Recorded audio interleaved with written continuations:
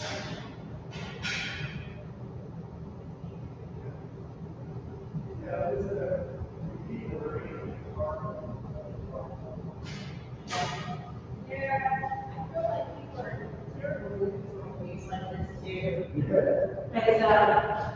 there is a whole, I thought there was going to be a whole one on the trolley tracks. Yeah, the drivers. It never ends. I think drivers are just a little bit moody these days anyway. Yeah, definitely. Everybody's sort of moving. Yeah. I'm gonna go get changed right now.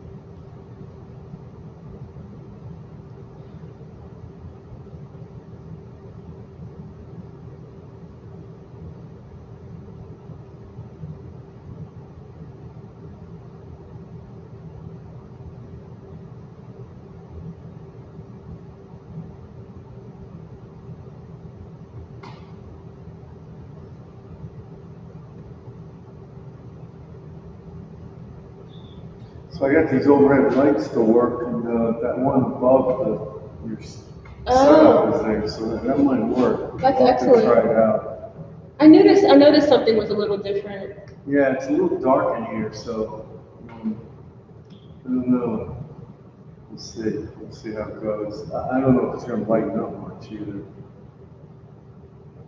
You know, these days have been really strange though. The mornings start out really glum Yeah. and foggy, and then halfway through the day, for some reason, the sun just breaks through the clouds, and it feels like a summer day. I So know, it's really true. it's like you never know.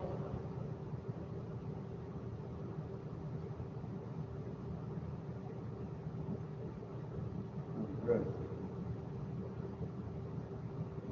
Good. 8:30.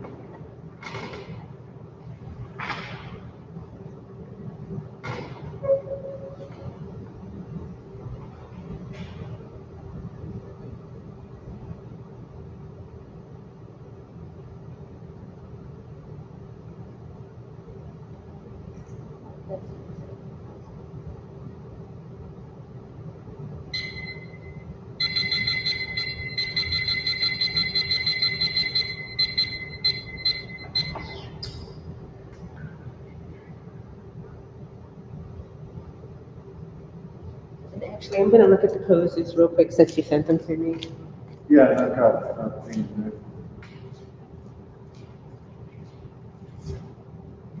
Yeah, we don't have the marked ones left.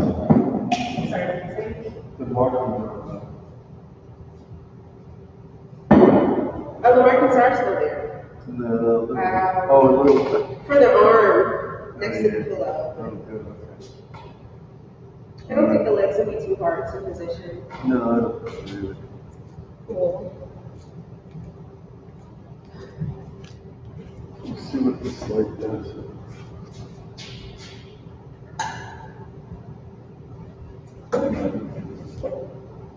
Oh, that puts that shadow on there. Do you want me to like get into the pose so you can see what it? Okay.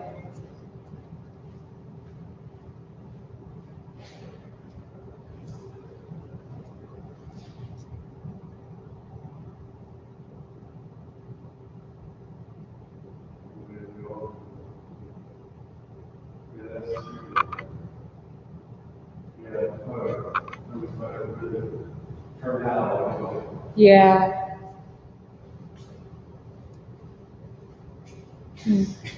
All right, good morning, everyone.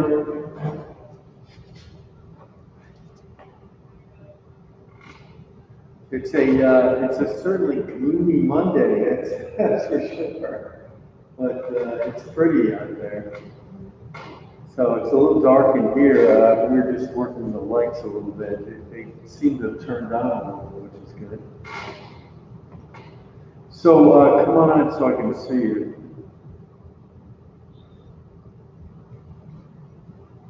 Hello, Hannah. Rebecca, how are you? How's the porch? All right. Chilly. Oh, shoot. Yeah, we gotta get that heater going. Yeah, that's right. It gets cold at night. This weekend it got really cold. Gosh. Oh man. So we're going to continue on this pose. We have an overhead light. I don't know if you saw it go on and off. I'm going to try that because without it, it's just too dark. So I might overlight it for a little bit, but as soon as the light starts coming in, the skylight will tone it down and shoot those off. So that should happen. It's starting to get a little lighter as I look up there, but right now it's not. So unless we change the whole lighting conditions that way. So I'm going to show you, as I was saying last week, a different artist each week. And we'll just use that as a starting point and a way of introducing you to different artists and ones that relate to what we're doing. And since we're working with a fairly rendered subject and going a little bit flatter at times, I thought I'd show Thomas Dewey today. So, hey, Vanessa, how are you? Well, you have a bright and cheery space. Ours is so dark. Oh, it doesn't look too dark in here though. Yeah, see how dark it is? Blue. So, yeah, so you see that blue light? That is weird, isn't it? And there's Lori. Hi, Lori. Hi, Lori. How are you? So Lori, we have a new pose that we started, and it's a reclining pose. So you'll see that as soon as the model gets into it.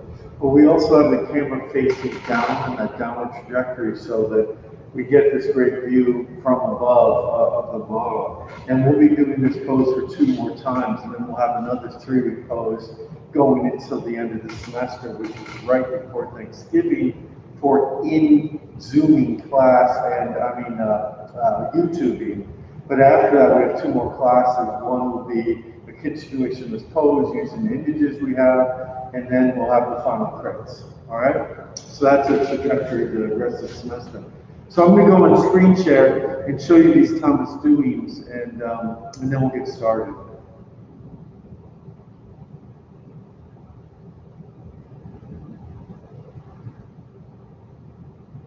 It's cluttered.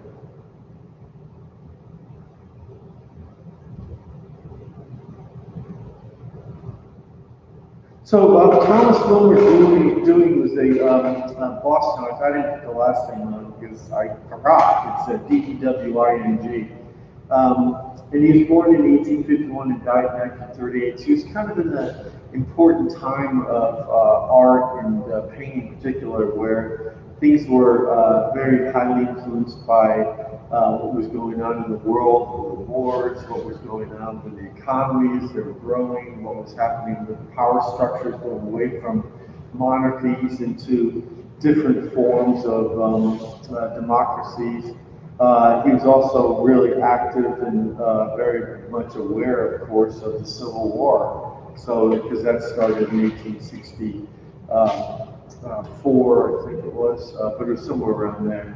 And so, he would have been 10, 11 for that. But he also ushered in this period of poetry and calmness to his work, and very European derived. So, he's definitely part of the Boston school, but he ended up going to New York and having a studio there. And then he also worked in Cornish, New Hampshire, in this idyllic community that many artists and architects and writers and musicians shared. And the last image I showed you has this Arcadian kind of view. So he's a little bit of an outlier in the sense that he's really working with, this very gestural classical pose in these very wilting. He loved these very thin, willowy chairs and very thin, willowy models.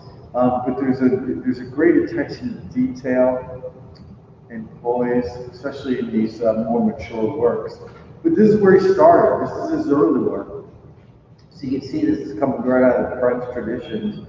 And it's a lot of things that you all are working with. And you can see the defined musculature, this deltoid versus that scapula, the teres, the rib cage, the bunching of the skin, the element of the pelvis coming out. It's kind of a shared aesthetic coming out of the academic traditions. The model turning away so that it would have been more of a narrative. It was getting a little bit of this idea of, thinking of the Orient and different points. Then he graduated out to these idyllic views where these are wings. It's a little cropped off the image, but they have this fantasy with bringing in aspects of earlier cultures. They love the Roman times, and they depicted that over and over again. And so the classicism was like going back to classics, Greek and Roman times. But then, hence the floral leaves. But look at that beautiful skin, almost marble-like. All the structures in there, but very simplified. And this is dimensional, but it's also quite flat, like I was talking about. So it's got this sense of not a huge contrast with lights and darks. Nice rise and difference of that trapezius and back, and then elongated neck, which is something that Anna will do a lot. This is some of his later work where he got into these narratives and these connections between the models. This is the same model, just in different clothing and turned and changed the position of the face, of course. Having a little still life there. And here's some of those Windsor chairs again, with this nice gestural arm and hand to finish it off, this strong shadow. And so later in his career, he did these Arcadian things, and then he also did, he experimented with pastels. His big follower, James McNeill Whistler. And most of his work was collected by one collector, Charles Freer, in the Freer Gallery, which is a museum in Washington, D.C., houses an enormous quality of his work. They also have some at there's one at the National Gallery of Art and one at the American Museum, also in Washington, that's next to the Portrait Gallery. But you can see how he's taking on this Arcadian thing, looking at the classics, going back into the reliefs that the Greeks did. And then he also, thinks about these connections between these reeds. And these are models that posed outside in New Hampshire, but you wouldn't know the landscape is all diffused, and the attention is given all to these figures in these big robes. But there's still a beautiful sense of suggested, geometry and proportion that's in there as it goes. All right, so that's him. So it's D-W-I-N-G, Thomas Dewey, and one of my favorites actually. So, it's always fun to be able to show somebody that you're really very enamored by. All right, so we're going to stop share. All right, and so we'll go to the pose. I'm going to go set that up now, and we'll do those 20-minute poses and 6-minute breaks, and then we'll look at your work at the first time. You might want to put a little retouch varnish on your painting after each session, just so it brings up some of the darks. If not, you can wet with a little solvent or even use a very, very little bit of oil. The problem with the oil is it does tend to create a barrier in between. It's not a good idea to have too much on. But if you just wipe it very lightly, it can break things up. The first thing that happens with a painting that's rather dry is that the darks end up looking very gray, and you go plow into more darks when you really don't need to. All right, so I'll go over there and start working on that, and we'll get started.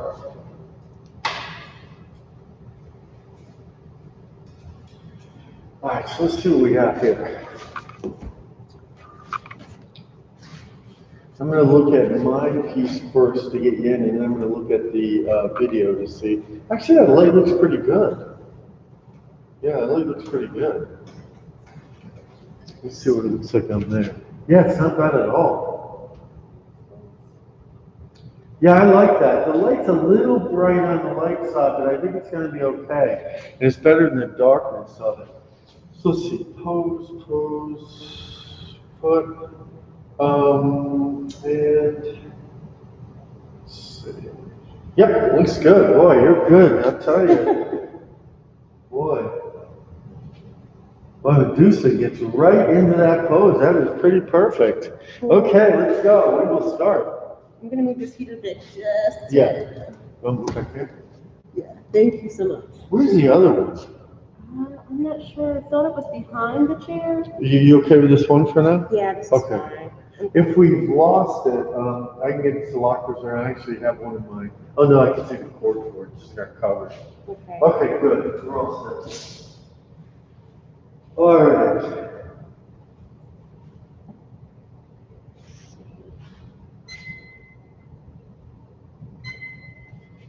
We won't have any clacking of The windows. windows today, that's for sure. That seems to happen when it warms up. I know. So I guess they're expanding. Yeah, it's a little expansion and contraction. But it's not, I can assure you, it's not today. I sort of like the story of the spirits a little bit more than just the scientific explanation.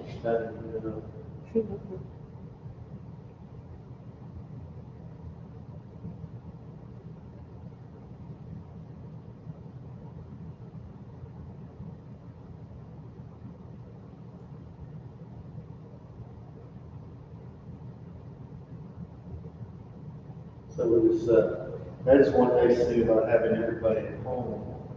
normally on days like this, you have people coming late or not being able to attend. Okay. And they don't have to travel anymore. They're already there. So it makes it so there's better attendance.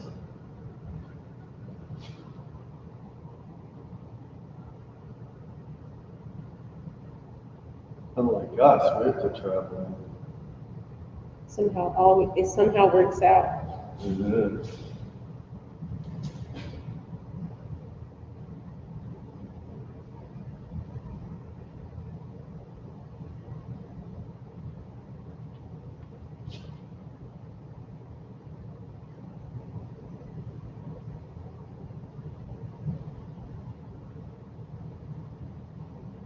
How was your weekend? It was good. We were doing some stuff around the house. And just some projects and different things that just get delayed. So it was kind of good to get some of those going. And then do you have plans for next weekend, which is Halloween, or this coming weekend? No, we got some neighbors that are going to bring their kids by because they want to have, safe zones. But no, we're not going to. With the rise in the COVID cases, they're too enthused about the parties. Yeah, I feel like we're going to be quarantined again. Yeah. Well, I think we also sort of be self-quarantine. I think we have to be told that this time. Yeah. It's not the shutdown that is threatening. It's really just of common sense. We went to a gathering on Saturday outside. It was nice, but it got cold. It was when the temperature dropped. Is it an outside gallery? Yeah. Oh, wow. Yeah, so it was nice. It was just a couple of friends, but it was cold. I'm glad that they're still finding a way to do that kind of stuff. Yeah. I feel like people are very antsy to get out, especially since it's fall. I know. And then Halloween doesn't exactly help. No, it doesn't. Definitely a major party time of the year. I know. Between Halloween and the day before Thanksgiving, I remember when I was a cocktail waitress, is one of the biggest days. Oh, is it really? Because, people didn't have to go to work the next day. Oh, right. That makes sense. Yeah, right. It's deep.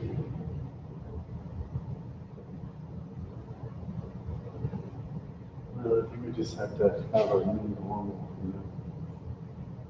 Just realize it's not forever.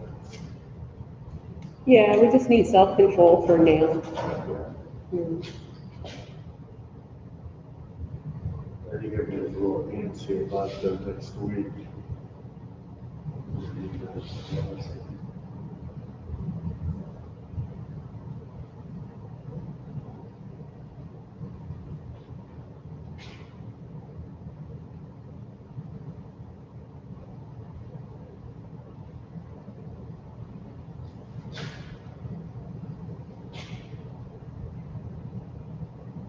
Seems like most people have voted already. Seems like most people are what? I'm sorry. What was that? I'm sorry, what did you say? Most people have voted already. Yeah. So huge numbers.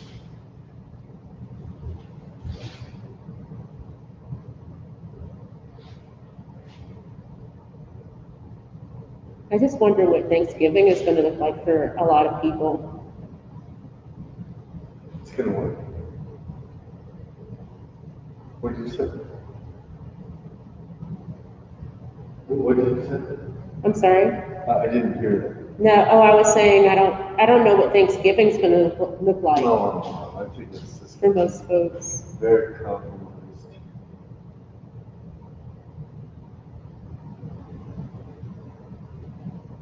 Very compromised.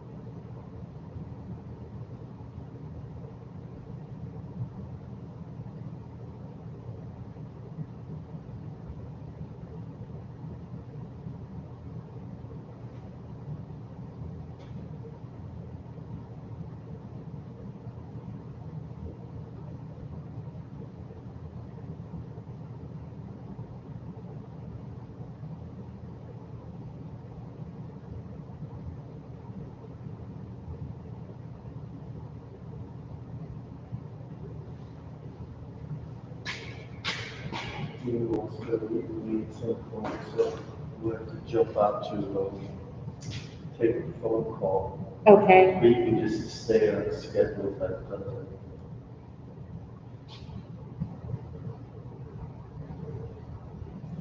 I don't know what we need to do in that sense.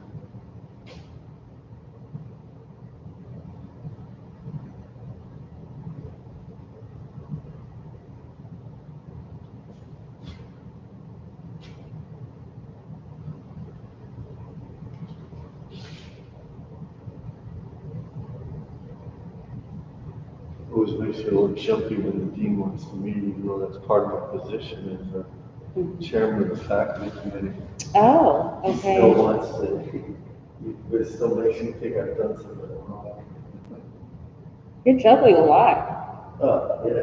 Yeah.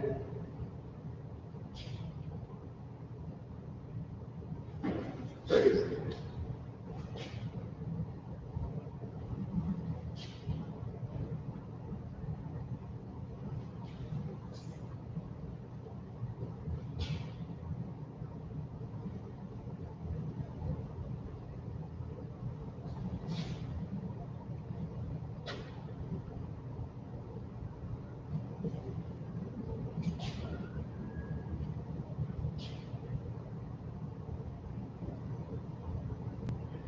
That's part of Scott Hall's wisdom of not being available. He's actually pretty smart. Yeah, because I mean, these days with having a cell phone, it's like you're on call. Yeah. Yeah. We can reach it anytime. Like I secretly enjoyed when I had a phone that wasn't working correctly, Oh, sure. because it would give you, it would break down, it would just stop working, and it would give me a break from like all of that folks trying to reach into the space, emails, text, Oh, yeah. all the other apps like Signal and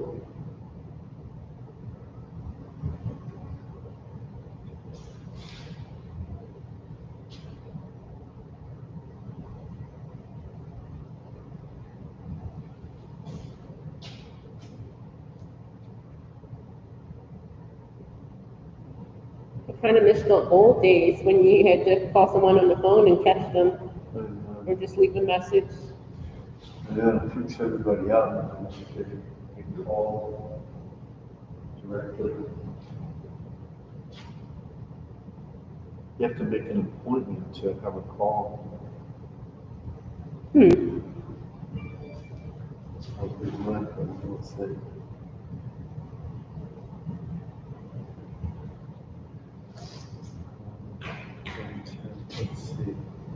Let's see. Let me see, I'll meet with them.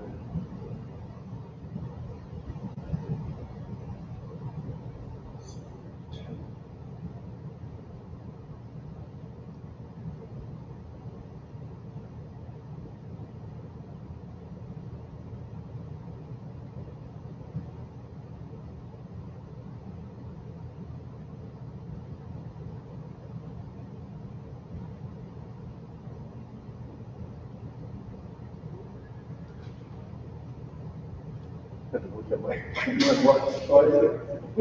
It says 9. It's early.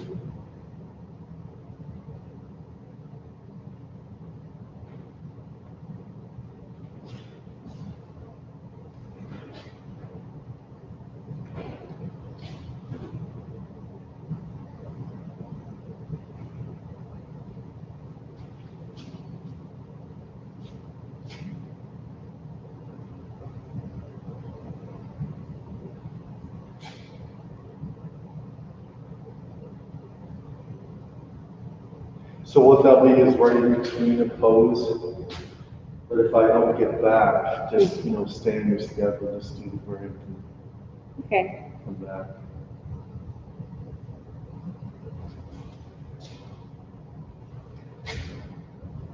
And I'll look at their work at this next break. the other side.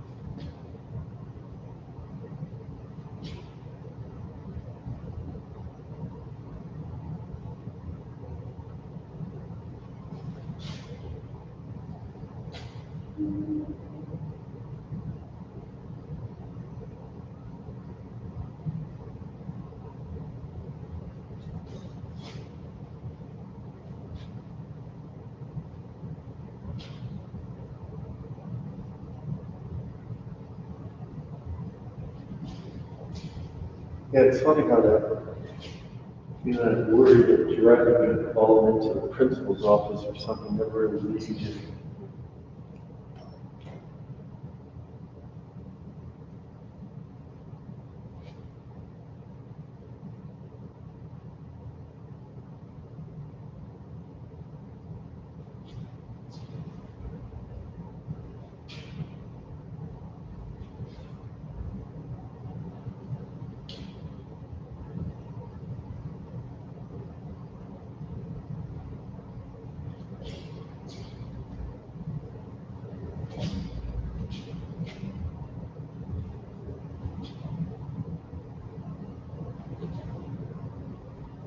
I like your dots.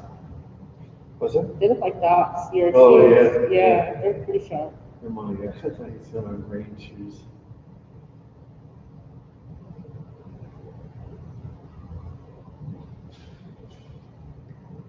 Kind of wear the same things all the time. And change it up. Yeah, you're right, it's a shoe level, aren't you? They seem like the kind of brand that will last you for a long time. Yeah. I've gone to go to an England group last year. Because I need something comfortable and also something that would be able to be multi-purpose.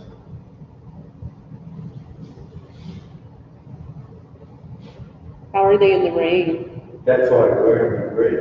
Really Okay. fun. It's nice. And in England, it rains all the time. It did.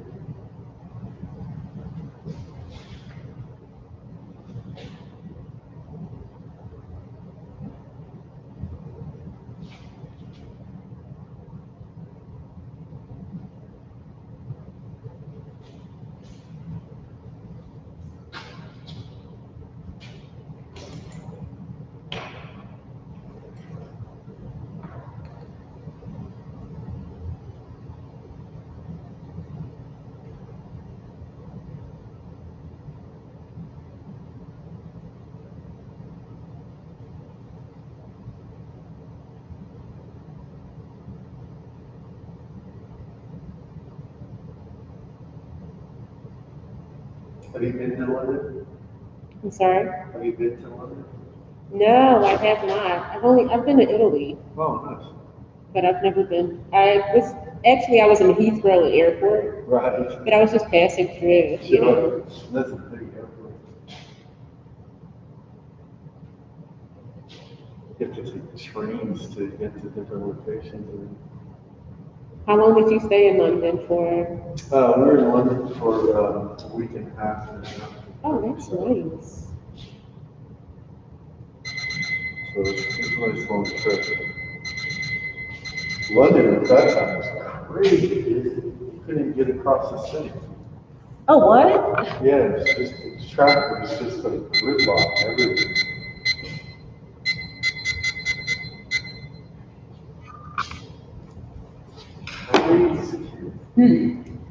All right, let's see what he did. I think that worked out pretty well. All right, Randy, you are first up on the docket. You like being first. You're not in the basement anymore.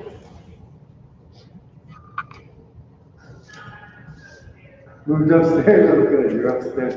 All right, that looks good. I like the way you put some of the color behind. I think that's great. And you have that good chiaroscuro on the figure. So now it's time to start to mass in those local colors according to the value you placed in your underpainting. But I do think it's good to get that color around it. And then you can start to relate it to the totality of the figure. The pitch of the figure is going to change a little bit at times, especially on these recliners. So just kind of stick with what you've got, which is a little bit flatter in the upper body, and the model will probably end up there sometime again. And then just watch some of the thicknesses of your like forearms and how the upper shoulder relates to the bony structure underneath, particularly the clavicle, and picks up that fullness as it goes towards the breast. All those will be these nice linkages you can build on. But good, looks great. Good start. All right, let's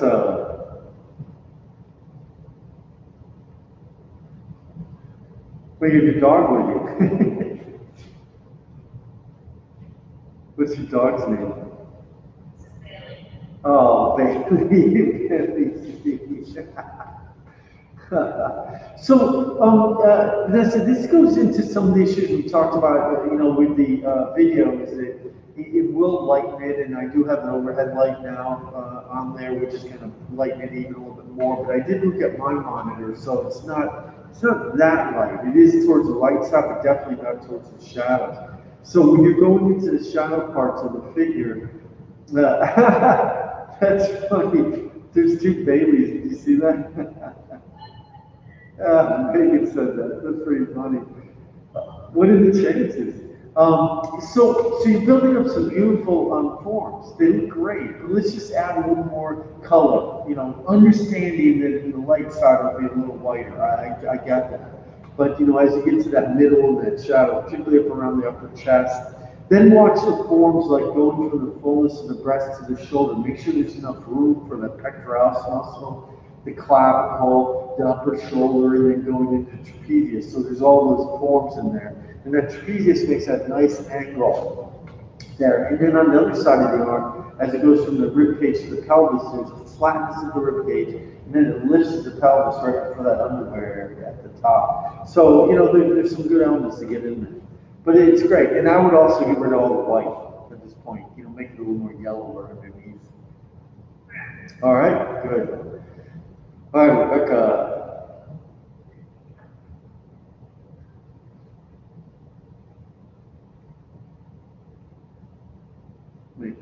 Okay, there we go. So oh good. So you're starting with a collage. Excellent. That looks good. That's going to work out fine. And you're attaching that with matte medium? Yeah, good. I think the figure looks good, Rebecca. I'm confident of its placement and I'm confident of its size. I think all that's going to be great. So we'll really help you a lot when you start washing things in. All right, it's nice to see you. I miss seeing you. All right, Rebecca, I'll see you soon. Keep going. Hi, Maury, you back? Good. So, Maury, did you get anything started on this? Did you get anything started? Because I know it's just your first shot at it.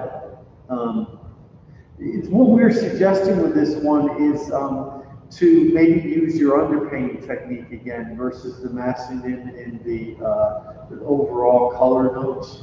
So if you work with one color, and you do that a lot anyway, really get the form in there and really feel it first, and especially since you have a couple times to work on it. All right? And I'll send you an image of it too, so you can have that to work from for that. Okay? Good. So I'll check in with you on the next one. All right, Hannah. How's it going, man? Oh, nice, Hannah. I like your rich colors you're getting in there. Very nice. And you're starting to see some of the blues around the legs, and you're getting some of the rich tones on the arms and upper body. So now, really, once everything's in like this is what I think the fun part is. It's just really digging in to any area you feel like working on. You don't really have to go from the top to the bottom or the back to the front. You can really just start to build up something. And what I've been working on is around the shoulder to the upper chest to the abdomen to the pelvis, because I wanted to get that kind of rise and fall, that gesture in there. Oh, good. Well, that's good to hear. Nice, Rebecca. So go with that and get a little more dark underneath the figure. Trixie, now there's a little cast shadow in there. They'll help it. All right. Yeah, right. That's good news. All right. Sia, are you there? Good morning. All right. All right. Yeah, so that's great. So this is what we started to talk about last week, and I'll just reiterate it again. It's this idea of what colors do you use to darken the flesh?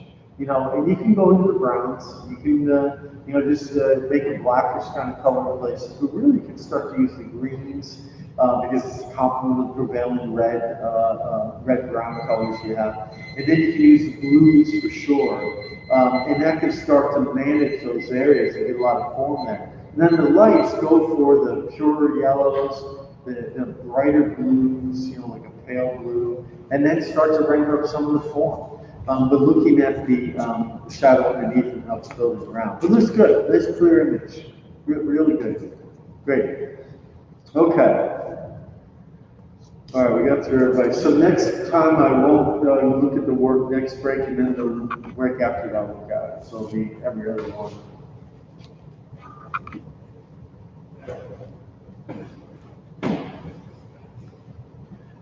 But we're at a schedule. 5 minutes till the phone call. Oh, cool. You get right in the spot, and if there's any adjustments. Let's see. The arm that's overlapping is a little angled now. It's a little straighter. Like go towards your torso more. Yeah, that's it. That's it. Good. That's nice. Let me mark that with a grease pencil out of 10. Oh, sure. If that's okay. That's fine. Okay. Mm-hmm. I think that's the only thing that's a little tricky.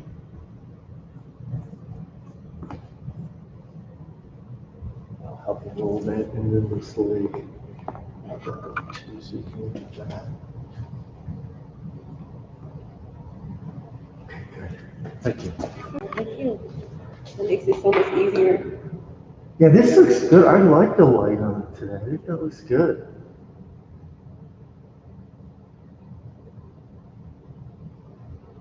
It's kind of funny how that works, You're really good with improvisation. Yeah. Like working with what you got. Yeah, working with what you got, right? It's like our friend on the porch.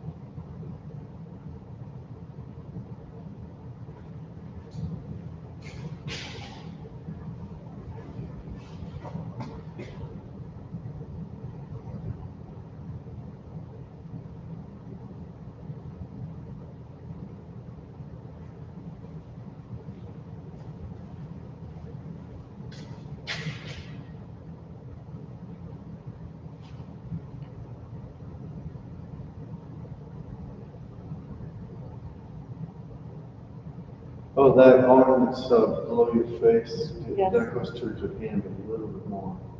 Towards your hand. Oh. There you go. Okay. Thank you. God, this is subtle like that. It's something you can't feel either. It's just. That's why it's good I'm painting too, because I can see it. Yeah, I'm glad you marked me off, just in case you're not around for the next session. Yeah.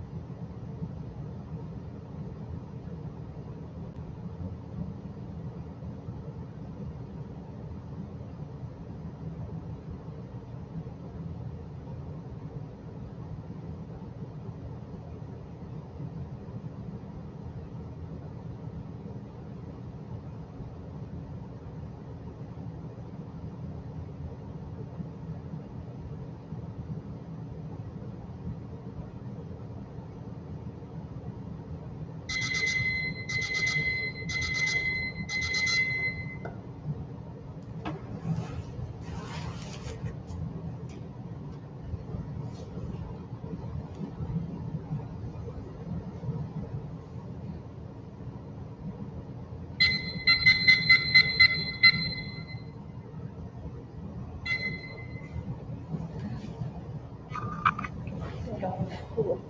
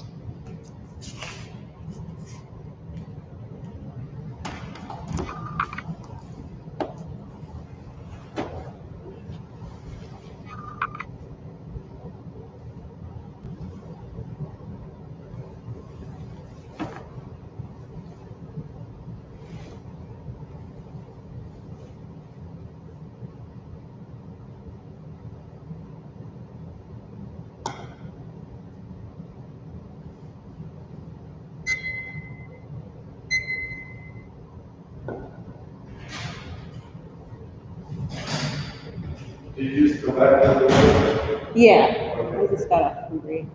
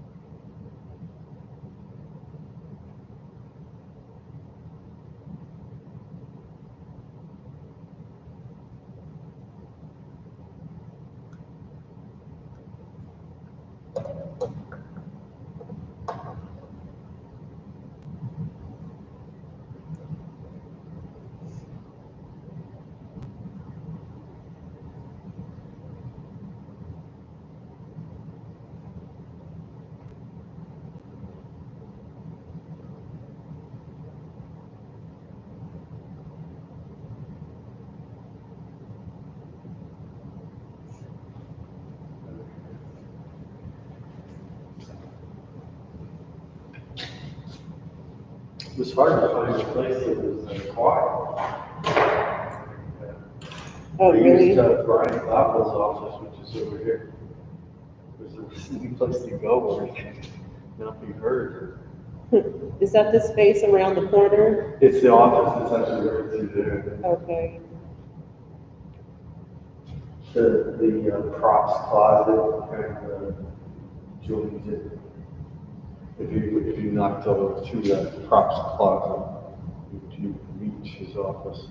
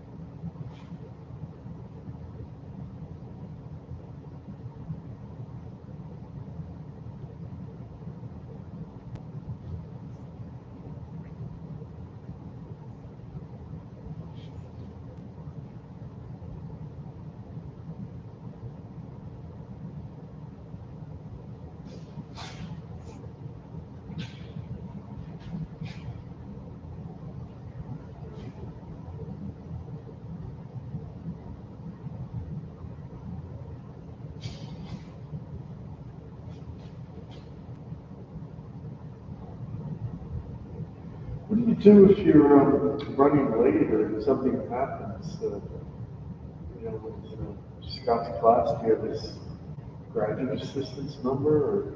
Oh yeah, that's right, because I can't reach out to him via the cell phone. So he just doesn't know No, like usually, because he knows I ride the trolley. and, right. He'll come downstairs into the lobby to make sure. But I'm never more than 10 minutes or 15 minutes at the most late. So if you're not there on time, he checks downstairs. Yeah, and then he starts to, he starts with his lesson plan. Right. And then usually by then I'm in, because if I can't negotiate the trolleys, what I will do is run up to Market Street and catch the L's, which are way faster. That's why I got here so fast today. Oh, you did, yeah. Yeah. I mean, it really makes me have to hustle, Yeah, right. but Yeah, the trolleys are, like you said, any little problem, they can't go around them. yeah. I mean, I wish there were a bus that would come from West Philly out here. Yeah. That would be perfect. And the part of West Philly I'm in is more like more south, so it's Yeah. Baltimore Avenue. Yeah, right. So I have to go several blocks up to Market Street, Right. typically. But he has, it's funny because I think for the technology he has like this sort of natural feel Right. for it. Right. He's kind of adapted around it. Yeah. Part of me too was wondering if I could just call, since he goes down to the lobby, if I could call the person at the front desk and let them know, You could. you know. You could. We'll see how that went from. You used to be able to contact CJ, but CJ didn't have to contact him, so that wasn't there. Yeah. Yeah, I had noticed he's not around nearly as much. No, he's not, but it also wouldn't do any good, and CJ would know, but then no one Oh, else. because he can't get in contact with Yeah. Scott.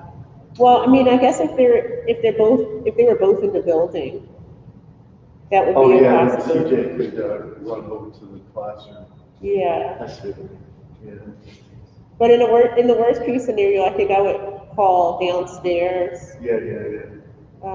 to the lot, to not the art museum part, but Well, yeah, you know, yes, we all go by it. yeah. What I'm thinking about doing is just catching the L in and just like getting up a little earlier and walking up to the L. Right. Because there's nothing else that's going to really block the L from getting down here, and Yeah, that's why they started making those. yeah, Because other ones are so, because like you said, even with the bus, that could be a real problem too. yeah. There's so many road closures. There's all of a sudden just construction everywhere.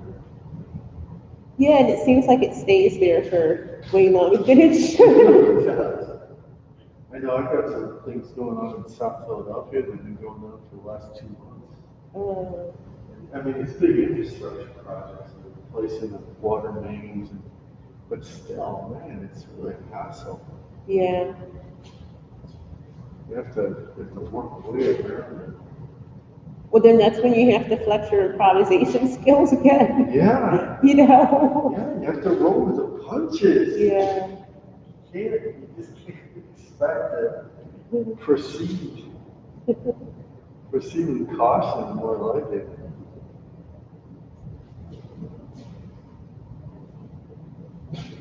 Part of me was, well, my apartment mate and I were thinking about going in on a car together. Oh, right. But I was thinking about what a disaster that is too. It's hard.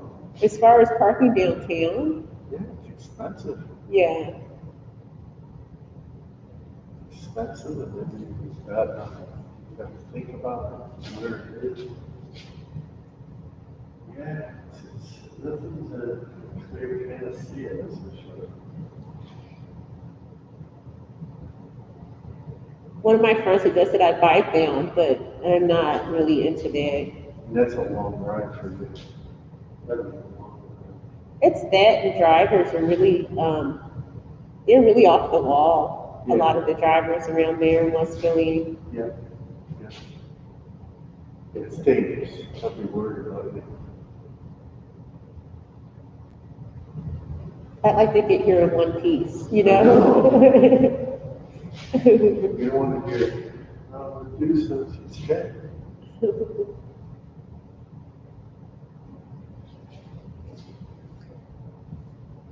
It's hard, because there's not enough room on the road, that's the problem.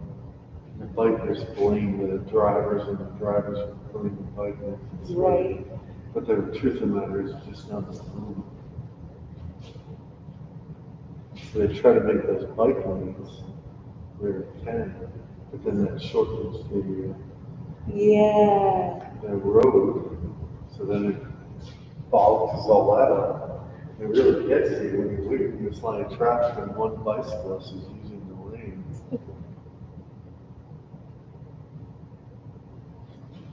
Plus, a lot of my friends have gotten doored Yep. by of course. folks who aren't Of course. looking out their, you know, their rear view before they get out their cars, and Yeah. lots of them are missing teeth or have, Sure. you know, or have broken bones. Scary, yeah.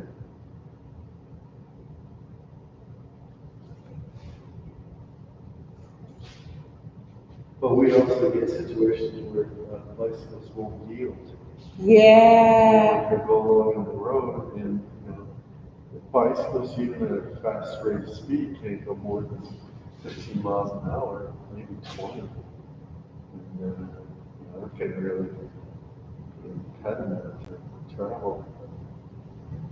I think it's become more difficult too, since more people have moved to the city over the past year. Yeah. It's all a challenge. It is too much. Even riding in an Uber isn't isn't the safest sometimes. No. I had a guy who was driving an Uber, and I asked him about his tattoos because they're very detailed. Yeah. And he starts pulling his phone out Oh, God. to look for the tattoo artist while he's driving me to my location. That's so scary. At which point I tell him, no, it's okay. Why don't you just wait till we get to the location, and if you find it, great. If not, not a big deal.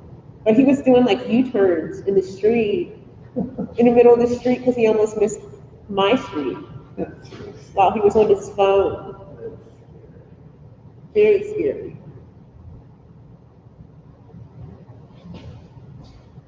Did you include that in your? In the feedback, Yeah, I did actually. you did? I was just like, yeah, in the where you give the stars and stuff. Yeah. I was just like, you weren't, I wish you would pay more attention to the road. Yeah. You Nice know. guy, Max. Pay attention to the road. That's pretty fun.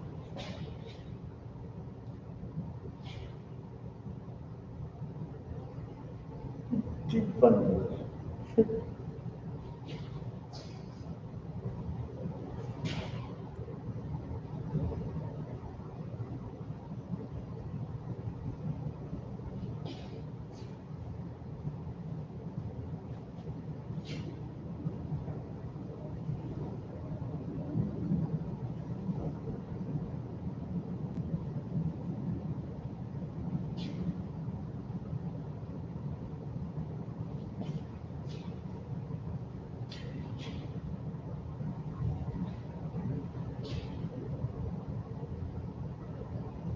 Well, it hasn't lightened up much. No. I think it's going to be overcast and rainy for most of the day, but I was hoping that it would be one of those split days, Yeah. you know. Yeah, and I always think because we have this big skyline, it lightens up at some point. See what's there.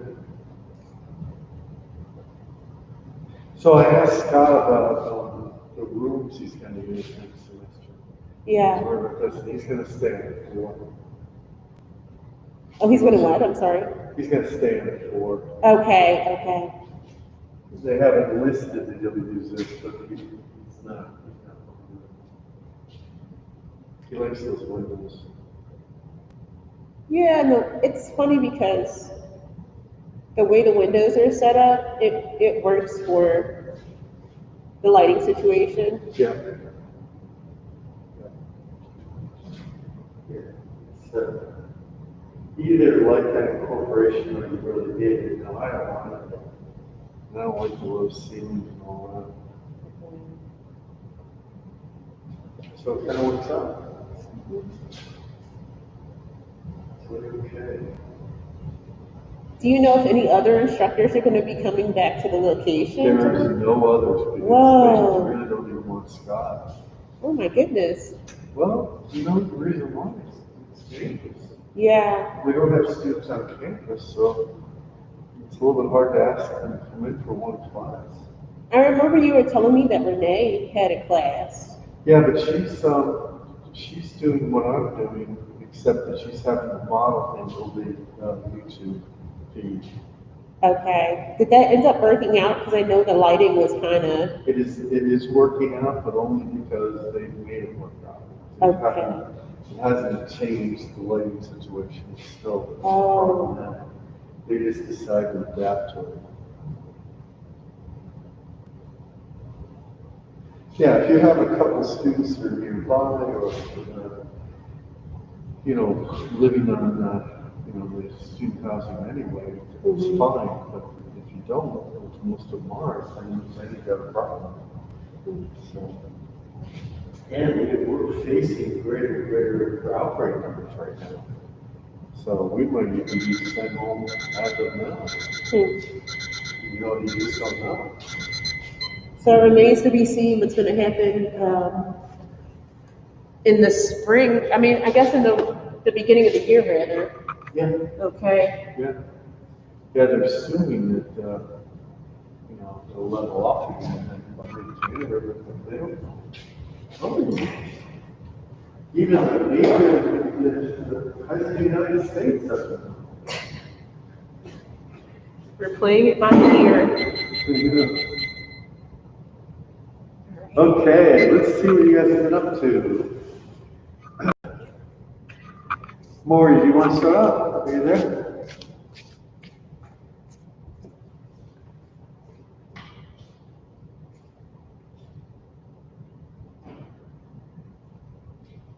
Oh, that's a nice start. Very nice. I like the way that you have the figure high on the composition too, so that you've got this nice cascading form. So the only thing I see right now that's a little bit of an issue is the placement of that arm. I'm seeing it moving a little bit, the one that's bending coming forward. So get that forearm a little wider so that it can take that turn. And then the head as it relates to the near shoulders. Make a little bit more out of that neck, and then let that neck connect into the clavicles so that it can build up. You also have that drapery coming in as a round right by the lower pelvis. You want to make sure that that belly sits back over there a little bit. There's a fullness in there that you can take advantage of. But it's good, nice start. So you can just keep it in your eye today and then get going with some color next time. That'll be good. All right, Megan. Oh, Hank, you got a lot. Look at you go. You just went crazy with that color. Excellent. I love those greens and everything. Very nice. Very nice indeed. So now it's the game of pulling these forms together, and it's not really an idea of let's look at more colors here and there. A lot of the color you got in is working. It's now building those forms. So you've got that bending arm, so of course your biceps going to be a little bigger there. But then how do you negotiate the length of the the lower arm? And then coming along that neck as it goes into the shoulder, the clavicle, going up around the top plane and picking up that deltoid, make sure that deltoid separates a little bit. Love the belly, that reads well. And then just get a little more of that pelvic bone. And then it's coming up over the gluteus, and then there's a flatness, and then it comes down, cascade, and then building towards that knee, and that patella comes out. So all these forms are going to help find that. But really nice, big difference right now. Really good. Great. Okay. All right, Becca, on the porch. Good news about your brother, Rebecca. Glad to hear it. Yeah, I like that red. Now, was that red painted in, or is it still collage?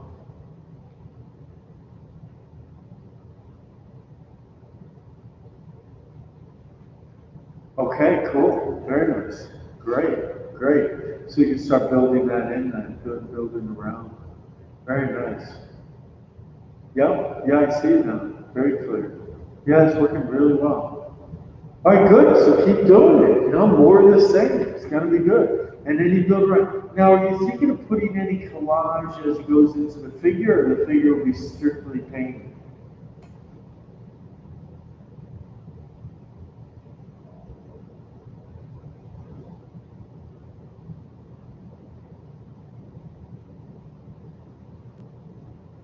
Okay, good. So maybe you want to have some of the collage starting off, and then you can paint over it.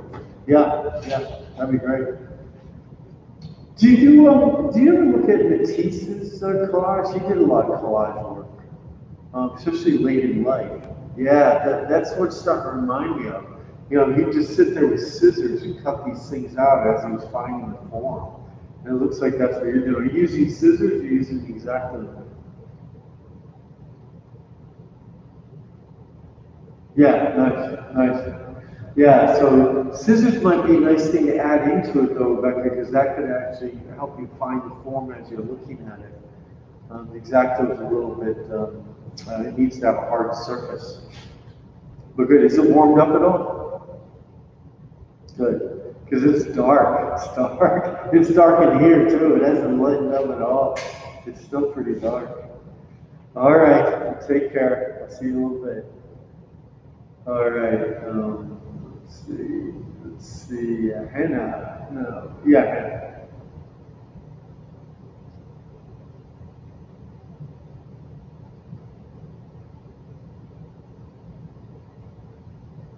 Oh, good. Yeah, it's starting to really develop in the upper body. Nice job. Good job on that light. Don't overdo that reflected light. I know what you're looking at, but don't overplay that one. And there is more of a cast shadow today. I think we'll probably keep that overhead light because it seems to be working. So that should continue so you can play up that cast shadow from that upper leg. And then I like the way that that arm is folding and you're building. There's a nice sense of abdomen as it goes up in the pelvis. So if you play that, flattens that pelvis so it turns around a little more and it gets the top plane of that leg, that can start to cascade and build down. It looks good. It's feeling weighted now, anchored. Good, good. All right, Vanessa. Is Bailey still there?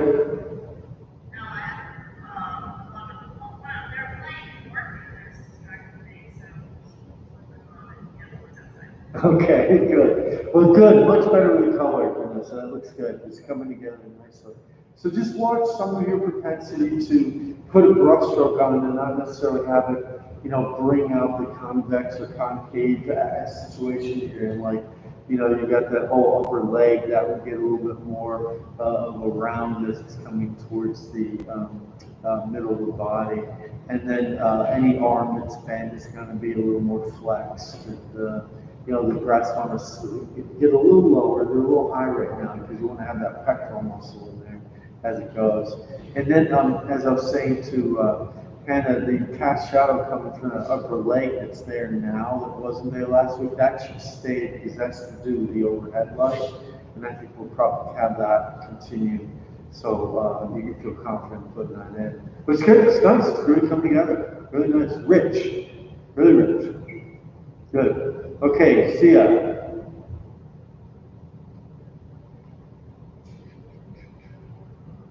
Oh, there's Bailey. Oh, nice, yeah, very nice. Yeah, that's come together, and I see those greens in there. Hey, so how's it going color-wise? Do you still have do you have a nice array now, or are you still limited?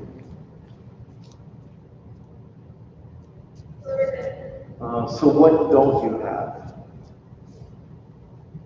Do you have yellows? So you have red, yellow, white, blue. Okay, well, good. Well, then mix more of the red, yellow, and blue to get that neutral. And then mix some of the yellow and blue to get that green, so you have that working for you. And then, of course, your purples can come out of the red and the blue itself. And then make light and dark versions of that, and they can start to lay in there. So you should be fine. It'll just be a little problematic when you're trying to get really dark. For really dark areas, I like to do red and green if it's dark green. So if you mix the blue and yellow to make it dark, that can work. And another way is to do the red, yellow, and blue, just add more blue to it. So that will, and if you mix it in with a little more red, it'll tend to go a little darker for you. So, but I think it's going to be nice to just keep thinking about the form though. Keep thinking about that top plane in particular, and when it stays top plane and when it starts to curve away or towards or around you. All right? Okay, good. Back to it.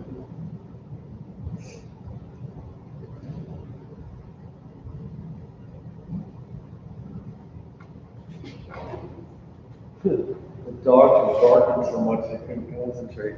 It's pretty funny.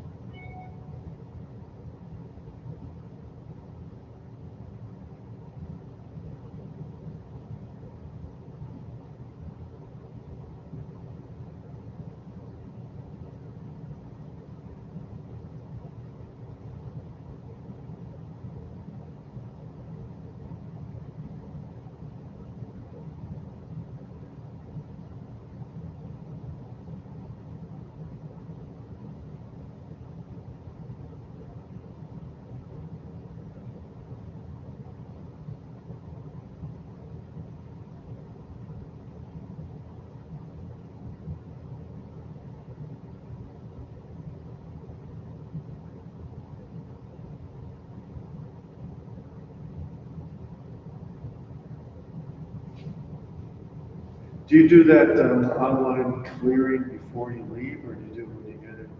I do it as I'm coming in. Okay. Yeah, I can still do it on the trolley or the L Well, that's all. before they go underground. And then I just save it on my phone, just in case I have to show it to them at the front. Yeah, have you had to do that? Yeah, I have, because it could. Some people can't find my name on the on the tablet. Right. I find it cuts down on time. That makes sense.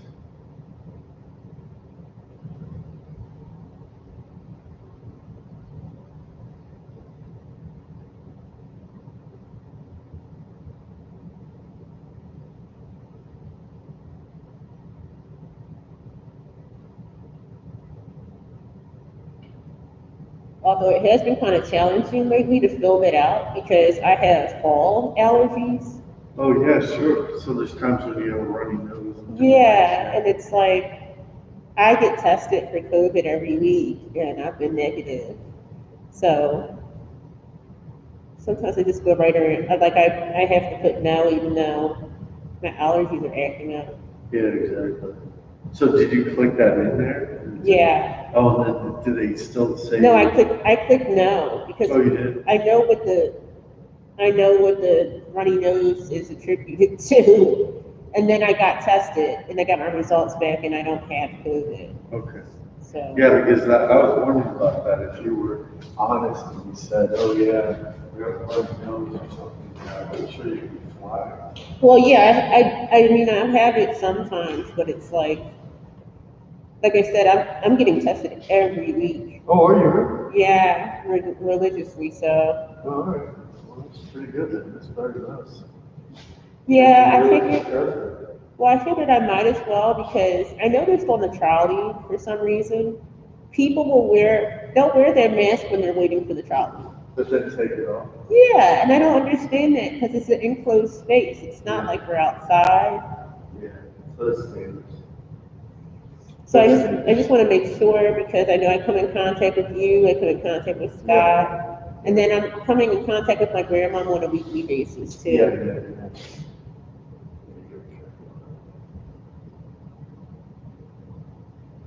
Just want to be responsible. I know, it's hard.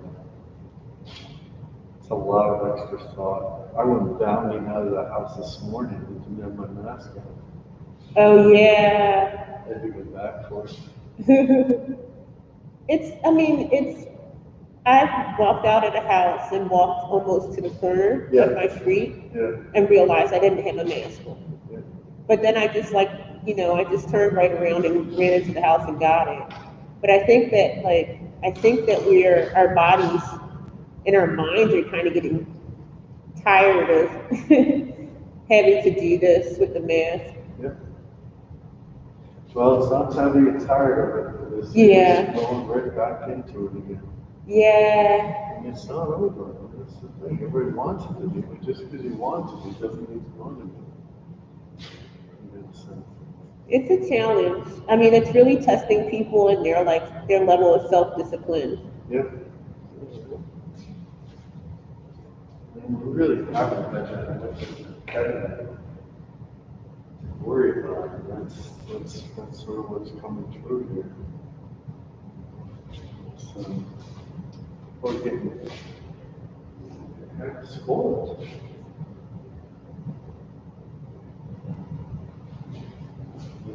It's really our war is what it is.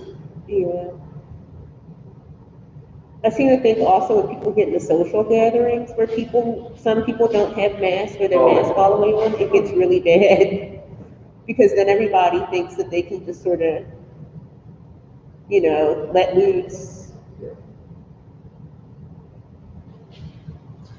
Yeah, I know. It's no easy answer.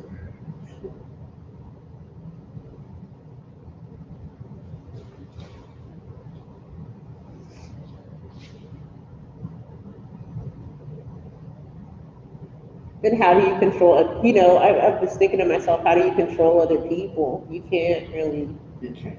No.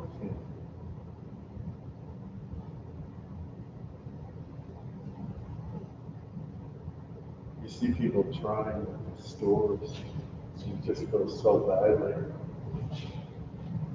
Yeah.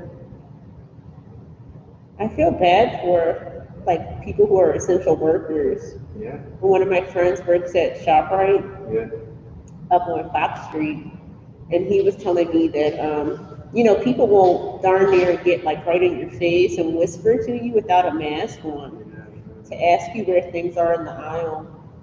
Yeah, well, I don't think about how many times we're exposed to something. Because I keep thinking, well, it's not bad about, just asking a question, but there's so many other people. Yeah, good problem.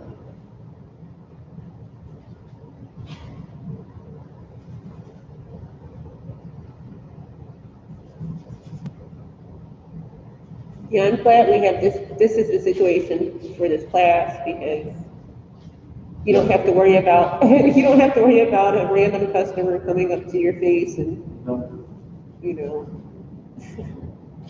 Well, that's the thing Scott's taking them, which is a little worrisome. Yeah. A lot of exposure. But I noticed the class, they always stay distanced. The masks are always on. Good. That's another reason why I get tested, because sometimes on the Friday sessions, Yeah. he'll ask if I could take my mask off, Oh, I see. But everybody else stays a certain amount of feet away from Right. me, but I still want to make sure. Well, that's not the best idea. It's not so much the fact that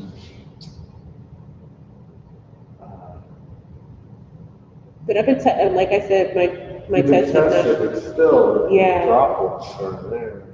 Yeah, that's true. But then I'm thinking to myself, then people should have their eyes covered too. Well, Like the they mask probably are, should. Probably should. Yeah. Well, that's the issue that Scott's bringing up by having these classes in person. It's having to question and deal with that, where they normally wouldn't have to. Yeah. I mean, I've got my group on landscape on Wednesday, but we're outside. There's only 2 people in the van. They do wear a face shield. Okay. They don't like it. They wear it.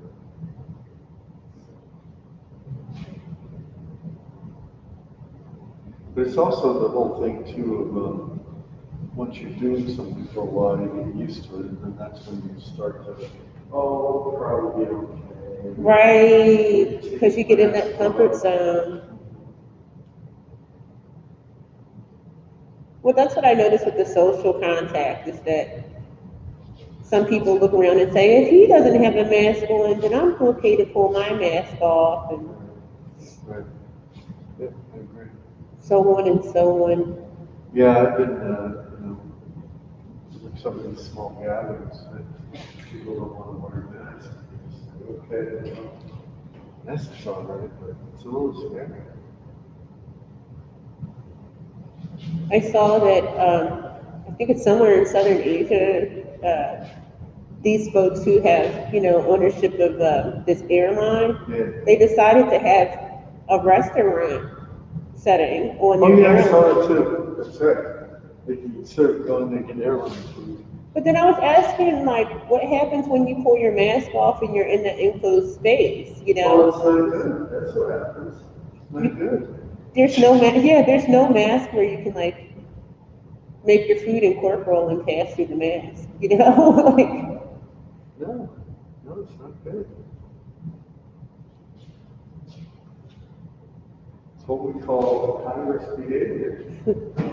high-risk behavior. That sounds like it should be a name of a band. Actually, that would be. Okay, you heard it here first. High-risk behavior. I know another great thing about the punk here are all these wild names for bands. They're rare.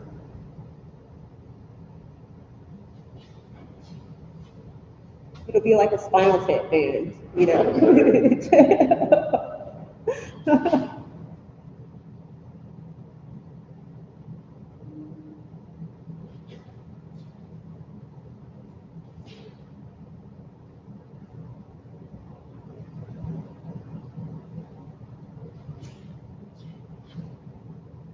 And it's 10:20. Already? Boy, this flies, doesn't it?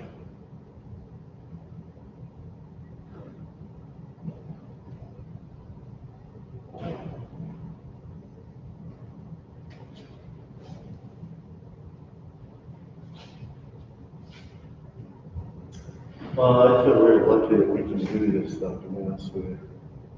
Definitely. It's really nice to pop adaptive device, really.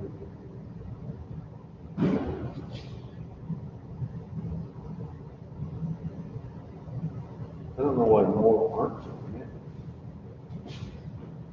Are you going to go to Reading Terminal today? No, it's really Okay. too far. Too far, too wet. Did you like it last year? Yeah, it was pretty wonderful. I mean, I hadn't been in there for a little while, Yeah, so I forgot what was all in there and what all the options were. it's a lot. Yeah. Did you go eat your falafel? Yeah, I got the falafel. No. Got the falafel. And I noticed people in Reading Terminal are pretty good about wearing masks. Totally good. Yeah, it's very safe. Do they still have the eating pavilion though, the sit in and eat? I don't know. I haven't actually ventured in there. Okay. I know they put tables up outside on the street. Oh, that's right. Okay. And they've got that down home down here. That express shows a certain amount of traffic. I don't know what they're doing. I was thinking about going over to Termini's.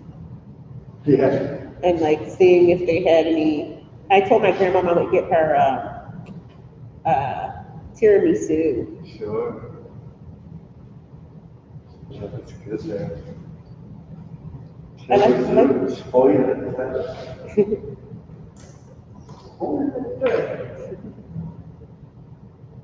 I like their cannolis. They're like, Yeah, they have that chocolate chip cannoli is like the yeah. best.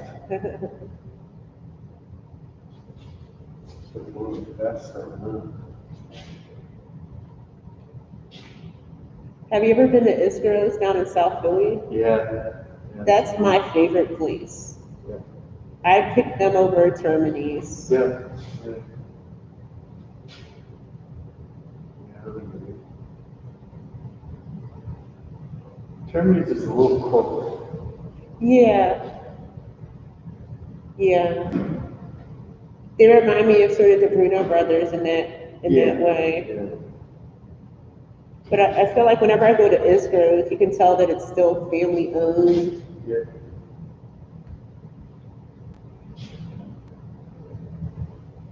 There's one in the far south Philly with V on Morris Street, except for Morris. There's another one? Yeah, it's better also, Huh. especially for the cookies and things.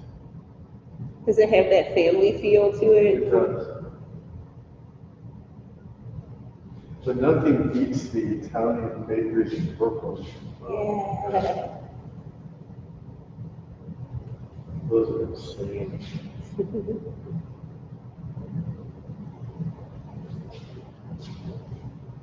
They always have me looking forward to Christmas. Yeah. Not to rush things along, but I know. It's really stupid election. Oh my God, can you believe that's next week? God, can't believe.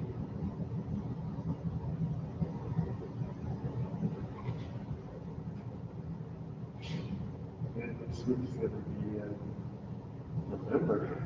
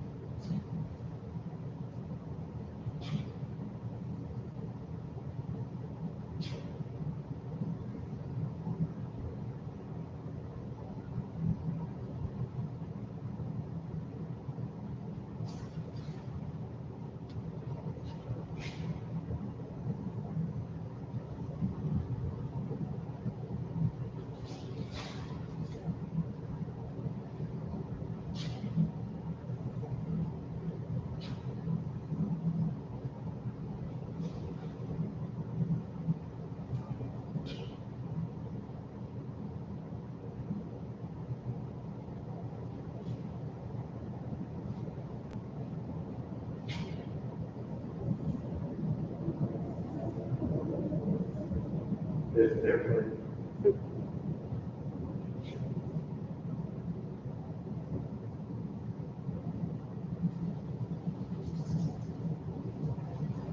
Are your test results coming back as rapidly as it was before? Yeah, it's usually 2 to 4 days. Okay. I've heard of other people paying extra for that. To come quicker? Yeah, but I go to a community setup, so they don't require you to pay. That's nice. I'm glad you found that. Plus, a lot of the folks that go there do community work, so they come in contact with Yep, all ages and, yep, you gotta be careful. yeah. Yeah. Got to be careful.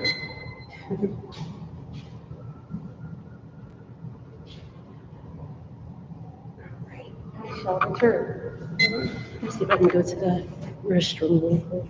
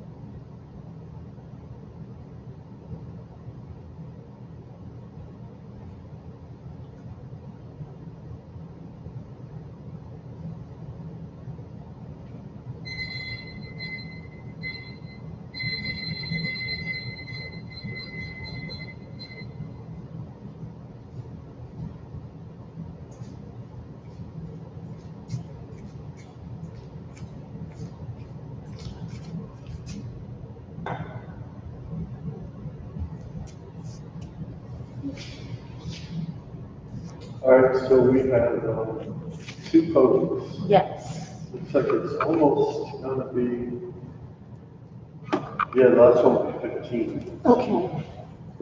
Really good.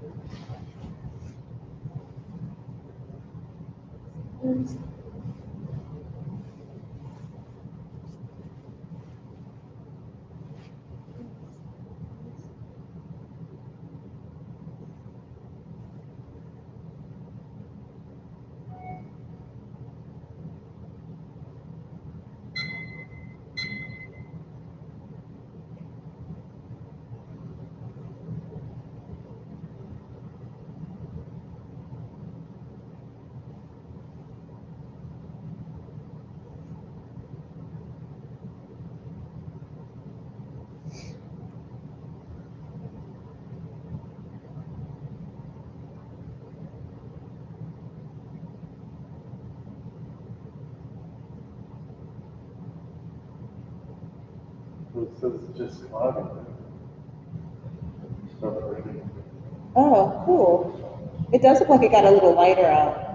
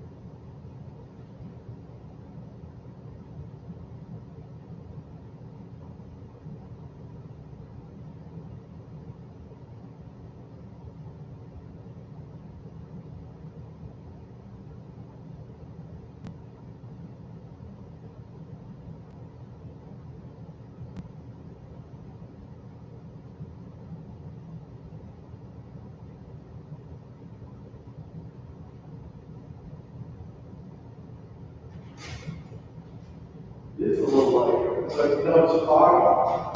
Okay, all right. It's definitely light. I can tell as soon as I come in the room. So like that PC fog? Yeah, it's just like it's been the last week. Hmm.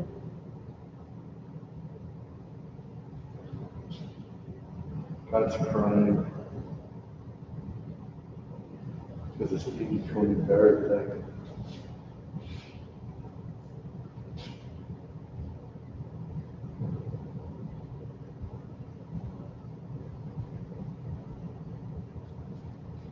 He's going to be appointed today.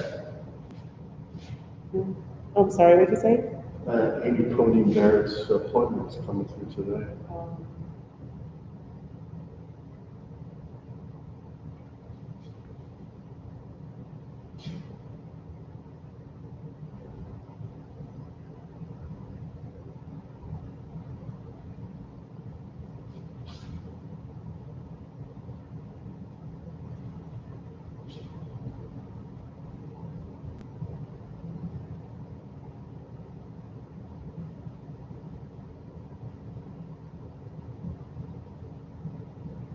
Hopefully by the afternoon, it'll clear up though. It doesn't look like it's No. focused for weather. All right. That's But it's kind not raining. Oh, well, that's a positive. Yeah. Yeah, and it's not that rain anymore.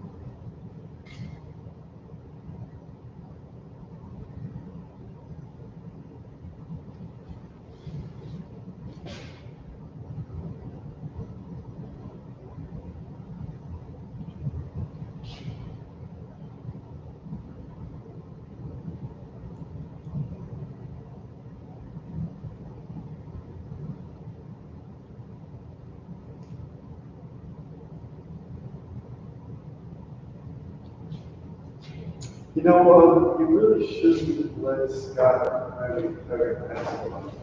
Okay, Yes, if Jimmy found out about that, he'd be pretty upset. okay, got you.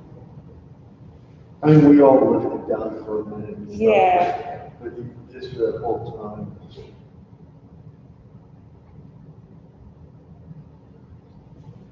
No, he'll have it like most of the class will be like, for instance, they did portraiture Yeah. session, and what he did was he allowed them for the last 20 minutes of the class to be able to draw my face. Yeah. I know. But for the rest of the That's wrong. sessions, my face was covered. Yeah, that's not right. Shouldn't do that.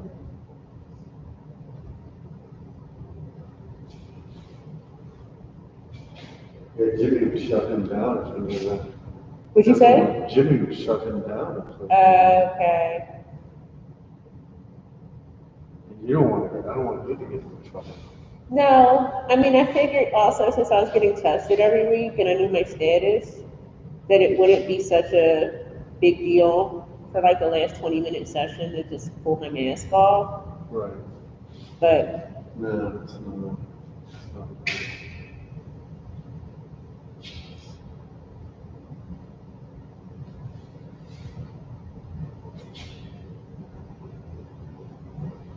Yeah, and the scary thing about that is what people are, they'll see those paintings.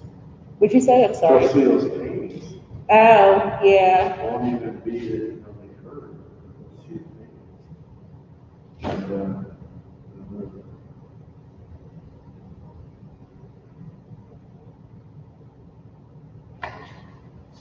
there's actually a whole crop of paintings with models with masks on Huh. coming out. I see more and more. So I think we get used to it. But it's definitely tricky if you're trying to do portrait.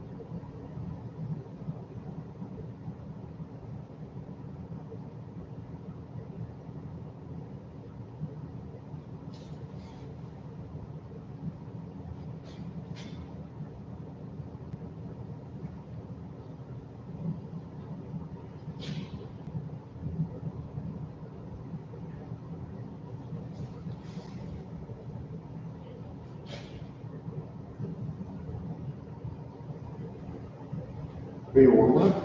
Yeah, thank you. Because it's still pretty cold in the house, so just thinking about that. No, this is perfect.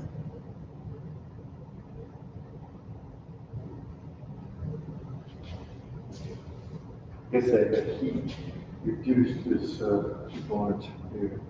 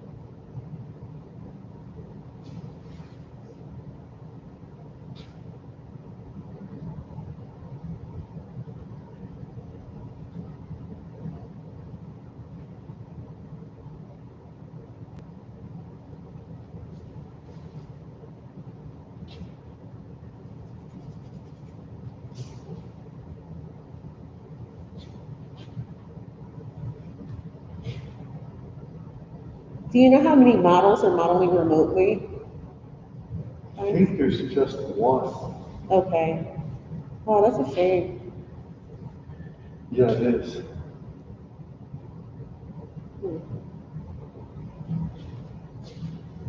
Yeah, because we need her for long pose. So she has the model, same model anyway.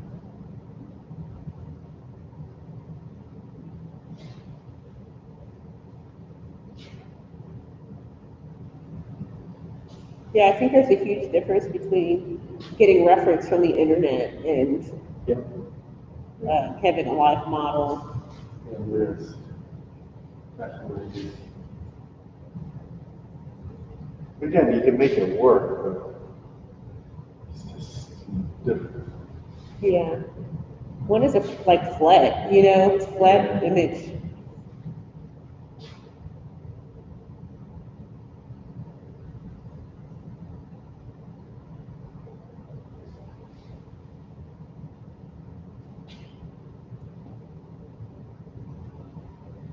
I wonder if this is going to shift things to the point where modeling for artists and artists doing studies for models, live models becomes obsolete. Well, I think everybody's always wondered what's going to be the tipping point. But I don't know, you know, it seems like there's more modeling going on, at least before the pandemic than there had been, you know, many years before that, more modeling sessions in smaller communities. It wasn't just the big cities and the art schools generating, those people in there, through museums and drawing groups and stuff. The people are human and they like humans. Yeah. It's part of our makeup. But I think we are going to an era where people are questioning the validity of so many of the arts. if there isn't political messaging behind everything, then there's no value to it. So I don't know. I'm hearing statements like that old thing or the way that we've always worked or just phrases like that. So it's a little, kind of starts that trajectory.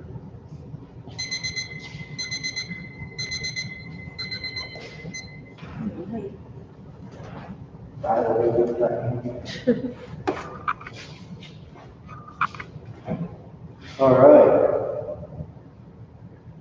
Let's see, the volume on, that would help. Okay, Vanessa, you are first on the docket. It is 11, almost 11 o'clock already. Can you believe it? It stopped raining here. I don't know, how's it look there?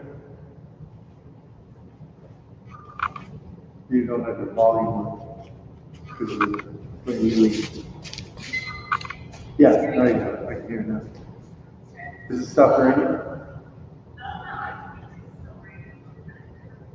Because we had that fog again. It's that same fog that we've had for the last week. You know what? I don't know. Oh, that's, wow, you got a lot in. What a productive day. It's fun being able to work on longer, isn't it? Yeah, you're doing great with it. I think I'm really feeling it. The only thing I'm not feeling, and this can help with some cast shadows and some use of how you're working the darks next to the cloth, like for instance where the abdomen encounters the cloth, they would overlap a little bit and then tuck behind the underwear some, and then again tuck again, and then the leg comes out from underneath. So start working on that barrier, and then there'll be a little cast shadow coming from that arm that's over the body, coming down, a little more of a dark that's coming off the face onto the shoulder. And that way, you've got the shoulder, you don't have it on the fabric as much, and that can start to weave it between it.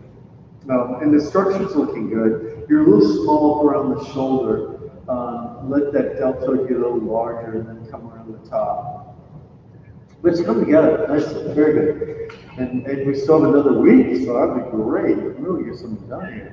All right, Megan, what do you think? You ready? All right, look at that color. That's excellent. So now you're starting to get some more visible lights. You're keeping the darks pretty red and it looks like purple, so that looks pretty good. But then let's see if we can start defining things a little bit more. And so it's going to be, what brush are you using?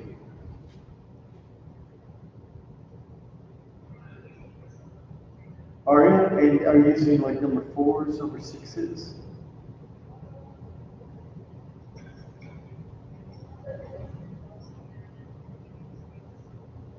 Right. Okay. Yeah. So and you could turn it on its edge a little bit and get some of it there. So maybe it's just a case too of getting just a little more paint on it. You know, like getting it so that paint. Yeah, it's going through transparently. So that will sometimes just give that impression of something being solid regardless. You know, and if you wet the paint a little bit more, it'll allow it to just sit on there more as it goes. But yeah, good job. A lot done today. It's nice. And I would also say the same thing. Work your edges now. Start to think about turning them and building them against the dark and against the layers and overlapping forms, so that you can start to see 3 dimensions of it within it. All right, good, great. All right, Hannah, are you there? Earth to Hannah. There you go. Oh yeah, black eye, excellent. Very nice. Very nice. Nice job on the face. That's coming. And I like that dark around that abdomen. That looks great. And it's starting to pick up that dark on the arm and forearm as it goes down. So why not just start the plate right next to the fabric and see if you can continue it and look for that little shadow that's between the armpit and the breast that's underneath the figure. There's a little bit of a shadow coming off of the figure there. And that can come into the light next to it, depending on where you end up with that banner. Sometimes it gets a little tucked close, and sometimes it's out. So you can just pick one of them that's going to work better for you. The upper shoulders look good, neck's nice. You can separate with the neck, you know, that sternocleidomastoid from the trapezius, maybe get a little more of that trapezius in there. So you get that top plane form. Get a little more light on the bra area, and that can start to cascade and carry it through. All right, good. Nicely done. Great. All right, Rebecca.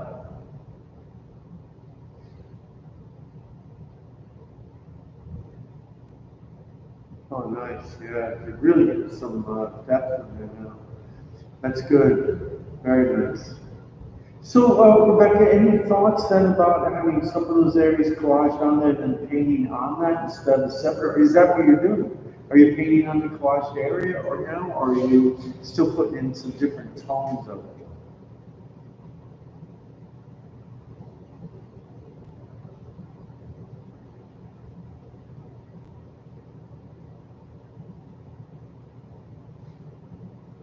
Okay, all right. Because yeah, okay. What do you think? Because you certainly watercolor you can add in to start putting that on to paint, and you might then not have to worry so much about having each one of those pieces applied and put there. And so it becomes a little bit of that marriage between the both of them. You know, the paint application and then also the tones that are different in the collage. But it's good, it's fun. It gets mesmerizing, doesn't it? You just start to fixate on the possibilities. It's fun. Okay, do you have that fog out there as well? Yeah, it's nice and spooky, mysterious.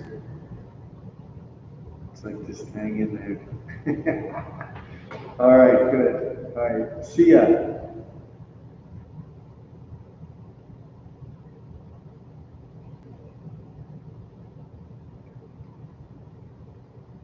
Yep.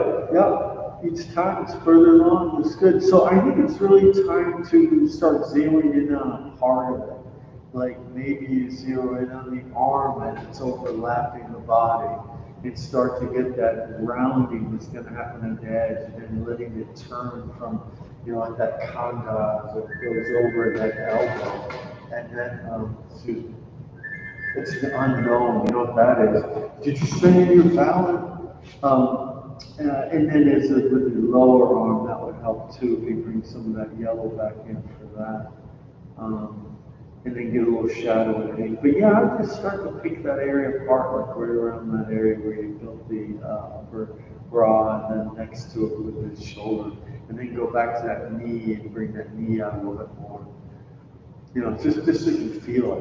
All right, good. Progressing along. All right, so this will be our last pose. This will be a 15-minute pose, and then we'll have one more week on this, and then we'll start our thing. So next week is November already, if you can believe it. And then we have voting next week. Good.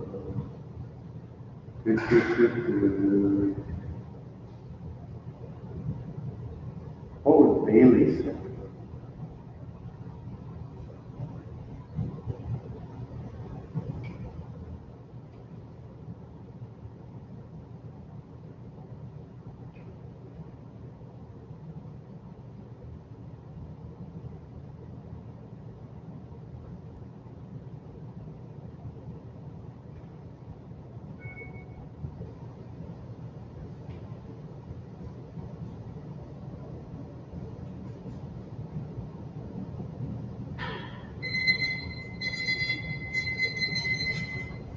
That's so 15 minutes. It just zipped by. Yeah. Productive, very good. I like this pose. I think it's a really good pose.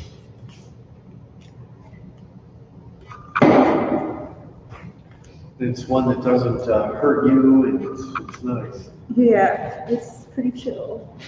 We don't want to have something that you're just kind of resting.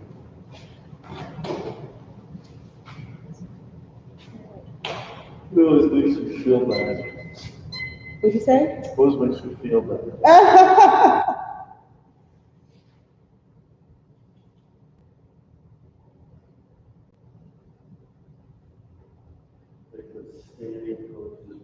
Interesting. It feels like meditation time for me. Good. Yeah. I mean, with the painful poses especially. Right. 'Cause Because what else would you do? it's that, and since I've been meditating, I've come to the understanding Right. that you can bypass the pain if you focus on your breathing. That's true. So I almost feel like I level up when I have those painful poses too. So we put you, well, this afternoon, you can get up to this. Good thing about that is that they don't last too long because we keep switching to a different one. Yeah, I like switching back and forth. So you don't have this, it doesn't tax that one part of your body too much. And plus, that's a challenge too because I have to get back in the same position in the same space. Yep. But yeah, it's different. Yeah. Yeah. It keeps my brain busy. Yeah, it's true. And it's hard.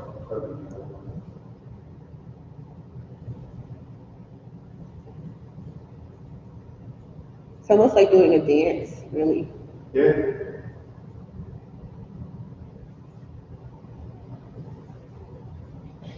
Did you and your friend ever get the camera workout? Yeah, we did. And we've been using it for collaboratives on the weekends. So, did you find out why it wasn't as clear? Why it wasn't what? I'm sorry. Were you having trouble that it wasn't as clear? Or it just ended up working out okay? I mean, I'm sorry, I'm having a hard time hearing you. Oh, it wasn't as clear. Oh, yeah, it was clear. It was very clear because he has large windows Oh, at his space. So as long as we worked in the daytime, it was better. night broke up too much. Yeah, I mean, but that also comes down to the fact that his space is not the best lit. Yeah. So what I did try is I tried clip lights, Yep. Yep. and I just brought a couple of those down, Good. and they seem to make it a lot better. Okay. Good. Because that's oftentimes the problem. It's the easiest solution. Yeah. Yeah. Then sometimes if you set up like a white cloth in a space that can't be perceived by the camera, Yep. you can reflect the light off the white cloth, and it illuminates the room that much more. Yep. So I ended up using, I guess, photographer sort of tricks, Nice. like low budget photographer tricks. Good. Well, I'm glad that worked out.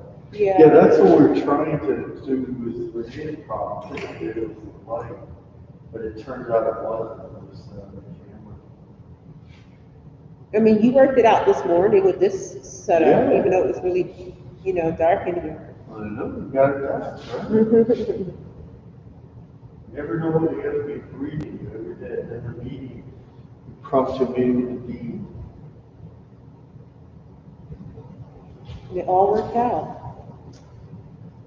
Careful, always have here. Always more questions, no matter how many answers you give them.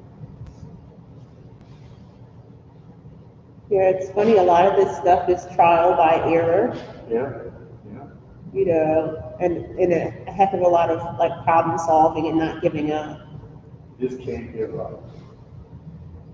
Well, that's sort of the thing about art, isn't it?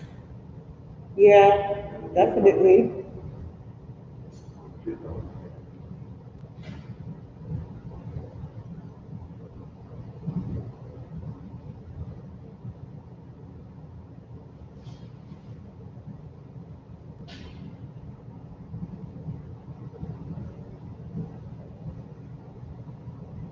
I think this past weekend though, I didn't stay as long, and we didn't do as much of an in-depth collaborative because he was doing commissions, and he was just expressing frustration around that, and Yep, can't be part of that. yeah, Yeah.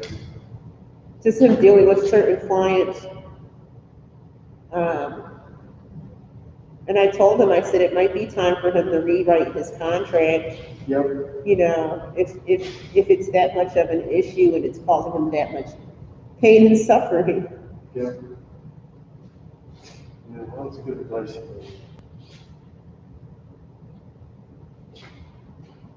That contract goes a long way. Yeah.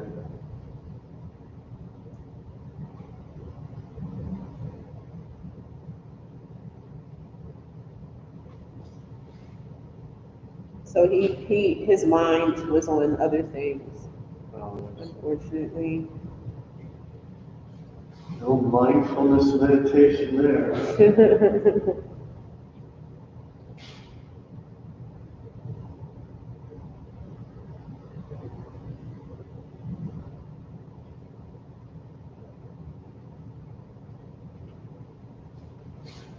I think it was a matter of the client didn't really know what they wanted to begin with. Oh, that's so surprising. So it kept like changing and shifting a little bit as the project went along. Oh, that's so common.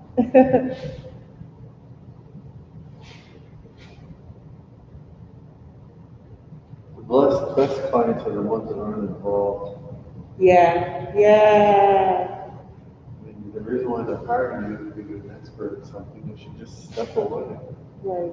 Because you would love to micromanage. If they're not there to oversee it, it's all going to go through the door. It's like, come on, people.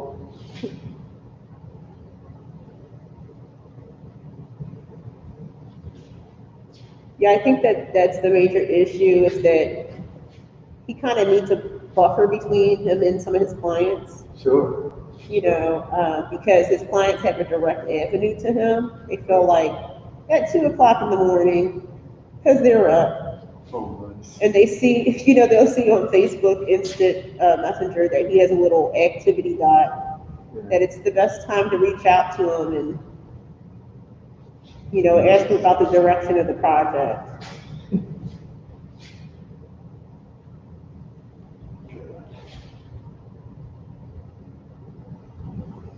And I said to him, I said, that would be cool and fine if that person had paid like a substantial amount of money.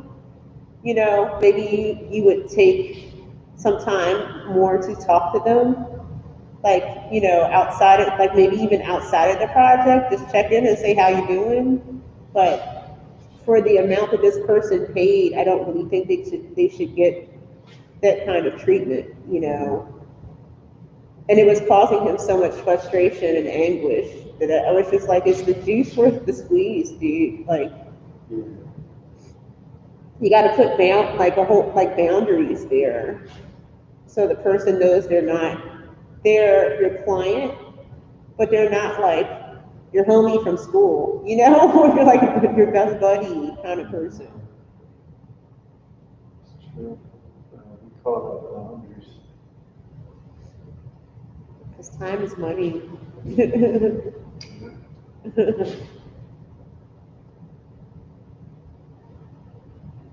But he likes being a Mr. Nice Guy until his cup runneth over, and then he rages. Right, and then you get it.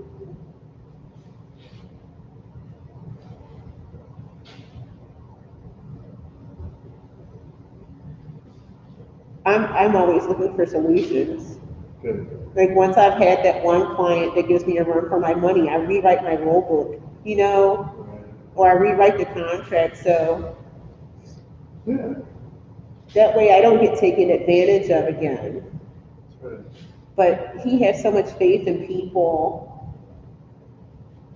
that they'll know what he's thinking and that they'll know where the line is drawn because what are you crazy kind of, you know, and I'm like, I told him he has to state his boundaries and also use the power of no. That'll save you a lot of pain and like a lot of frustration in the long run. Yeah. Don't always answer that. It kind of reminds me of people who have bar ends and they complain about the squirrels eating all of their their crops before they can get to them. Right. The thing about squirrels is they're never gonna say, you know what, maybe these people would like this corn over here, we'll leave it alone. So you have to, in effect, make boundaries for them, or give them something else that's going to keep them busy. Yeah. You know, they're not gonna just read your mind and say, oh, okay, this is for you, we'll leave it alone. We won't eat on that.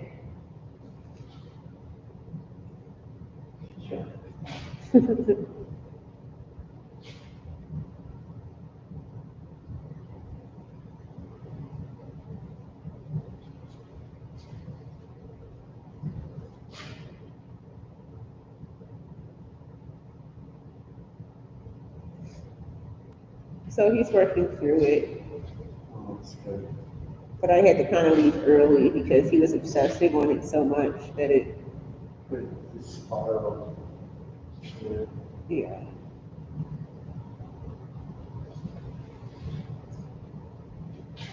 People can only hear things when they're ready to hear it too. I'm sorry, what'd you They say? can hear things only when they're ready. Yeah. Mhm. She's in the middle of it, and you have to be ready.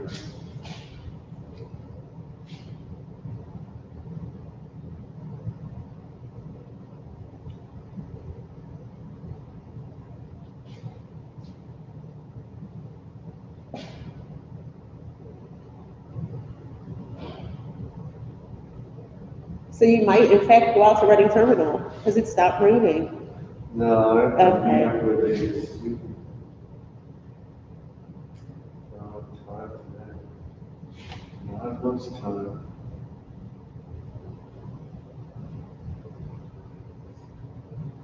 Have to go around the corner. Old Nelson it is. I get worried about Old Nelson, so they'll patronize them. Want them to go under. So that, did you bring your lunch? No, I'm gonna go to Old Nelson. Oh, okay, got you.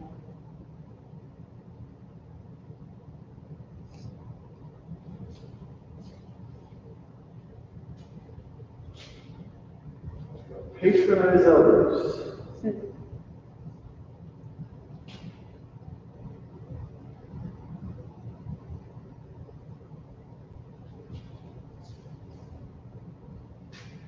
I think I might go.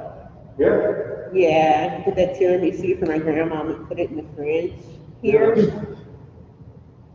And then I might go downstairs to get a sandwich. Right. Yeah, I don't like the sandwiches down there. Expensive. Yeah. Easy though.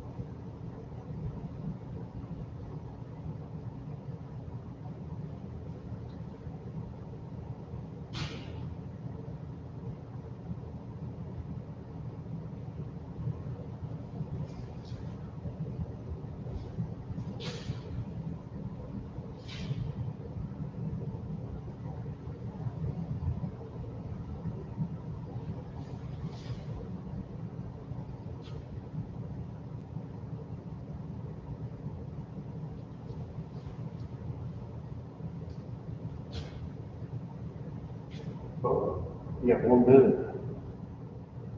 Yeah. Less than 1 minute. It's like a few seconds. Few seconds. That's it. All right. Thank you. Thank you. All right, gang. So that's it for today. So we will continue on our nice path on these paintings next week. And oh, Laura, I didn't see yours the second time. You want to show me now? But the rest of you sign off, and I'll see you next week. So Laura, just hang on. I'll look at what you did. Oh, nice one. Very nice. Yeah, so the light on that is really carrying our eye through the scene. And then you have the cast shadows coming from and around the figure. So just watch, it seems to me like at every point where it's a joint, like a knee or an elbow, it needs a little more attention. So maybe get into that the next time. And now that you've got everything blocked out. All right, it looks good. Good start. Really caught up fast. All right. Did you get the photo of the scene that I sent? Yeah. Okay, good. So you have that too. Okay, good.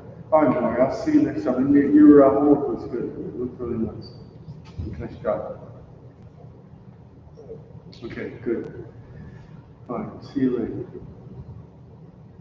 Hey, Megan, do you need to talk?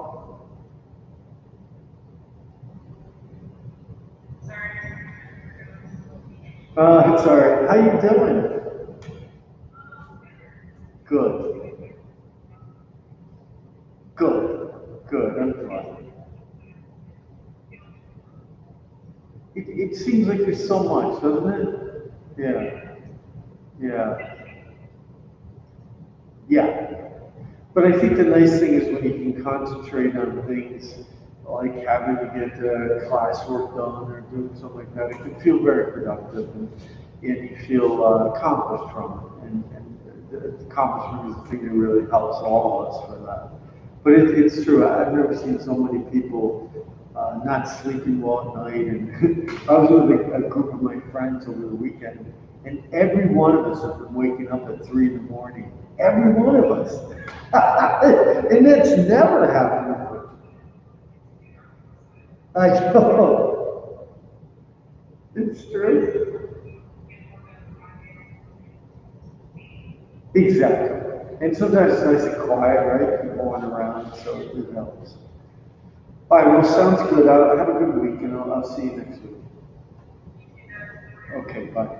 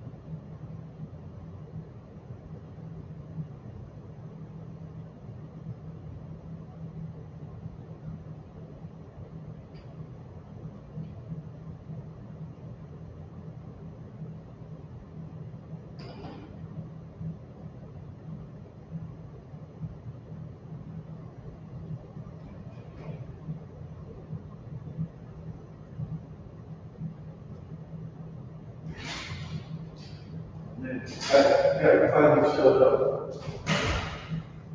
I finally showed up. Yeah, he's got it. No, I'm running all the time. And then I go over it, nothing. Not there. Now he shows up. Oh, God. So you got the 3 different poses on this. And we'll start off with you sitting on there, and then we can go up and then over to that one, and we'll just kind of disperse them around. And what we'll start doing is on some of them, we might even keep you in the same pose for several of the 20 minutes, and then go to the next one, and maybe you don't even get to one of them that day. But for now, we'll still break it up. So, because they have to kind of get organized with it.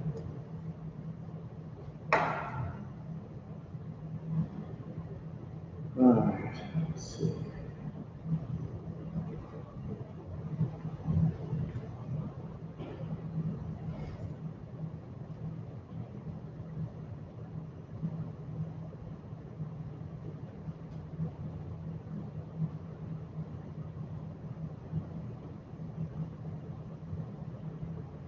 Okay, hello everybody. Samantha, that's funny. What is that?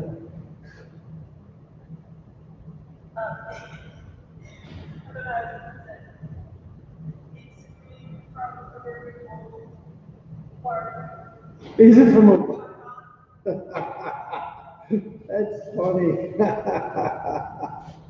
That is too funny. Oh man.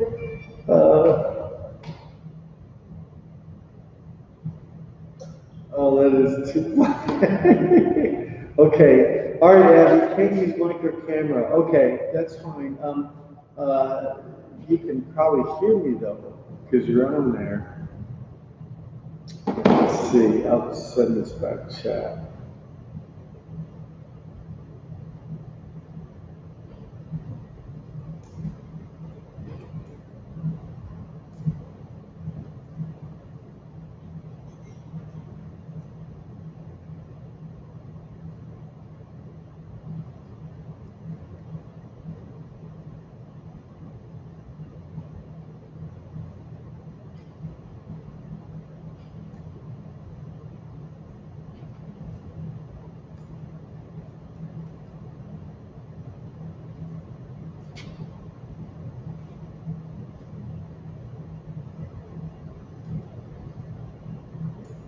I was having trouble with her connection, so I was just sending her a chat.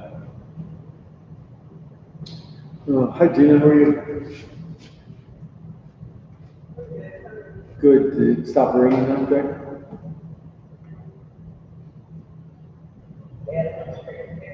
Good. Yeah, it finally brightened up here. It was so dark in the morning, we had to put the overhead lights on. Yeah, it was crazy. It was dark. Oh my gosh. So we have, we're gonna do the group pose again, and we'll start with the model sitting on the yellow cloth and then continue through the sequence of the 3 models. And I was just saying to, just said that at some point too, we'll do a sequence of several in a row of the same. Gosh, everybody's contact. You know, I was saying this the other day. It's so funny. As soon as you get doing something, and all of a sudden everybody contacts you. So it's pretty weird. Oh man.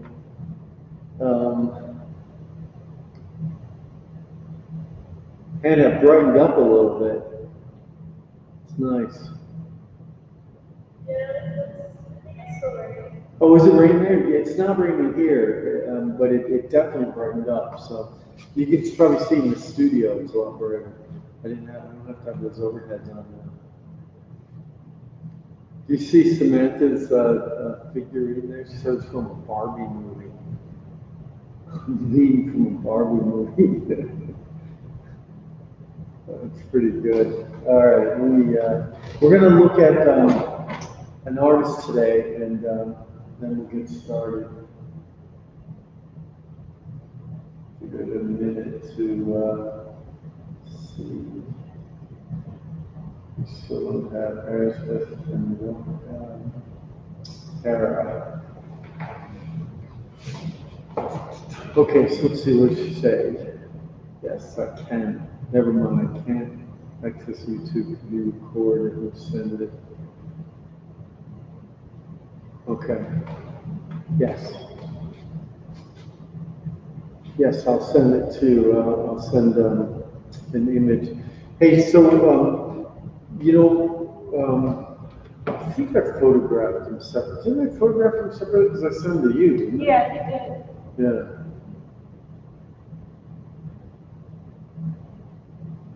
Yeah, I have them. I'll send them to you after I get done with this, Abby, don't worry.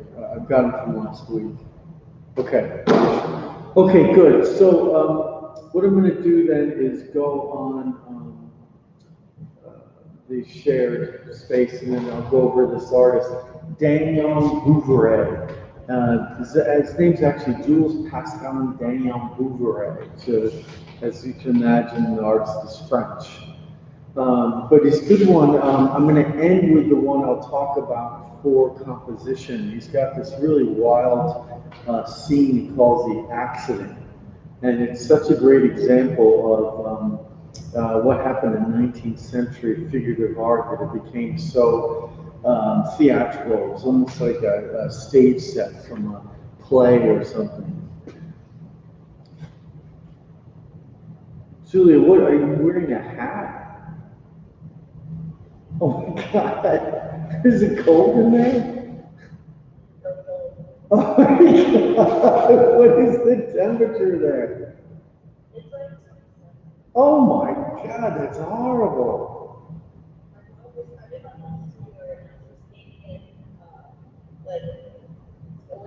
Yeah. So it's real turpentine. Yeah.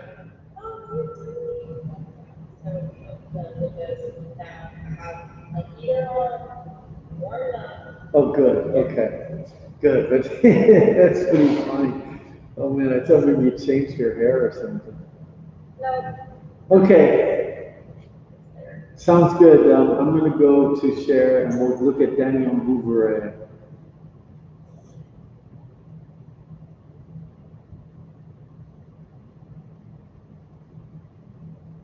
Okay.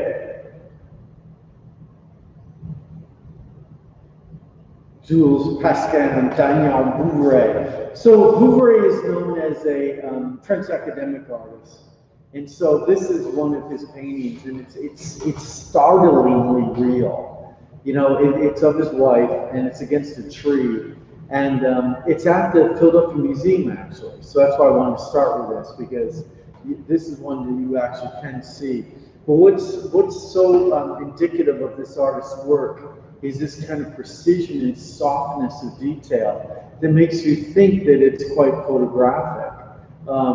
You're not sure what you're looking at when you look at it, and that's actually quite a challenge to have that. But what I've included in here is the studies, and what he's got here is early photography, which of course was around. Photography was invented in 1830, so by the time Daniel Bouveret was working in the late 1800s, you can see here the date 1887.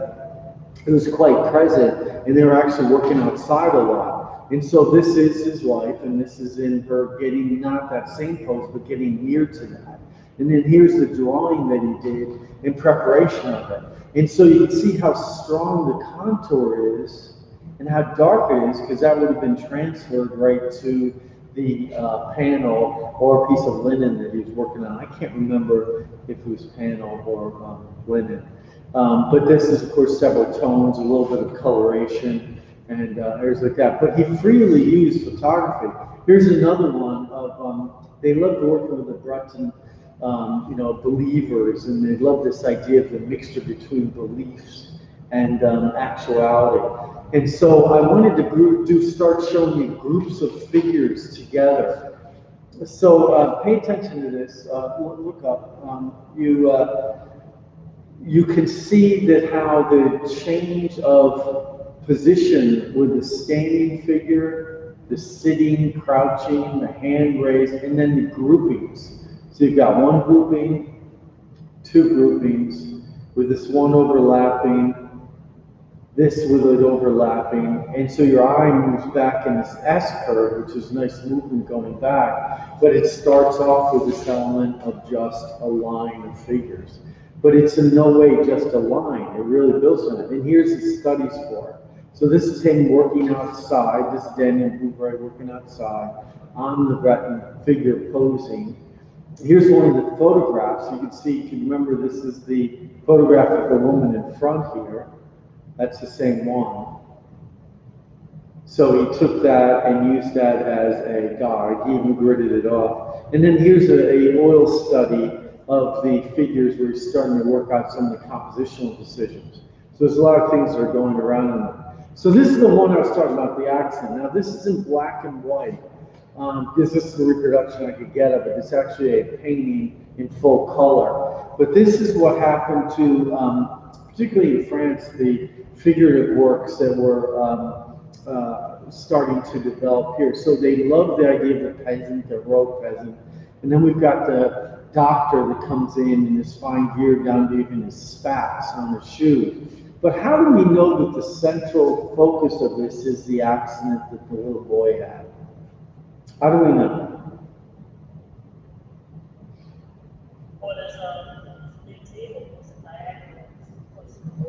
You got it. But there's even more than that. And if you think about it, you're absolutely right. Look at this. The perspective is all going here.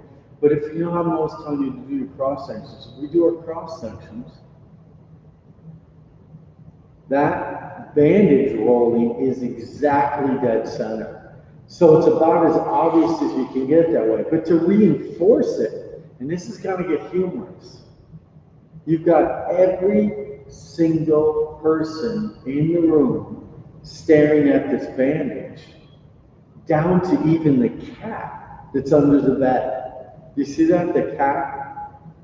That's my cursor right there. And the cat is also looking at the bandage as it goes. So what's this in here? What's this? Looks like a bed. It is. And so why would the bed be in the dining room?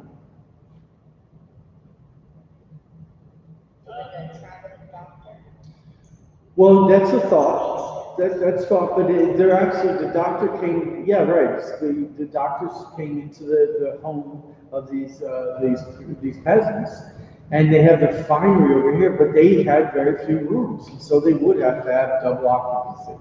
They would have multi-use. The other thing is that we call these picnic benches now, picnic tables. And so this is quite common, that you'd have everybody around this big table and just have the bench in there. And chairs were uncommon. Of course, their fine chair, which was probably over by this bed and near that clock, which was private possession, would be given to the doctor so that they could sit on it.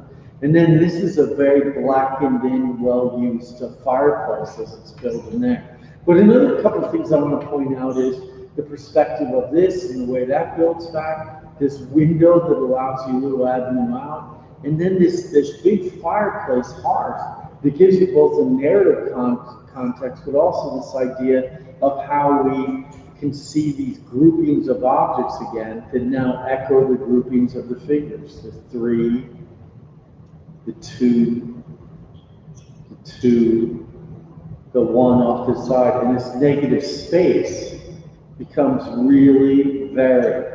So there's no point in here, does this negative space become like you would, like when you're looking at a picket fence. It really varies. And your main subjects overlap. This young boy is overlapping the hearth in a big way. And then the doctor is overlapping everything, so it's a hierarchy. You could easily imagine having this doctor tucked in here near the father figure with the young boy, and having the father figure out here, but then that would be confusing for the narrative. But this also became, which is not unlike now, it's kind of tricky when you're working with a figure, like what do you do with it? Where are you going to go? And this is a highly skilled artist that ended up delving into this whole idea of these strong hyper narratives. And I'm not sure this really ever transcends this idea of struggle or the accident, and I'm not so sure too many people want that hanging on their wall. You know, so it becomes like this conflict issue. although it's highly skilled. And you'll see some things like that in the collections and the museums as well. The last thing I'll point out is how you can see some daylight in some feet, and the feet, and the feet in here, so that again, it doesn't have everything cropped off. There's not a blunting that goes on. So when you're placing your figures around in these points, you really have to think of that as it's going. All right, just like that artist, once it was mapped out, you can see the entirety of the painting in here that we see in the next one. You can see this figure that was done here, and that woman is the figure in the back. And that's something that you could just kind of render away on, even though that was the figure right here. You could just render away on that without any problem, not having everything together, just like you all are working on now. But it's a truly stunning piece. And this is a truly stunning piece. And this does transcend the narrative because it's got the highest, you see the Christian thought, a very buttoned up, fine outfit, and then just at rest, not work. So this is a person that's not having to work out in the fields to script out wind. It's somebody that's in an elevated plane. So it's actually more of a narrative that we would relate to now, today. All right, so there we go. So let's get started, and we will start with, like I said, the sitting pose. And please, when you start your painting after it's been sitting for a while, use either a little retouch varnish, a little solvent on it, or something to bring up the darks. Because the first thing you'll do is go in and start to hammer all your darks in. And you want to be careful of that. But it is a good opportunity once the painting's dry to put in your darker darks and lighter lights at this stage, and then start rendering around and build it area by area, then to totality of it until it starts to really form. Okay? Any questions or comments? Julie just asked, how do I get warmer?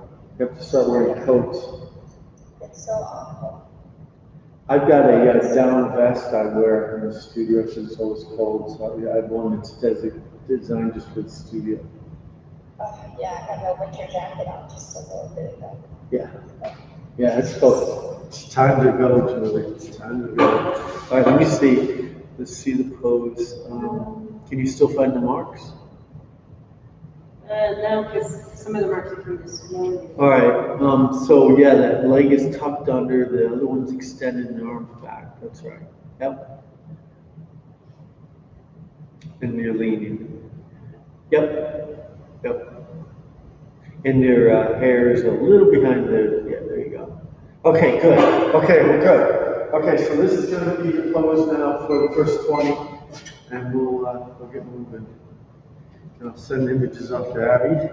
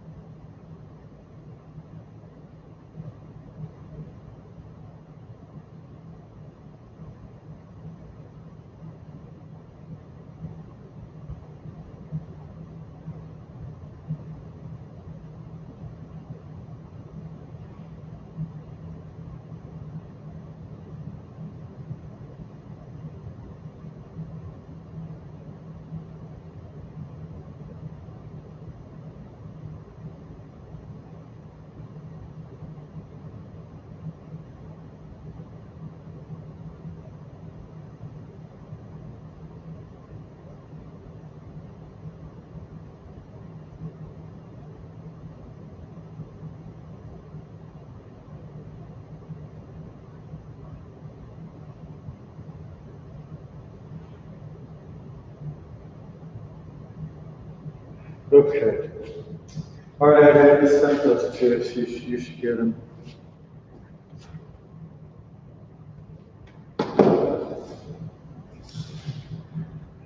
Okay.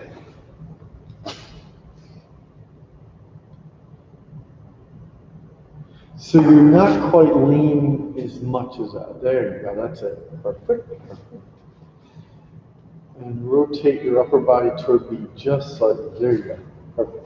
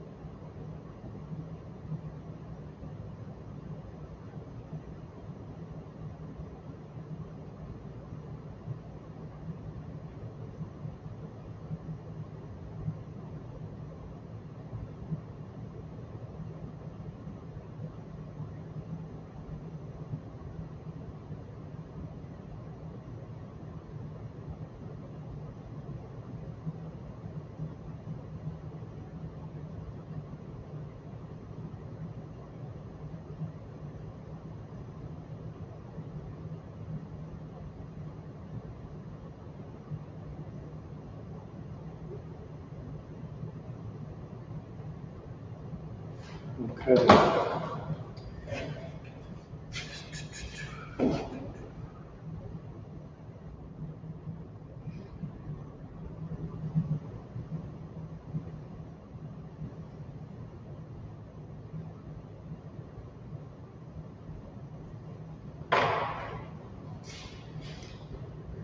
The glass started to contract.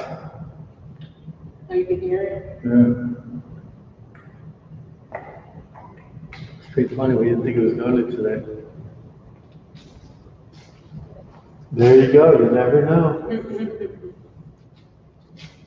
think we can hear it. Yeah. We were so sure, weren't No, I said maybe today. we? Look at you backtracking. You were convinced. No, I told you I said, remember I said, the past 2 days have been really strange, because in the morning we'll have like fog. I know. And then later on in the day, it'll be like 70 degrees, full sun.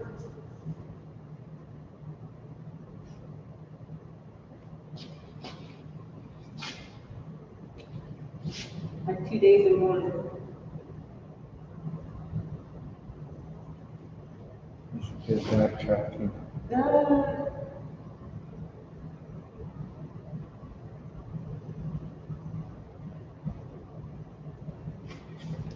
You should wonder what I should believe.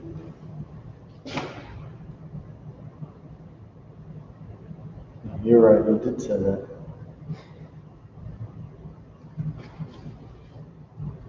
You said it.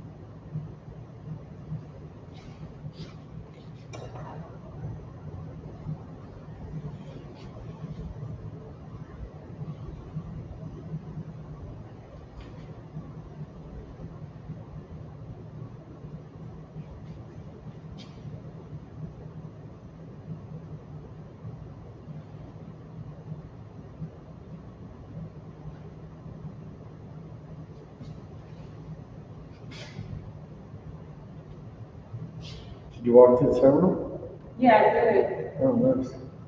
Walked in there, it wasn't too crowded. Good. It was just misting outside, like a misty fall. Did you get to Chandler Zoo? Yeah, I did. Oh, good. Yeah. Oh, she'll be happy with that, 7 years. Yeah, I was thinking to my grandma here after I leave here. Yeah, that's nice. That's a thoughtful thing. Yeah, something to cheer up on a kind of dreary day. Yeah.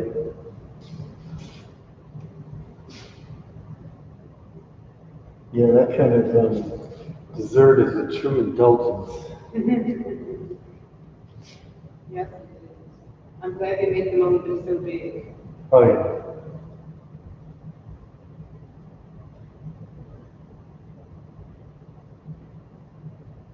But they have like a pumpkin cheesecake over there. Oh, sure, for the holiday, right? Yeah, pumpkin cake. Oh, wow.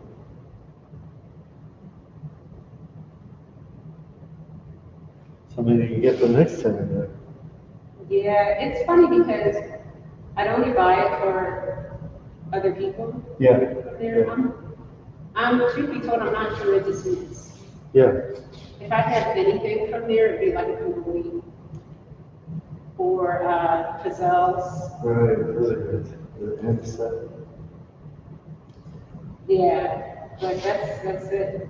I'm not into chocolate like that. It You're is- lucky. Yeah, I guess so.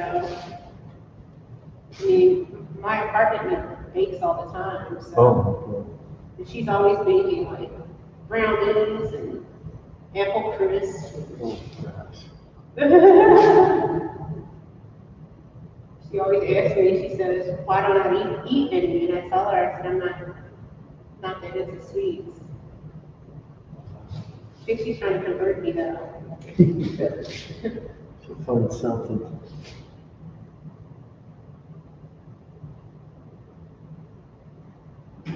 That's pretty rare these days. I think she comes from a family of bakers. No, I meant for somebody that doesn't like sweets. Oh, that. Yeah, I don't know. I mean, I was never into candy or Wow. that stuff. I always liked fruit. Yeah. You know, like strawberries and Yeah. apples. Well, good for you.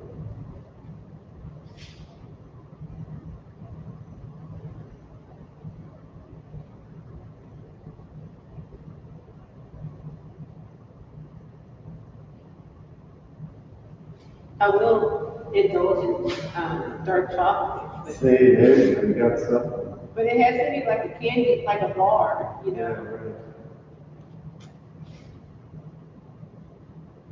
Yeah, that's, I like that too.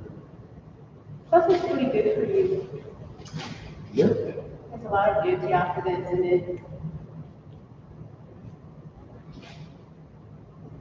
If you're stressed out, it can help to make you mellow. Right.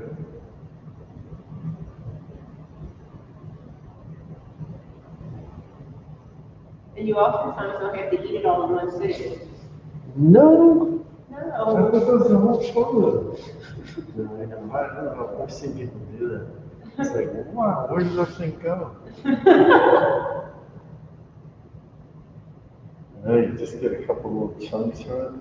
Yeah, I just get like a chunk or two from it and like go and do something, go for a walk or get into some activity and then come back and then you have those extra little chunks there Right. to nibble on. Some nibbling.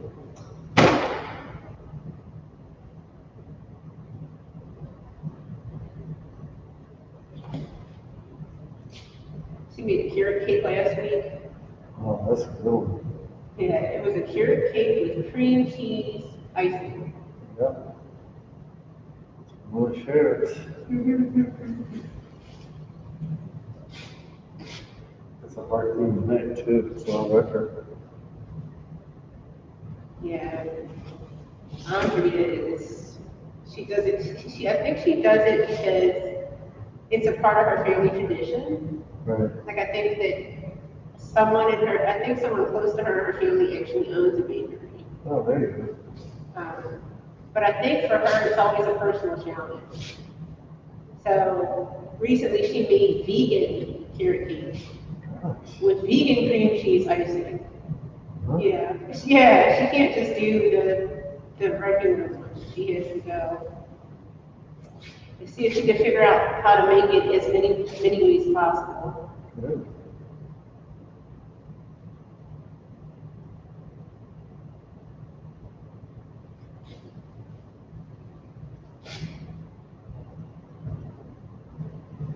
I think like my favorite has been the apple crisp that she made because it's fruit based. Yeah, right. Well, you use lots of pies. Pies. Yeah, you get all kinds of fruit pies. Yeah, I like apple. Yeah, apple pie's always been a favorite of mine. But this didn't have any pie crust to it. Oh, right. It was apples, and it tasted like it had lemon zest Huh. in with it. And then she took granola, or not granola, she took oats and almonds and walnuts. And basically, I think it was another nut added in, and she took them and all mixed them together with some, it's like a brown sugar mix, Nice. and it made it crunchy on the top. Almost like I guess like a streusel. Right, right. Huh. Well, you have to put in a request for that one. again. All right, so the next one will be the sitting in the chair. Okay.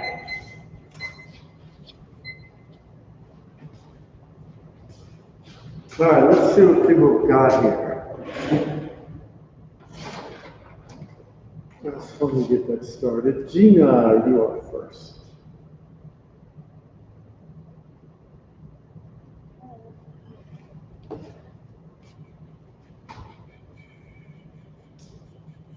Yeah, just move the light off to the side a little bit. There you go. There you go. Okay. Okay, good. So you really got a lot in last week. So now the key is going to be building up each one of these figures individually and then bringing them together. And the connection is going to be between when you put a light, for instance, on the front of the figure that was just sitting, how does that relate to the light that's on the figure that's sitting in the chair? And then how is that related to the darkness of the figure that's in the background? So you can use the fabric that's nearby as a guide. You can use how bright something gets based on you know what makes something bright, putting more yellows and oranges and some of those lighter blue, pink, purple kind of colors. And so that will work. And then you also need to start getting some cast shadows, particularly underneath the figures, beside them and as they go. Render up any of the individual forms, so let those start to work. But really it's about these relationships in between them. And you've got this inverted V, so you want to keep that heightened, and you can balance it out with some cast shadows, like that triangular one that's cast on the blue cloth from the chair. And then you can wait and have the figure in there and have that figure position in there as well. So it's great because you've got all these things just waiting for this kind of forming. Psyched? All right, that'll be fun. It's good to be in this position so you can build it. All right, good. All right, Julia in the frozen north.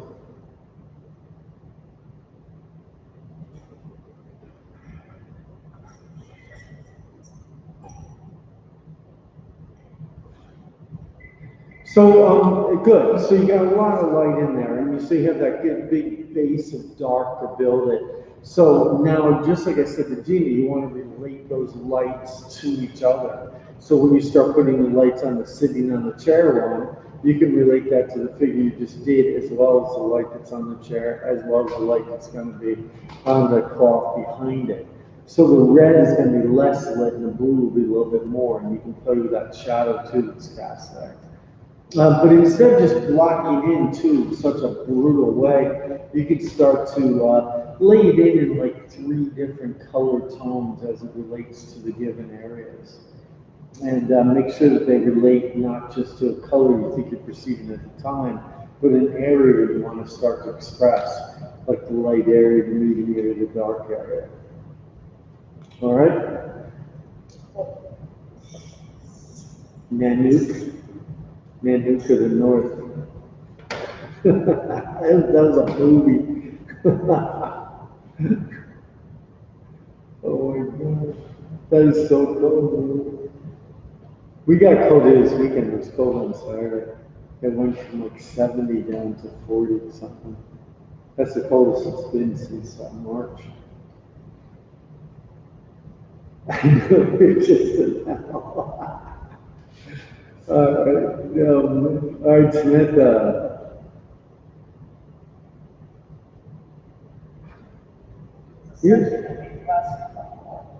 Good.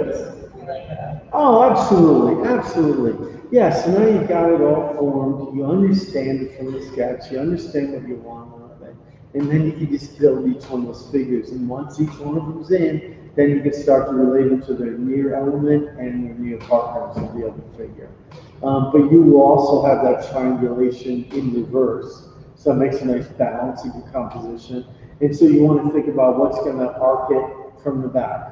How you're going to loop one to the next. And it's going to be sometimes cast shadow, sometimes it's going to be like and unlike colors. And then the other thing is about brushstroke. Start to think about how that brushstroke moves.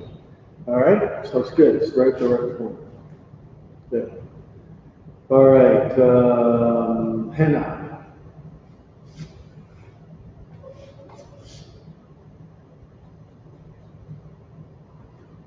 Oh yeah, right. That's good. Yeah, so that started to relate nicely in there, that torso to that leg. So well done on that. And that's going to be that little spot of light coming between it, that bit of underwear, the bit of the shadow from that arm and that body. And so that can start to relate. And I like the way you have that shadow in on the back blue. So now that can start to go to the shadow of the red, which will then go to some of the shadow on the figure sitting, which will be next. And so the only difficulty here is going to be keying those colors and those lights and shadows from each figure because they're not seen them all at once. And so it's going to be trying to relate them based on where they are in proximity. Like for instance, this figure that's in the chair is going to be closer to a light source, so that will be some brighter lights on it. Then the one sitting will be next, and the one standing will be last. So that'll be kind of a highlight as it goes back. And that one in back can start to relate to the near colors around it. I like the way you also have that screen a little bit lower, so you have this space up there. You might even want to run that blue all the way off, just so everything doesn't become centered. It might be better if something goes off, because then there'd be the counter to what's going off in the front. All right, good, good. All right, Min.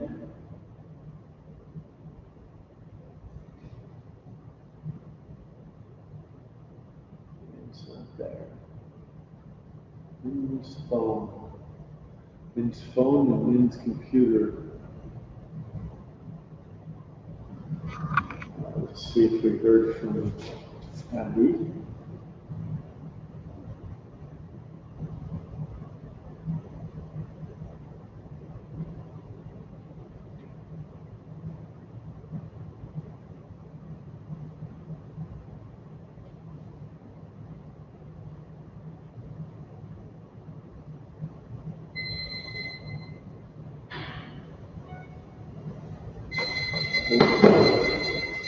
Okay, so let's get her back in that seated pose. Yeah, light's perfect now, isn't it? So Yeah. soft. It's really nice. I love the light in this room. Yeah, it's really good. People complain about it because it's a natural light. It's kind of cool. But I like that. I think and there's also, you can see everything in the room. You see everywhere. Definitely, Nothing and gets it's not lost. directly in your face also. Yeah.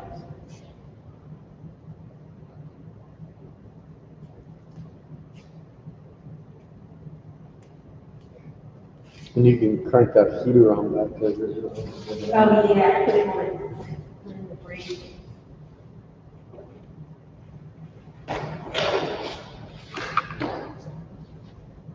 Crank the heater.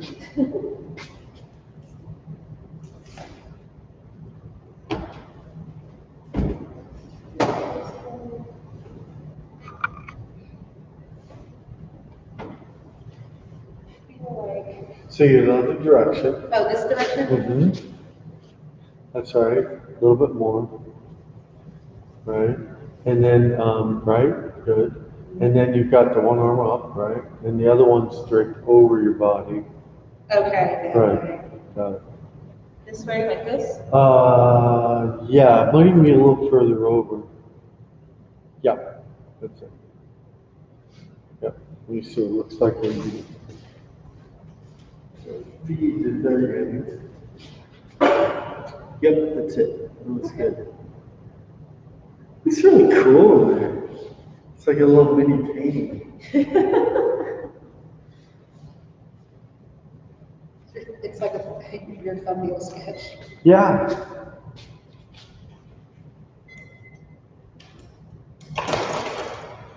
Shoots everything down to a smaller size. And then just rotate your upper torso just a little bit away from, yeah, that's it.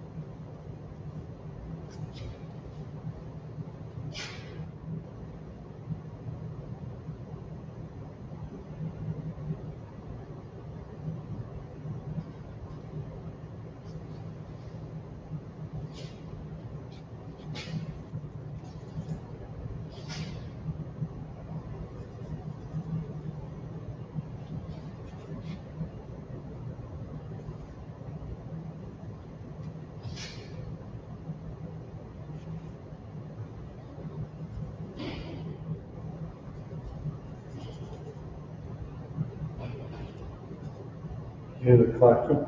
Yeah, yeah.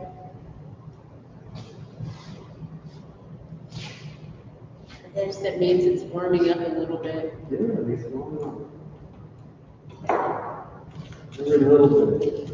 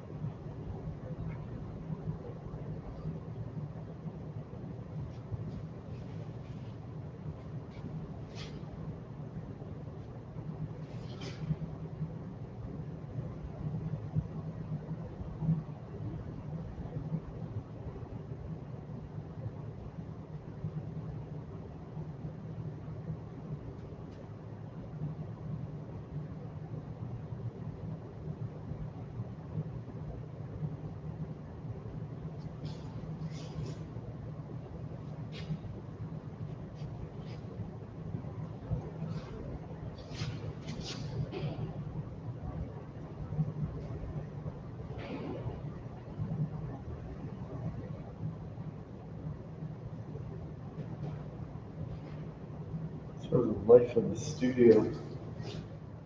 It's like an old house that creaks, you know? Very apropos for Halloween. It's that time, yeah.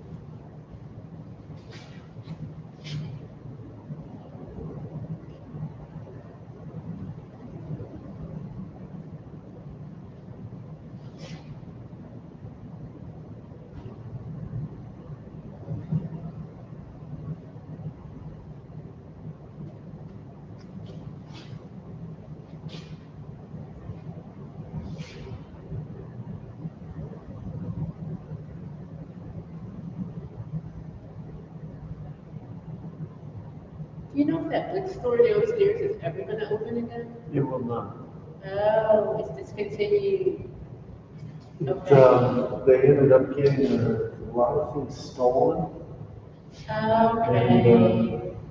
they also couldn't ever bring in anybody else from outside the school. They were thinking that because it was in a location it wasn't far from more or other colleges that could use it and never did. Okay. It's a shame. Yeah, it's too bad. Your head turns towards me a little bit. A little more. That's it. Yeah, it is a shame. It's really a shame for us. I'm sure that was convenient. Yeah, it's That super being convenient. upstairs. And it was, yeah, you didn't ever have to worry about if you ran out of anything. Send students all work, pick something up.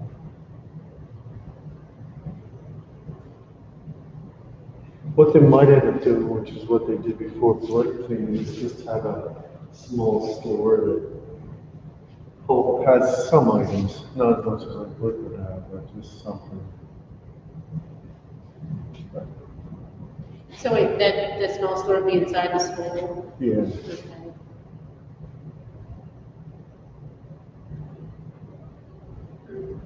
But the Bullock store, the main store isn't that far away.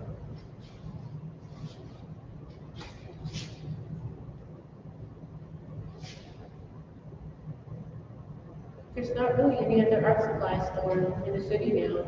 Yeah, there's no other one in Chestnut. I mean, there's Dick Blick, Right? but they closed down AC Moore, which was a Yeah. crash slash art supply. Yeah. There is no more U-Track. Nope. Utrecht was absorbed by Blick. Right.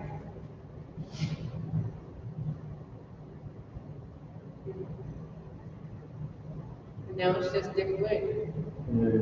Close the one.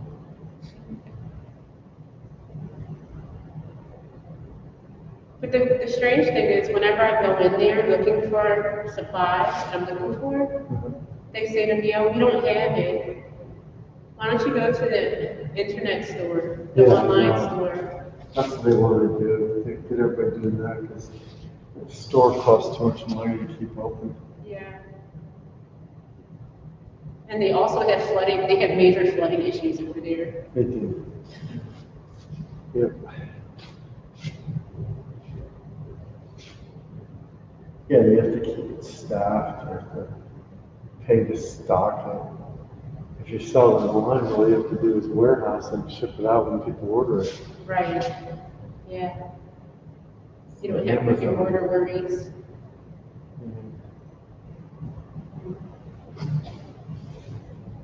Remember, there used to be a Pearl art supply, Yep. but that vanished too. Yeah. Yeah, they were part of the one owner places. These the large conglomerate just bought them out or drove them out because of pricing.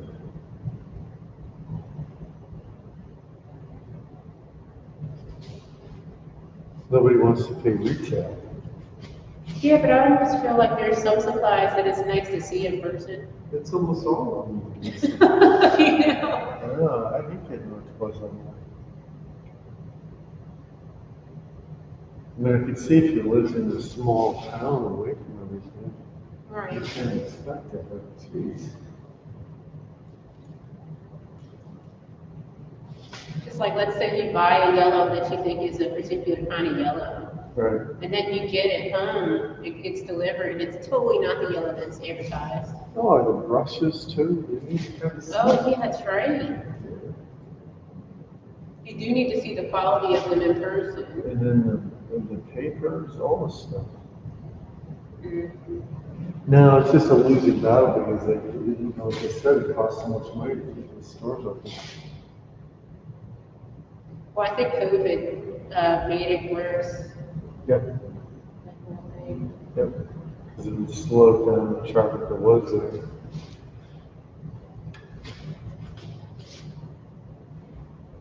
Pushed more people to order online because they didn't have a choice.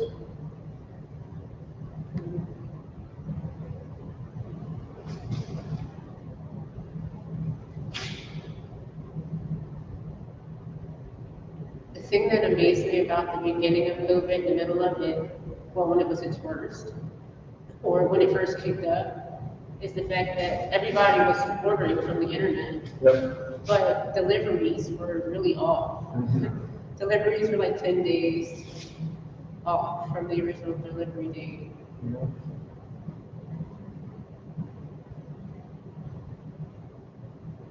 No, it used to be, remember you could get next day delivery? Right, Prime. the good old days. That's what I'm supposed to call it. Remember the good old days? I know you're gonna start sounding like your grandmother. Remember when this?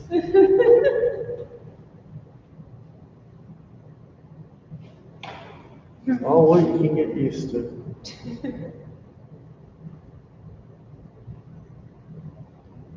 Scott's whole life is the good old days. Yeah, right? Wandering down in person to try to find his model. It's pretty funny. It's such a funny thing. I can see why though, because like everything is moving so much faster, but as we saw that one day where the computers were down, it was almost like everything's moving faster and everything's high tech now, but this isn't working. You know what I mean? Right. Where before it was like, if something wasn't working, you probably have the know-how to go into it and fix it. Yep. Or you have a repairman that goes into it and fixes it. Yeah, but let me give you an example. Our dishwasher broke. Yeah. And it wasn't critical, it was actually just the wheel that helps push the water out of the machine into the drain. There's a wheel there. I didn't know where it was, I didn't even know what was wrong with it, but I went online, described it, and up came this answer. And said, then a guy had a YouTube video of Oh, him doing it. And so I just was able to do it, and I repaired it. you fixed it. Yeah, well, I wouldn't be able to do that without doing it. That's really cool. Yeah. And you know, what really was the motivating factors for 1 month we've been waiting to get our dryer fixed. They keep coming and telling us it's something else. And we said, oh my God, if we start doing that with another appliance, we're not going to be able to make it. Just So go I figured I'd to, give go it to a shot. YouTube. Motivation. I'm sure you felt very good about being able to figure out that problem. Oh yeah, it was very rewarding, but it was also more rewarding because I didn't have to wait for repairmen. See, that's what the good old days to me is partially Good old about. But wait, you're missing my story though. The story was I wouldn't be able to do it unless I had an internet. And that wasn't even the case. I didn't even know what to ask. And just described it and it came up. Is your dryer not drying? It's it turns out there's 3 thermostats. And so far 2 of them have been broken. So, These thermostats in the dryer? There's 3 actually. Yeah, so my thought would have been just once you found out the first one the place didn't do it, there's 2 more. I would have said just order both of them just in case. He ordered just one. Right. Oh, so now we're probably gonna find out that it was the other one. But I think at that point we're just gonna give up and just get a new dryer. Yeah. Because it's certain things like, oh, you know. Yeah, because you don't want it to be like taking your car to the auto mechanic and they're like, yeah, all you need to do is get a brake, you need to get your brakes changed and replaced, and then it ends up being something else Yeah. on top of it. Yeah.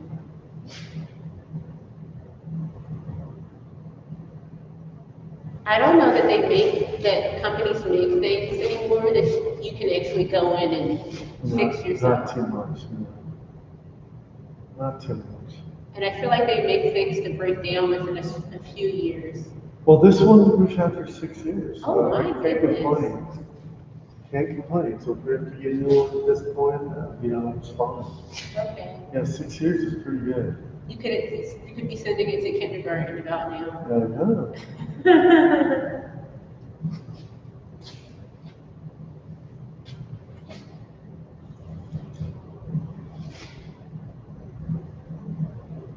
Yeah, not too many things last 6 years. It's pretty amazing. Yeah. And it worked. I mean, it wasn't like it was, you know, just barely working. Right. It worked just fine. And then all of a sudden it just stopped working. So, we got some hope. Got some hope. But we're losing hope if Colin comes back one more time and says, I don't know, there might be another one of the thermostats. Yeah, I just can't believe it has 3 I thermostats. can't either.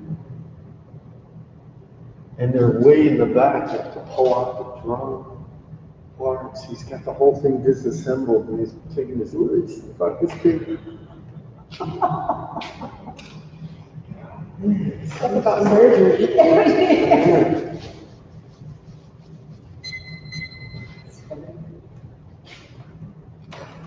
I've been saying that thing Joe Biden said those days. I've been saying it over and over again. Come on, man. You're so great. I love it. That's gotta be the greatest stuff. I feel like that should be on the mask. It turns out it is on his shirt. They made shirts up with it Oh, already. is it like catchphrase? Yeah. I think that's what it is. Come on, man.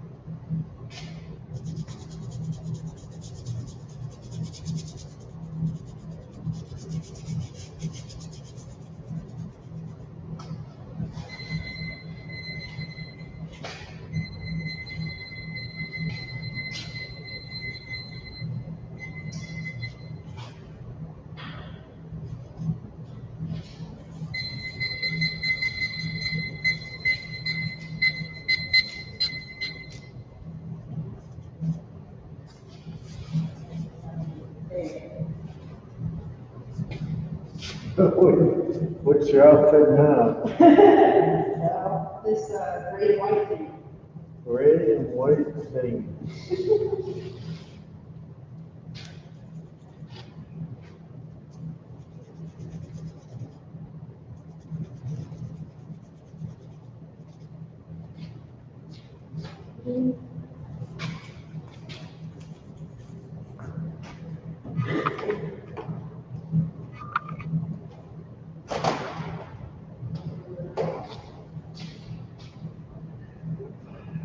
Yep.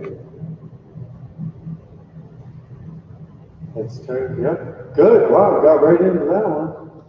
Well, she looks like it's pretty.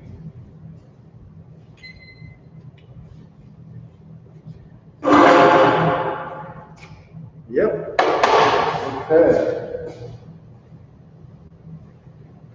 I remember the night we was yesterday. Basically. Kind of was. Plastic. These weeks are going by so quickly. Yeah, I know, we're already getting to October. I know. But it can't come soon enough for that election. I'll tell you. I know, well, that's very soon, that's. Next week.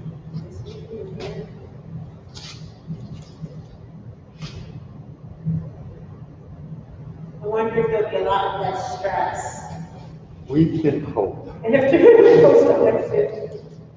That's what we're hoping, but it won't be for a while, that's for sure.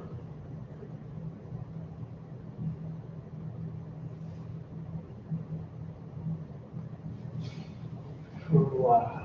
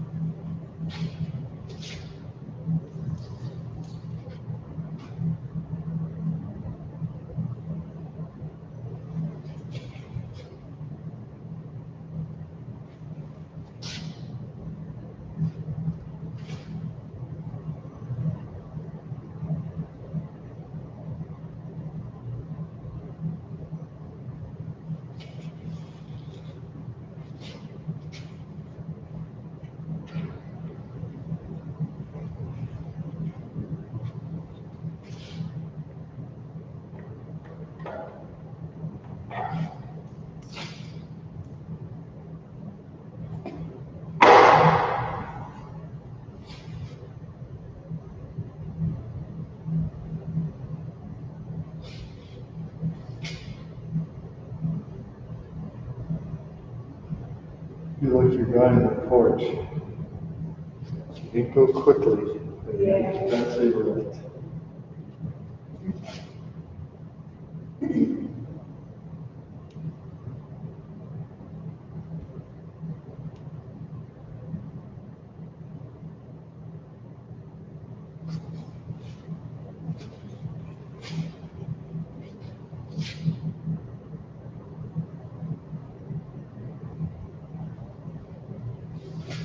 Before you know it, it'll be the 23rd. You know, remember. I'll say that. I'll say that. It's coming.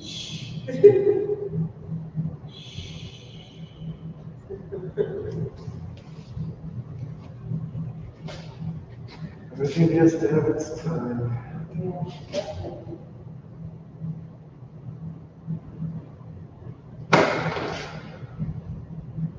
Still too much.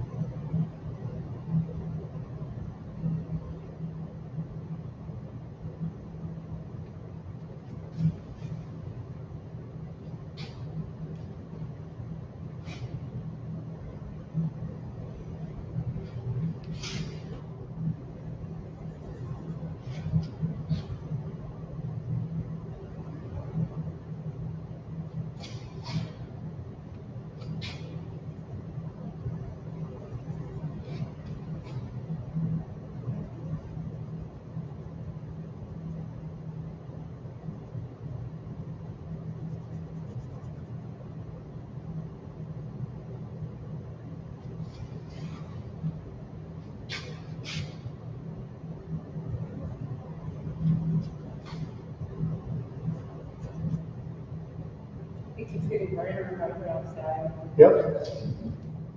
I know, it's true natural light. It's never constant.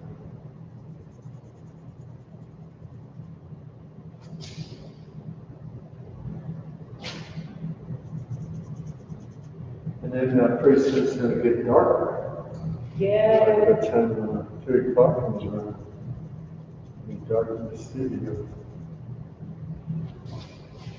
So we got a little taste of that this morning. So luckily those lights work. No, definitely. That was a good trial run. No, they weren't working before, so then, I don't know what happened. I'm glad they were working. I'd have to look it up on Google and try to figure it out.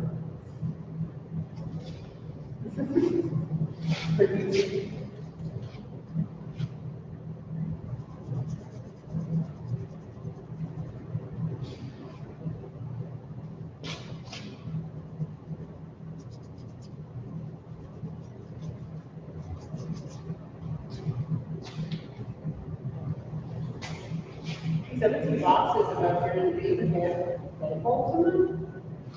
The what?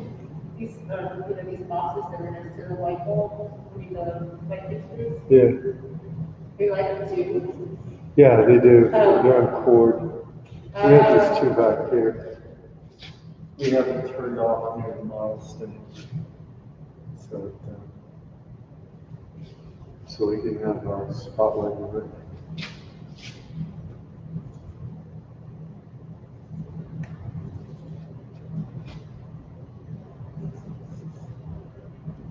You might see the bulbs.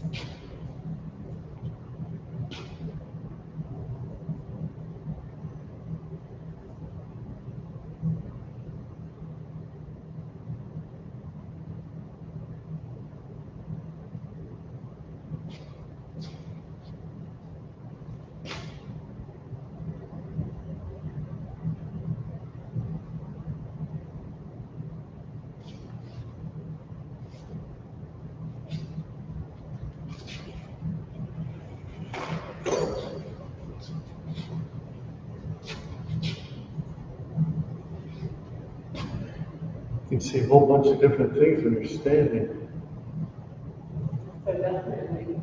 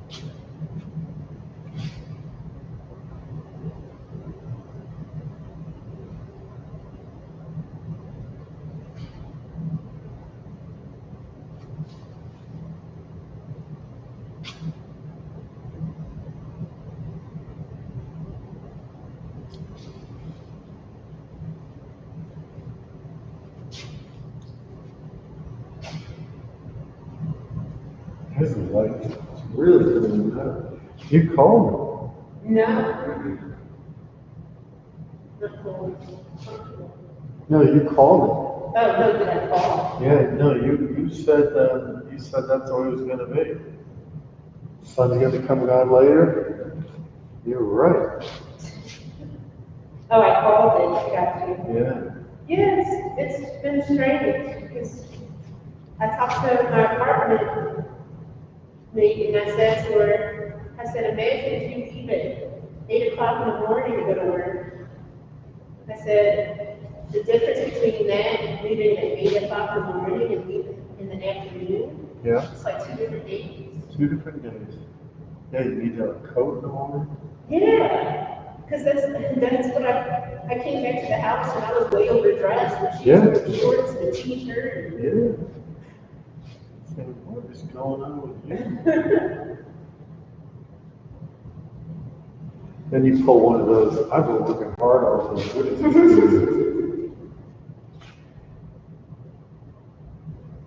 So,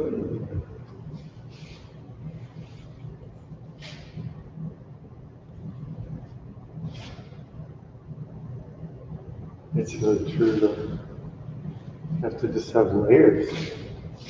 Second layers.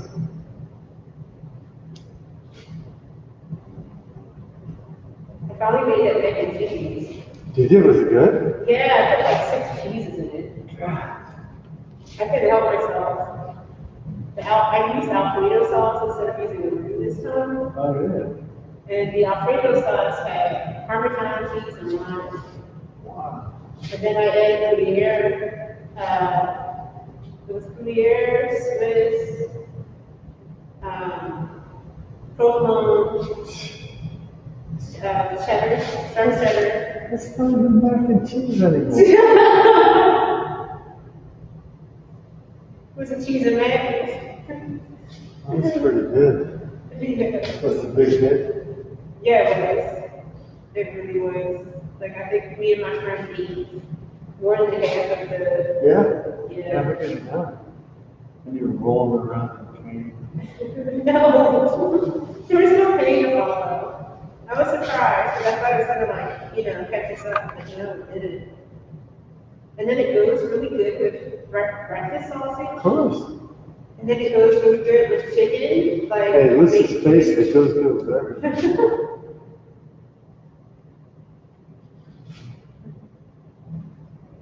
That's fun. Like this season is definitely baking season. Baking is soup season. Right. So you don't eat the sweet, so you put it in with that. Yeah, I like cheese more than I like sweets. Yeah, you can have something special with that.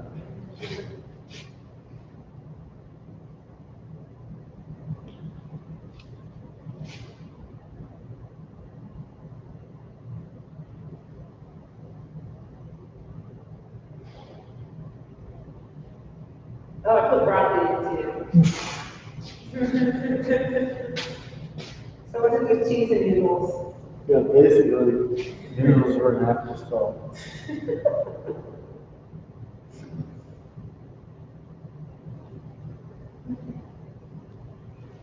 You put breadcrumbs on it too? You mean the topping? Yeah. No, I didn't put that on it because all I had was the breadcrumbs. Oh, But I didn't have, if I had like a seasoned breadcrumb, like Italian, yeah, sure. so the breadcrumb would toss it on top. The panko breadcrumbs just taste like, Yeah, definitely. You don't want weirdness. Can you imagine if you did that and you ruined it and you had all those expensive cheeses in there? yeah. And it was cool because like I went over to Trader Joe's Yeah, and yeah, they're the purchased best some deals. Yeah, their cheeses are amazing good buys. Yeah, they are. They have a good variety. Do you ever get that aged Gouda? Oh yes. Oh, it's so good. It's caramel crystallized with that little salt in it. Yeah, that's almost like it's almost as decadent as a dessert would be. Oh, that seems crazy. That's really good. All right, there she is.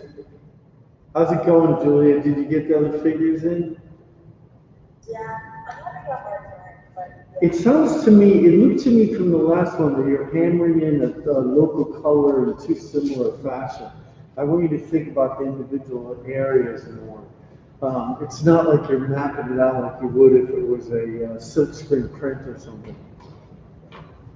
But let's see, maybe you did. Let's see. I'm just surmising based on the last attack. Yeah, that's what you did. Yeah, so the back one did better. That's more what I want you to do. Because you did local color, but you did rendering of the forms as you go. My theory is why wait?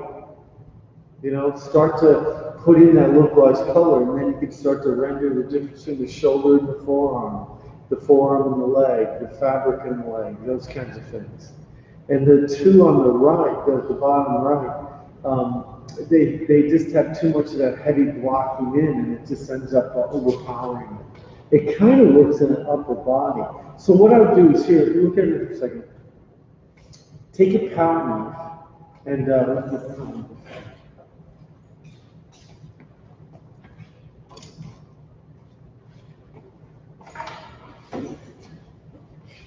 right? How like this, and just use it on an angle and scrape it down like that. Don't go too flat, just scrape it across it like that. Or scrape it really in the front and get some of the paint off of it. And then you can start going back into it. All right? The good news is you took a shot. I think it is also, from my experience having talked here with these other folks a lot, you're getting mixed messages. And some people are saying, you know, lay these broad areas, mix up a local area and lay it in. And I was doing it with the direct painting for that first layer. But after that, then it was meant to be more segmented to the parts. And so just the knife.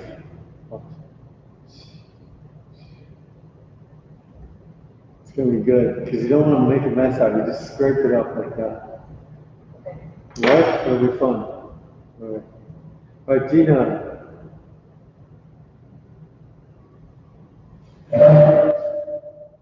Oh, nice, dude. Yeah, that figure's sitting on the chair kind of really looks good. And the background one too. Yeah, the background one had more light on it than I remembered because it's coming around from the other side. The only thing I would do is that area that's coming down on the model's left side, what we're seeing is the right, needs to go a little bit darker so that light can come across that front of the chest. The one sitting down there looks terrific, and you just want to start to angle that arm a little bit more. The funny thing about when an arm comes down and goes across the body, it doesn't come down and makes an L. It's not that straight. It's always a little bit on an angle. So, you know, from that upper arm to that lower, there's going to be a little bit of a dip. So we're going to go back to this sitting one again. And when you go for that, the front of the body is going to have a particular value. The side of the body is going to have a value, and the back is going to have a value. So let's get those a little bit more laid in so that they can work in those areas, because you've got some of the same darks on both of them, some of the same lights. All right, and then use some of the surrounding, like cast shadows and light as it comes across to weave it together. But, or it could be like a wave. I lost my wristband today. I don't know what happened to it. I had to get a different one. Stuck. See what you're missing? The wristbands. Do you have to have those for the grocery store? They don't take. Do they take your temperature when you go? I did for a while. They don't still do it though. Oh my gosh. Are they deleting the codes over? Oh God. Dina, don't believe it. Look at me. Look at me. Don't believe it. Don't believe it. It's not true. Be careful. Okay. Because you're one of our front liners. All right. Do you use a lot of hand sanitizer? Yeah, my hands are really dry. Good. Like it's separating much. Yeah, you have to, because that alcohol just dries it out right away. I have some stuff here. This hand sanitizer, it's alcohol free, but it does. I think it's got peroxide. It doesn't dry your hands as much. I got it at Acme. What's your grocery store? Oh, yeah, I don't know if Johnny has it. Johnny has a lot of time. Sanitizer is small really bad. Oh, that's the one they use here. It smells like something more rotten. Yeah, I know we use it. It's really bad. I don't know what they put in it. I know exactly what you're talking about. This one smells nice.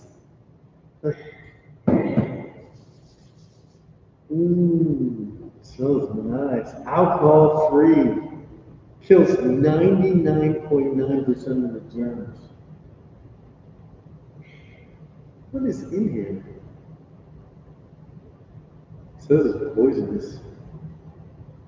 The ingredients on the inside. It's a antimicrobial. Whatever. Yeah, be careful of alcohol. All right. In many ways, Dee. In many ways. Okay. All right, Samantha. I like your border. Yeah, all the way around your ceiling there. Yeah, it's nice. Oh, good, good. Because the key is to get everything in there. So now when you're laying out the background colors, by all means lay in the blues, the reds, the purples, those specific colors, but try to do it according to the value that's there and how it relates to what's nearby. So, it's light, but it's not as light as something that would be in the direct light that's closer to the light source. So remember, that's that area that's over towards the seated figure. And then the next job now, once you got everything blocked in, it's rendering up those areas, but it's also getting the gesture right. Tilting the shoulder a little bit, folding over the torso, bringing out the abdomen a little bit. It's just going to be those subtle little differences to make it look like it's an observed figure. And that's the fun part, It is. That's the fun part, because that's the thing that's going to carry you through beyond just the idea that it's a figure painting. That's the thing that's about this noticing and observation and building one thing upon another. You're building on history. You are. You're building on history. Think about the figure more than any other art form. It goes back to the most known elements of the early stages of people and when they were writing in caves. I mean, there's very little things that go back to that. And depictions of people go back to that. So you're in that lineage. That's pretty important stuff. And then even the symbolism that was going on in some of the earlier cultures, from the Asian cultures to the Mayan cultures to the Egyptian, the way that they built in ceremony and stylization and ideals. And in that too. I mean, so there's just this beautiful sense of continuity. We tend to think of art as just 100 years ago. I mean, that's just a pinprick of time compared to it, right? I mean, even in oil painting, like you're painting now, that goes back 500 years. 500. That's a long time. We don't even have roads that we can trace to that. They think you can, but I don't know. Everybody seems to relate to Genghis Khan or something. So it's kind of fun to think about that. I often think about that with a figure. It's a great lineage, and we tend to, oh yeah, the figure, of course. You just wipe it off like this. But no, I mean, this is who we are. This is what's around us. I mean, leaves and natural world and the skies and the weather, it's truly, but it's also all of us. We're here on these little screens right now. The Medusa that's here for us, it's this nice, it's this nice connectivity. All right, that's my speech for today. I'll get off my soapbox. All right, Hannah. Sorry, I went a little late in. I was talking about lineage. Did you hear that? It's because of the mask. It's actually giving me carbon monoxide poisoning. I'm getting dizzy. Whoa, I'm a little lightheaded. Sorry. Okay, so, wow, you really captured that light coming across that front of the model and back. That looks great. And then the light coming down the fabric. So that one's established now. That's the one that's most keenly established. So really all you need to do on that one is refinement. Finding your joints, getting those hands a little bigger, rotating that shoulder, pick up that nice clavicle that comes through. Those are the things you can really dig into as you build that. Now with the model down sitting again, you can start to think about a little more chiaroscuro, getting this between the arm and the body, develop some of the back of the head, get that weight as it compresses and it hits the ground plane, squishing over the foot. Those are the things that will make it, very specific. Because we don't have lineage. Now you've got the lineage in you, don't you? Do you? Great Italian cultures going back to Greek and Italian, they're connected. They're like this. just like this, right? That's some pretty good culture. We're pretty proud in the arts. Have you been to Italy? Where did you go? So Rome and Venice. Oh, beautiful. Very nice. Did you go outside of Venice too, or did you just go inside? Just So much to see. like last Monday. Oh, listen, yeah. Were you mostly in Rome? Yeah. And did you walk around to the gardens and go to the ruins and Yeah, all that. saw the hot hits? Did you do any sketches or painting? Or were you too young? So you're just being dragged around saying, I'm hungry, I'm tired. I want to sfogliatella. All right, good. Min, are you there? Earth to Min. Okay. Min's phone.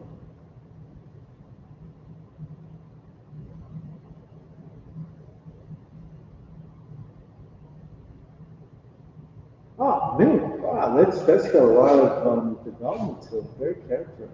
Beautiful. I like the way you use the yellow to create that light. And then you've got your design features coming through. So like the last one, let's see if we can get them to overlap and weave in there and not have it be like an afterthought. Let it become part of the painting. Now, as far as the sitting figure goes, be careful where you locate that knee. That knee would actually be a little bit longer. And then also with the compression of that pelvic area, there's a little bit of the gluteus goes beyond that cast shadow from the arm. And then there's a little more volume that goes from that gluteus in between the space between the foot and the hand. So that can get a little wider. All right? And see where that goes. But it's really a lovely start. Looks nice. It's quite lovely. All right. Let's see if I can do anything for Abby.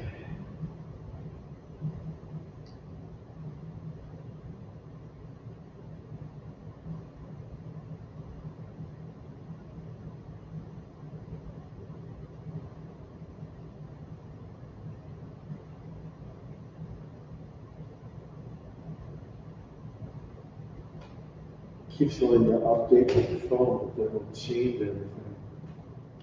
I'm not letting it do it. It gets so mad.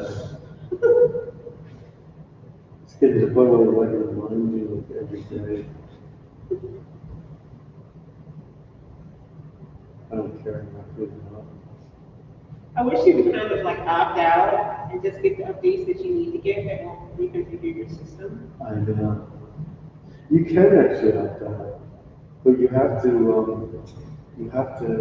do it's got to go into settings. My tech guy can do it, but then he yells at me and says, "You should be doing that. You shouldn't do that. You shouldn't learn. You have to get the updates." That's what people say. I said, "I don't want any updates. Don't put me on any updates as long as I won't fuck with the updates." Right. Because so. Because the updates can, I feel like they sometimes can drastically change your entire phone. It does. Yeah.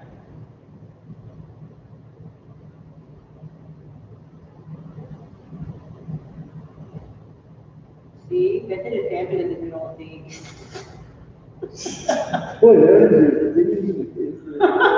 good old days.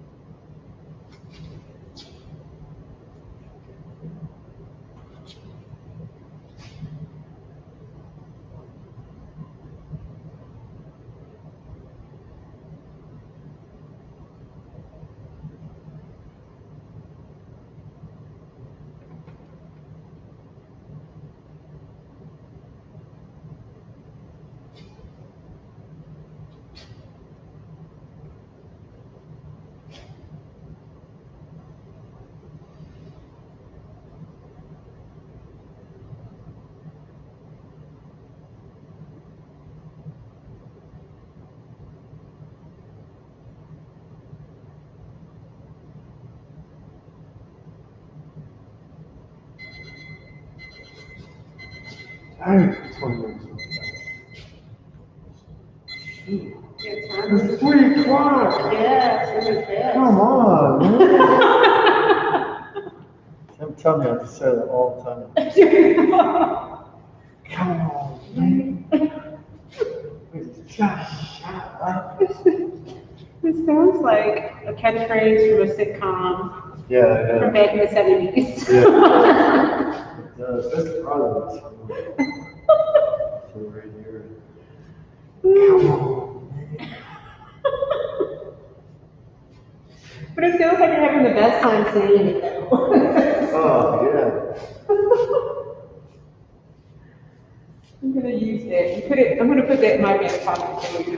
Yeah, that'd be good. I think it sounds good coming from you. Come on, man. Oh, look at that. Look at that flexing. See, you overtook me just in a minute there.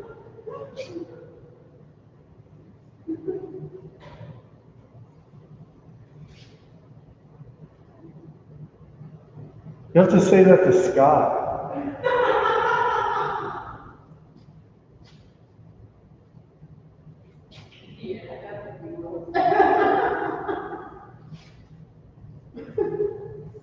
I'll be right there. Okay. Come on, man.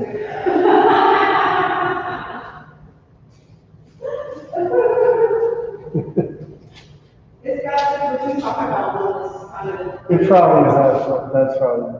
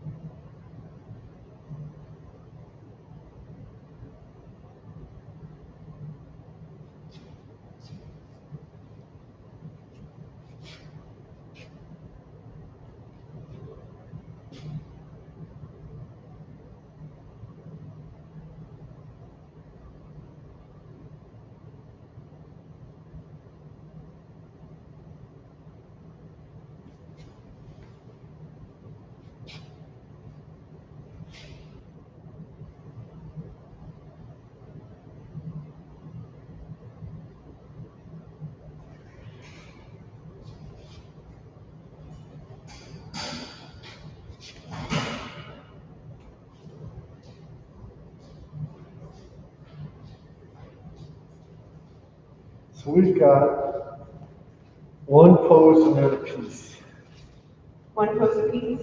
One pose and then a piece. Oh, and then a piece, okay. Piece of pose. Okay, I'm gonna get these ones. Piece of pose. Sorry, don't worry. Come on, man. Don't worry.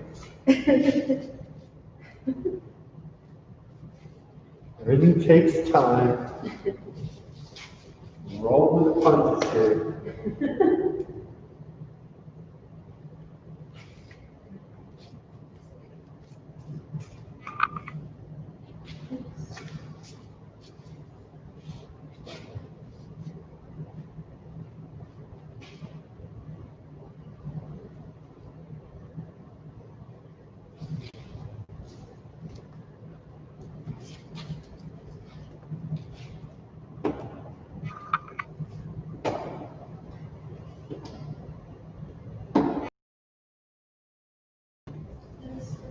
It's like Scott coming down looking for it.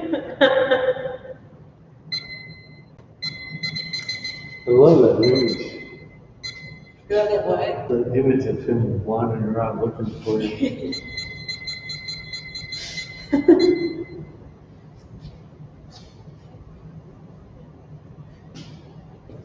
So there's this. And Okay. Marcus was showing me how he does the computer.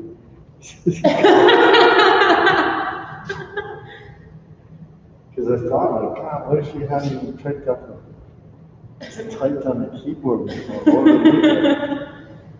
well, that's what it reminds me of. It reminds me of people typing on the typewriters when Yeah. the keys are really stiff. Yeah.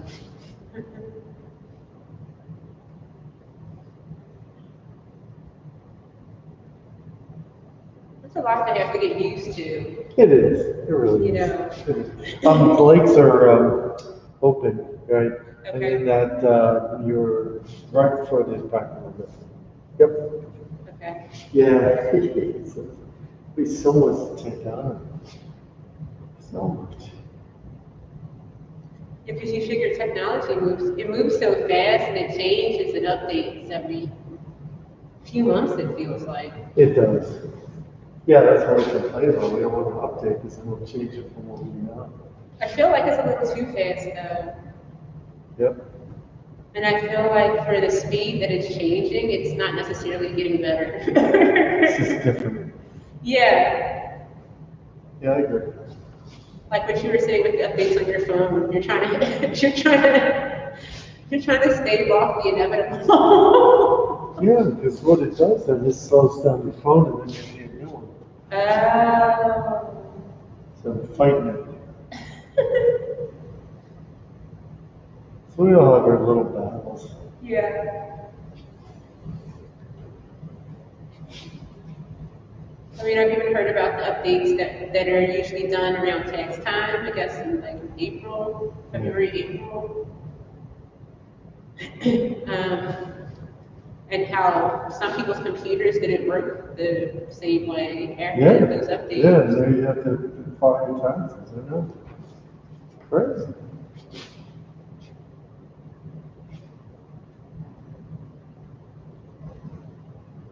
I think one of my friends had to send his computer to a shop to get fixed because it tanked out after the update. Like, yeah, I know, it does that.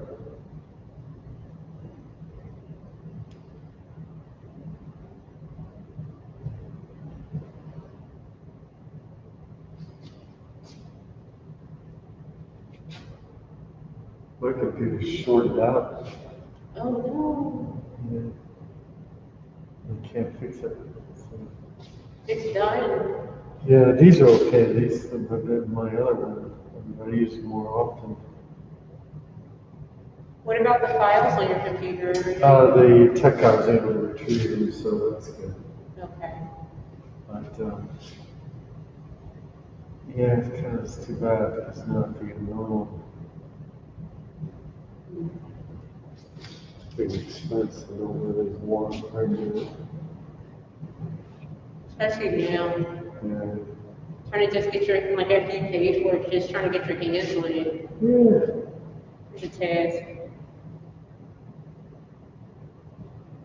I think the friend that I did the collaborative on the weekend, I think he went to Target and Staples to get his printer in. Yeah.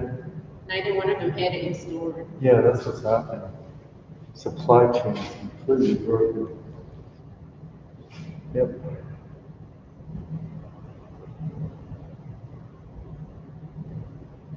Then Of I course, know- people need all that stuff because they're all working at home That's what I was gonna say. With the cameras, the same thing, and now. Sure.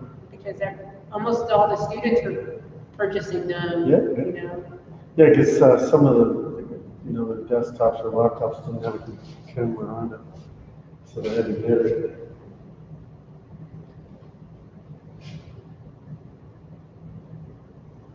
It's hard to compete with the students. It's like, you know. Yeah. But they don't have to pay for transportation or a lot of times housing. Yeah. There's significant savings there. A computer's 1 month of housing. Yes, it is.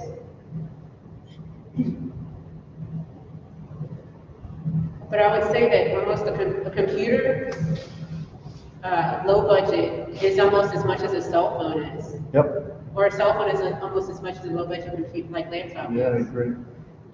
I agree. I don't know when that changed or shifted. Yeah, it's so complicated now.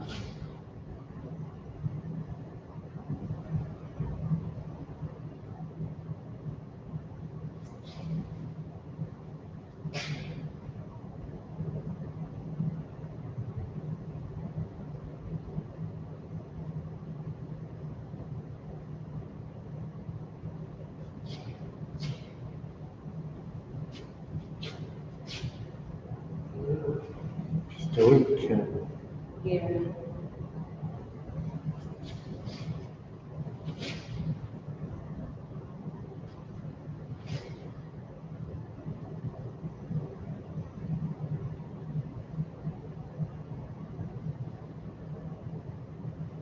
Absolutely essential at this point, though. Yeah, it is. It's like we can't really do very much without it. No. You can't function in business.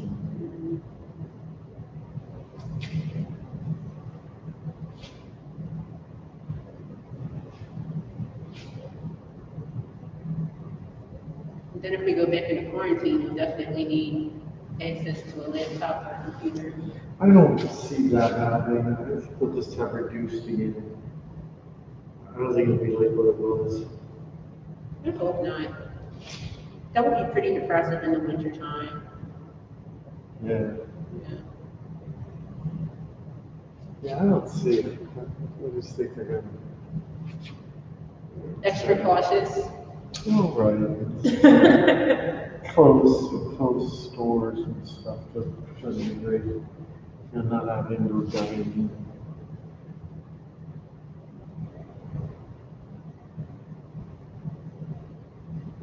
I mean, because you figure one of the biggest holidays is Black Friday.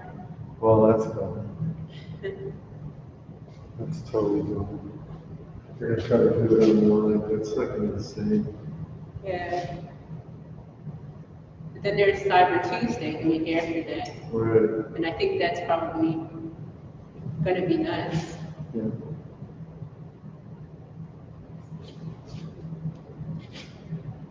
Yeah, I think you're right.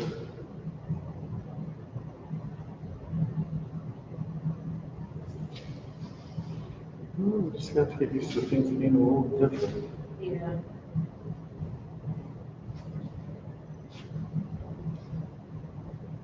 I wonder what restaurants are going to do because you can only have people sitting outside and outdoor seating.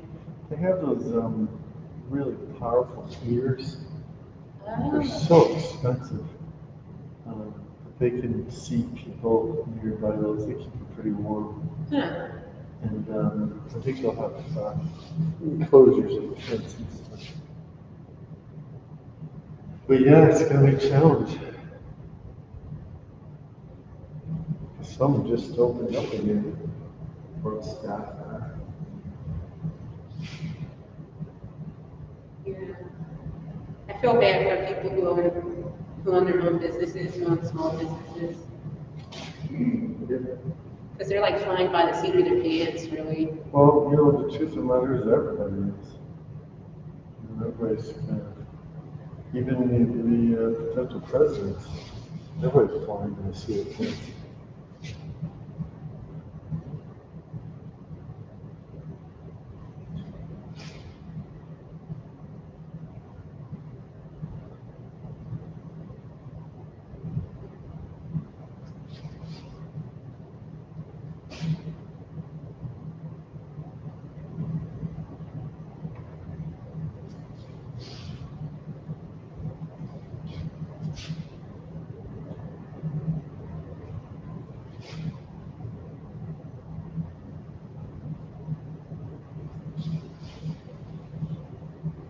It's costing more to do what it used to do for less. It's basically what's happening.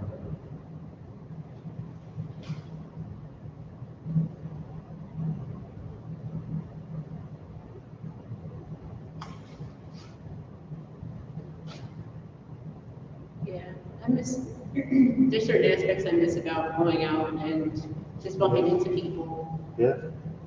Going to that same coffee shop that you like to go into when you see the other regulars that come there at the same time you do. Yeah.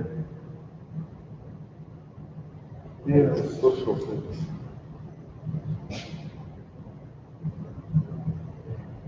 Yeah, and some of the things I might have taken for granted, Yeah. or even seeing people at the bus stop and striking up conversation. Right, everybody's afraid. Yeah, if one person calls, everyone else scatters. So that's where we are now. It's true.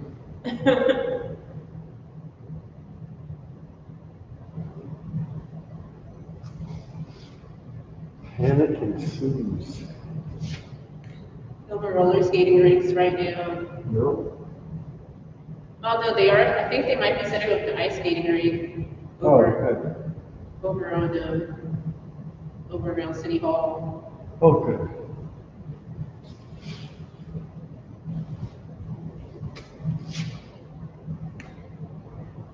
Yeah, people are doing more outdoor activities.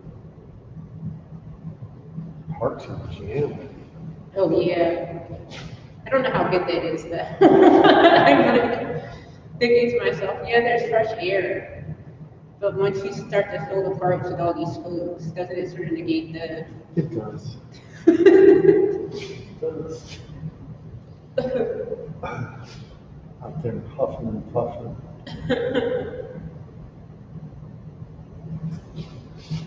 Without masks.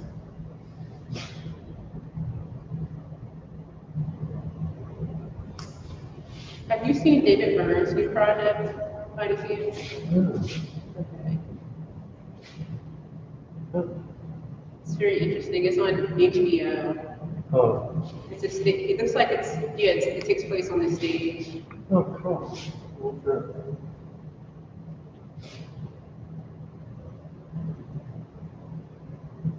Kind of a good thing to watch right now because it reminds you of what like being close to people Sure. is about. Kind of feels like going to a show too. I know, that's the other thing when this is concert. Yeah. Like I feel bad for the opera houses. Oh, yeah. I mean, it's terrible. Orchestra, everything. I mean, when are they going to be able to go back to this? Can't even think of anybody being in a close seat. Oh no. They would probably have to block seating off and have it spaced. But then it wouldn't kind of be worth it because you're not charging those folks more. Huh. So you probably have a fraction of the people that would normally show up and pay. And then Yeah, people are doing outdoor concerts. outdoor concerts? Okay, I can get down with that. But it depends on how many people show up. Yeah. Because even when you have an event outside, I always get worried the more people there are, because that means that there's like people less likely to be playing by the rules. Exactly. More people, the more Problems. They usually say more money, more problems, but like more people. Well, that's true too.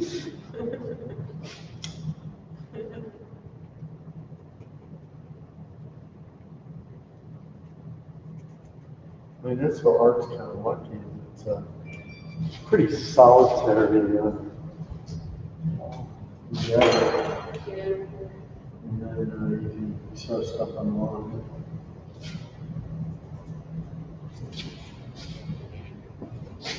Let's see.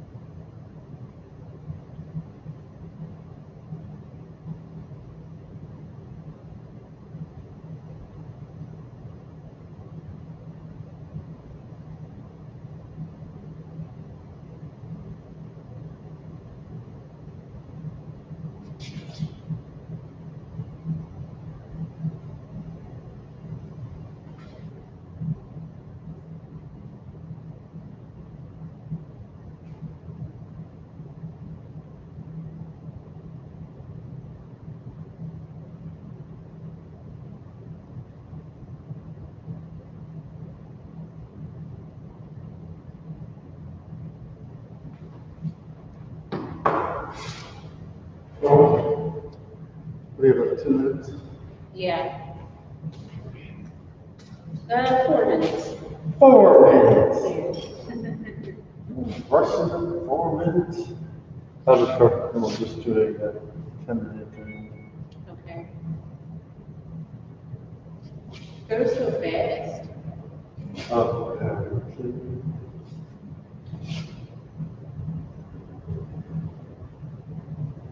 No, you think a 3-hour class is long. Oh, no. Mm-mm.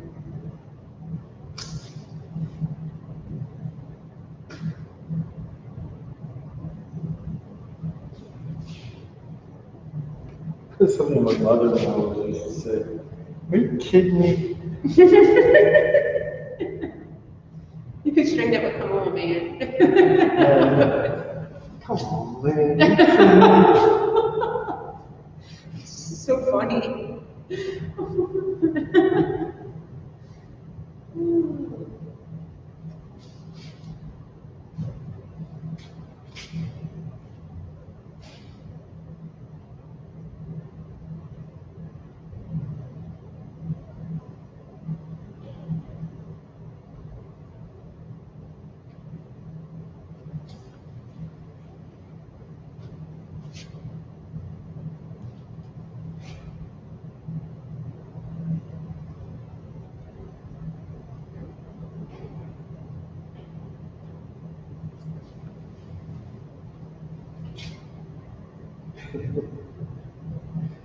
And remember, you gotta do that with Scott tomorrow.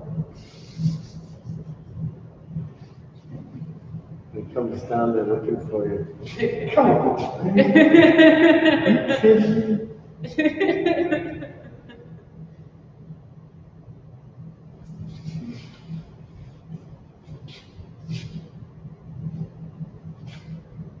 Tuesdays with Scott.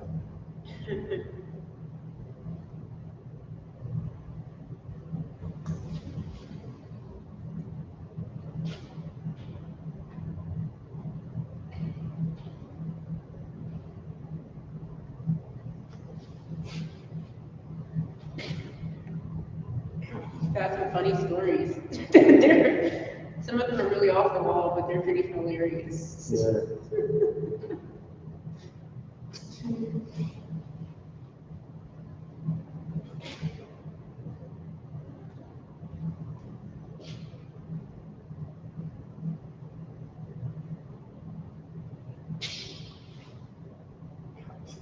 Steve. Hilarious.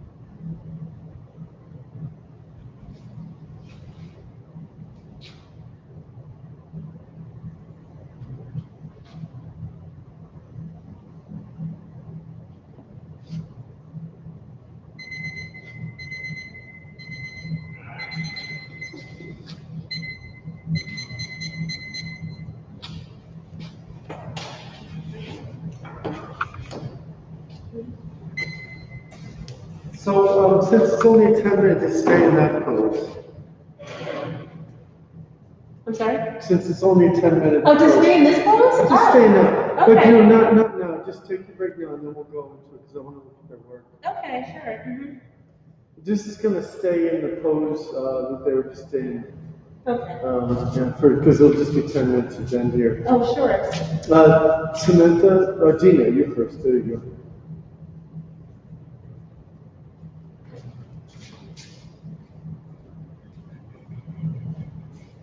Oh, good. Okay, great. Yeah, I think really the only thing left to do, because you're building up the faces nicely, I like that. You're starting to get into some extremities, the sizes look good.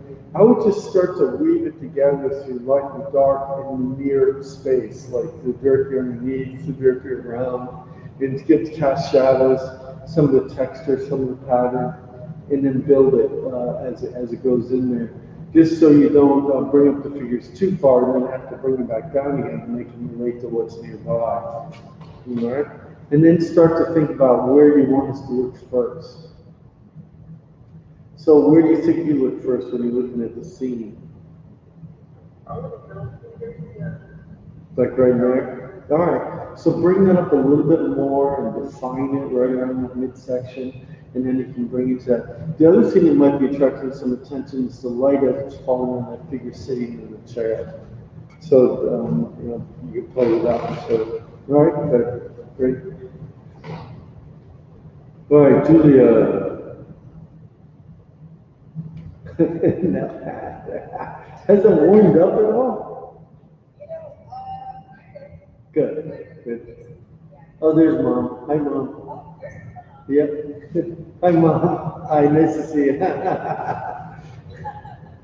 Okay, oh, geez, that is so much better. What a difference, right? Oh, that's good, because, that's right. Oh my God, what a difference. The whole thing just came together. Okay, I think that's great news. And then you can just start working some of those edges, bring out those elements, the hands, the elbow, the feet, but everything's in there. It's like everything's established.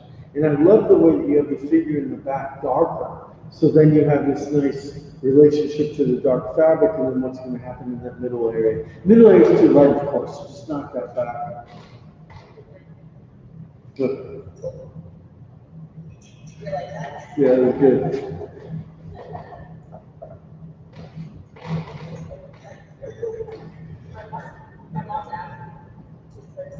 Oh, absolutely. Okay. Samantha.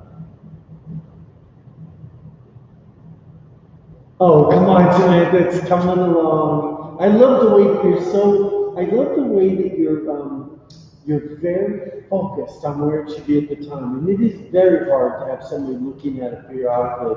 But just remember, it's part of the process, and it's also part of this idea that there's no judgment going on here. It's just, we're collaborating. It's a collaboration.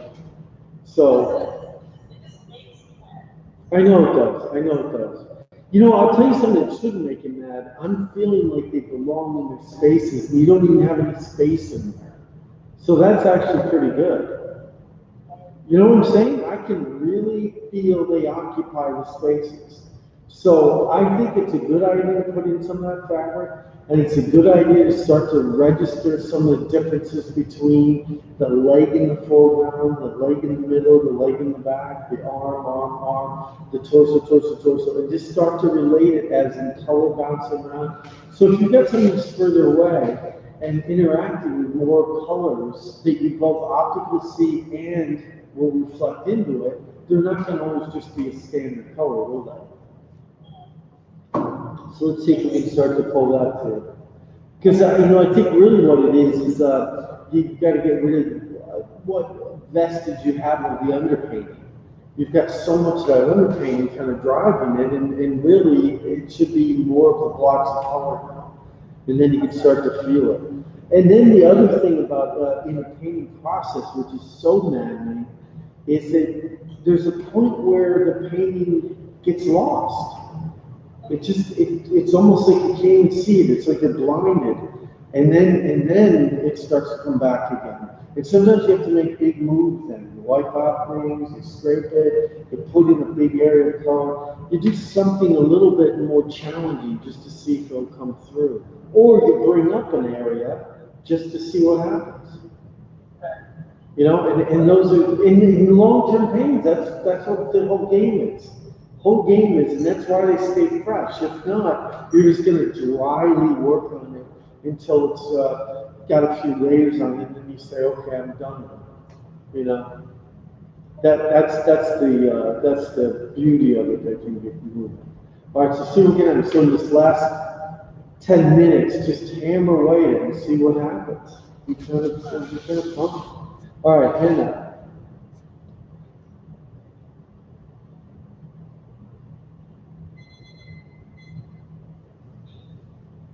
Great, and so we're going to have her back on the seated pose on the chair. So that'll be nice because you can bring up some. I would also say the same thing to you. If you're laying out some color nicely around it, I'd be very careful about some of the lightness that's starting to come up on that leg. Because particularly as it starts to go down towards the fabric, you'll get some reflected light off of that, but you still have to think of that big mass and the compression of the body as it hits something hard like that, and it'll spread out. And so watch that distance between the arm and the back and the buttocks and that space, the buttocks and that foot, and all that can build up. But for the one seated now, why don't you just bring up that knee more? Like just really drive into that.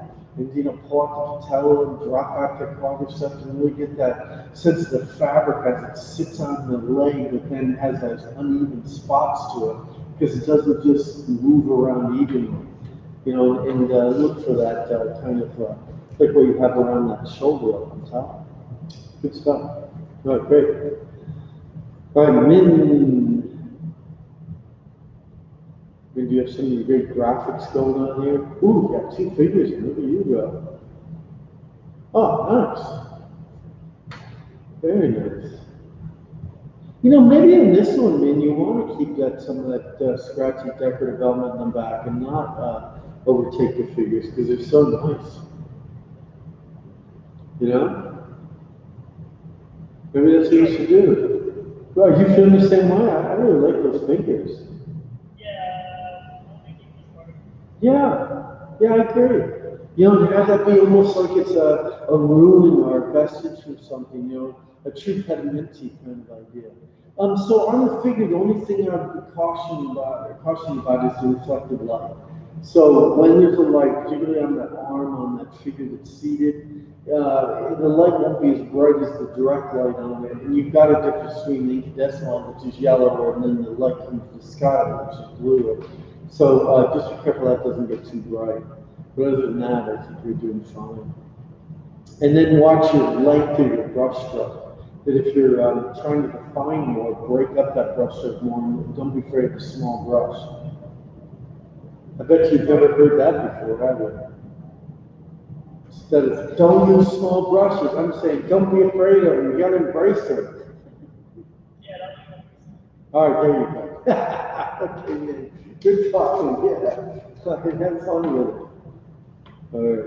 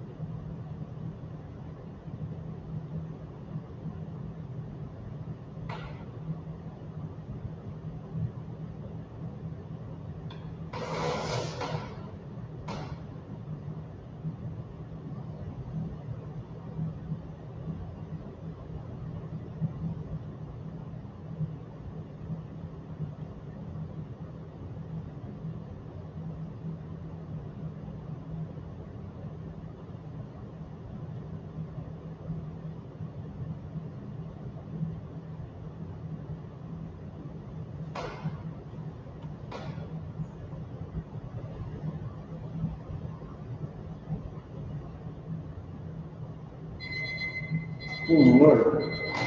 Thank you very much. Those two were really fast. It's always a good sign that it goes fast. Definitely. Yeah, I was looking at that piece over there, me laying down. That you did.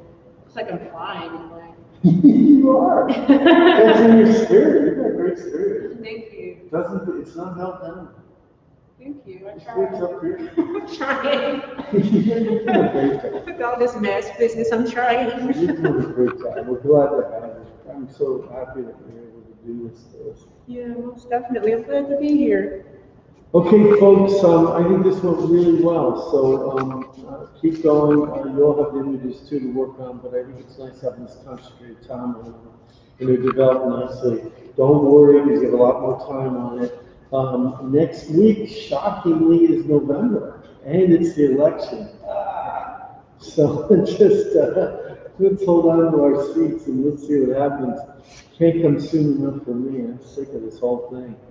I don't know about you guys, but it's nice to kind of concentrate on working on the figure and getting some space in there. I think all of you are evolving these pieces nicely and just start thinking about integrating some of the space around them. That's your next move. All right, so have a good rest of the week, and we'll see you on Monday, November. What is that? November 2nd. Woo! November 2nd, day before election day. Oh my God. That's crazy. Can't believe I have to do a new page. It's a good thing because this one's all black and then it's like all this writing in there. So I have to get to the next month. All right, guys. Have a good rest of the week. Take care. Bye. Bye. See you. Hey, crazy one. Okay. So look, do you think some of this stuff is coming from some of your mixed messaging you're getting about how to start paintings and stuff? You getting a little confused by that? Yeah, I think a lot of it is like slowing down as well. Mm-hmm. And really looking at the color. Not really trying to match the color, but more so Yeah. about it. Yeah. But yeah, painting is easy. You can do it. Other times, what the heck are you doing? But Well, you have a very spontaneous mark, but it looks to me like you don't have as much experience with long-term development after that great spontaneity, and it's hard to bring those two things together. Most people that work long-term end up losing that spontaneity and just kind of accept it as that and just say the rendering of it's what's going to drive it. But I think with someone like you, which has a natural painterly mark, you don't really want to do that. So you want to hold it together. And it's not like you want that bravura of something like a John Singer Sargent either, because then that ends up looking a little too, formulaic and, patterned. So it's that authenticity thing, which sometimes when you're painting, you don't even recognize. You don't even know what you're doing. But it's like that trust. But to get some of these things, it's gonna mean working on some better surfaces, no more of that crappy canvas board.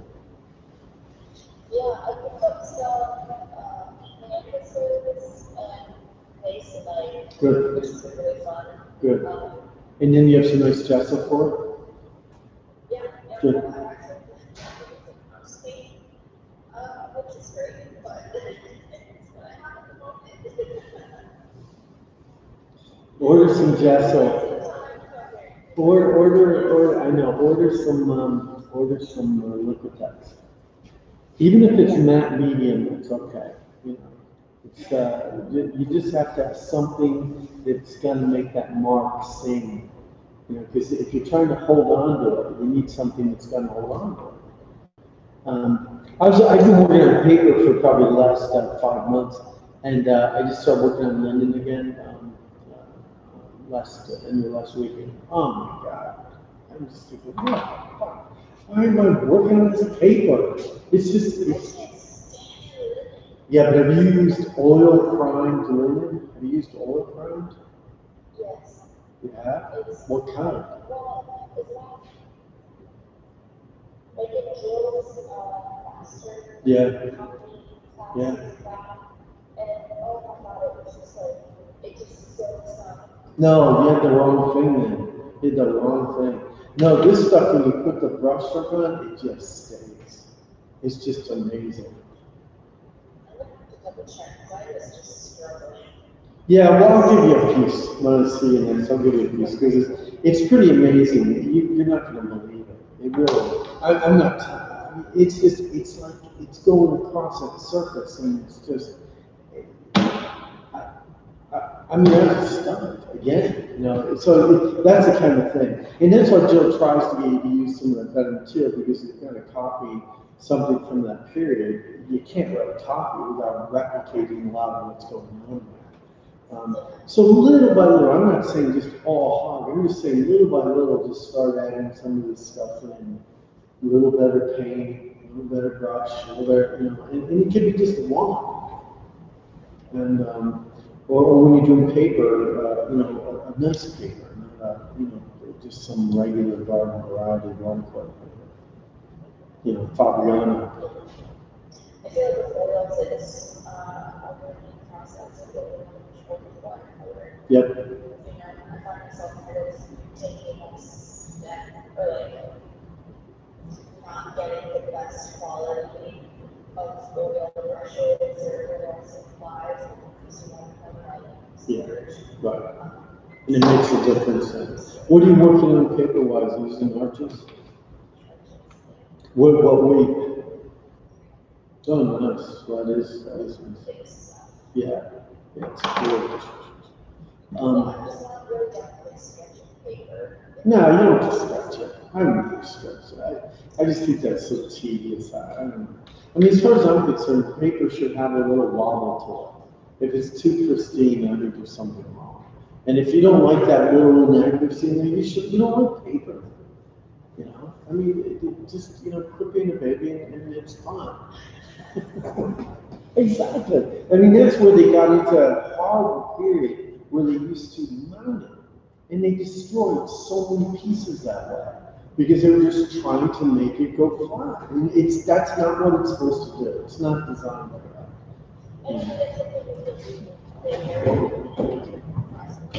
Right. Right. It really shouldn't, and that whole thing of letting it, you know, it's gonna be stretched in the water and it'll break up, that's just bullshit. You know, think about the best watercolorists were Winslow Homer and Edward Hopper and you know, all these oil painters, and they didn't do that. They never stretched it. They just had that paper flying around. You know, John Singer Sargent was just doing packs out there. Winslow Homer's on the ocean front with the sea breeze kicking in and bashing against everything and dropping it on the ground. It wasn't any pristine little perfect little where you wet it and just let it drip, you know. I don't know what maniac decided that was watercolor.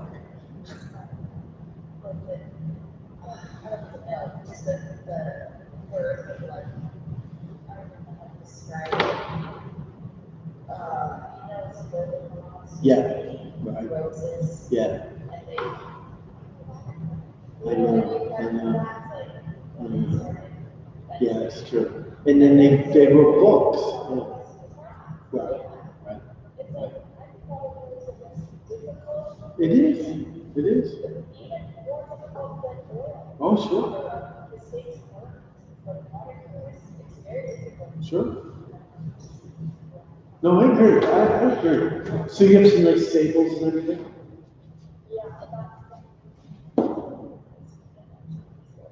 Oh, nice. Nice. Those are stablets. Yeah, those are stablets. Those are nice. Very nice. So these are the ones I was thinking before. I haven't found them, but they're like, this is so nice. This is like, I know. Oh, yeah. Yeah. Yeah, that one looks like you have cheese. It looks like you got hungry and you started to chew away. it looks like it's burger. Yeah. Yeah, so no soap for these. No more stuff. I mean, that's it. That just destroys it. So what's going on? What are you thinking about for? Yeah, I follow well as subscription prices. Yes.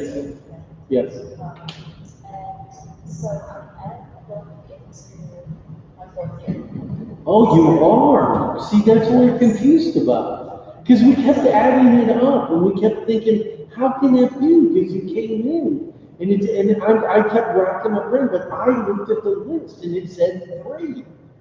So that's what made it. So what happened? You just added up your credits and that was it? That's right, well, there's the sheet that Peter sent me, but, you know, we're. Tracking just- sheet, tracking sheet, yeah. So it says spring of 2021. Right. And then we're here. So I guess because this semester I took 18 credits. Or Right. something. Well, you started off with 22. Yeah.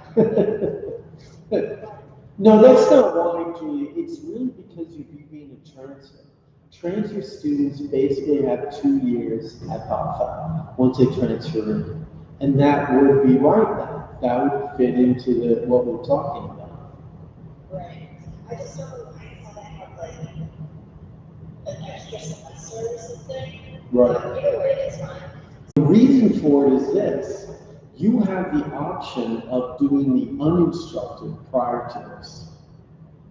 So you would have the instructed and the uninstructed. Now without the uninstructed, we can merge them together and make them into credit. But you can't do it for like trips and crits and things like that. It would have to be like a class that would normally have an uninstructed. Yeah. Yeah. Do you have any student classes left? No. Well, no, they're electives. So yeah, basically it's like I have 9 credits, which Yeah. what, meet 4 times a semester. You do. You can meet more often, but you're required to meet 4 times. Do you choose 3 different people? Yep. And do all of them at the same time, or do you schedule a time? They have a time that they're scheduled for, and so they might be scheduled from Wednesday mornings from the morning session. So you schedule Wednesday for that, but what would happen is each week you would be able to sign up for that credit if you want them for that time, and then they have different time slots between 8:30 and 11:20. But there's a little flexibility in there on that, like you can be a little off those times, particularly, I think it's. Yeah, I'm gonna try to open the locker. Okay. She's the best, huh? I think she's, So great. yeah. I mean, see, this one makes these poses come alive. Yeah, seriously. Because they could be so dull. And this model is just so, and you know, she gets right into it. It's right into it. You know what you should do? You know what you should do, Julia? Send me the tracking sheet. And you and I can talk tomorrow sometime, and we'll look at the options and seriously look at it because a lot's changing now. Because and this is getting serious.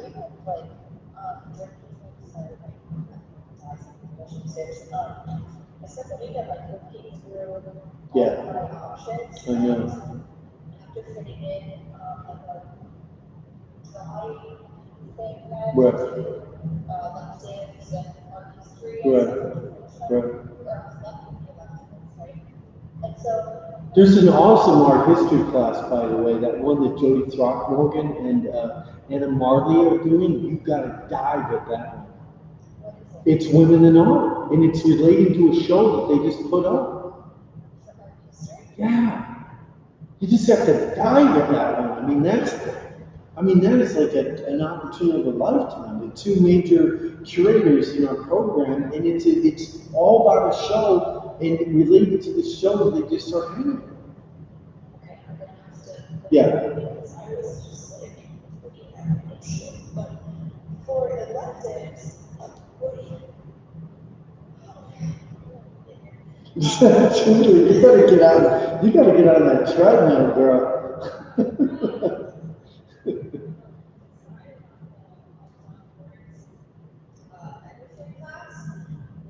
I'm gonna talk to you about that. We're gonna go over your schedule, and I'll give you Doug's honest assessment of things.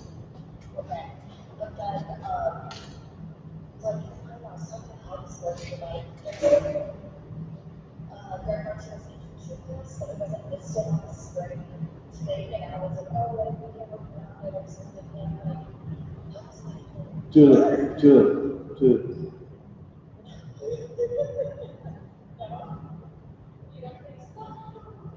Julie, I'm very protective of you. I'm very protective. I'm like the biggest fan of Greg Martino. I think he's probably the brightest man that we have here at the school, but I wouldn't do anything. You've got, what does that have to do with art? What does that have to do with anything? I mean, I don't know what that is. Oh, come on. Yeah.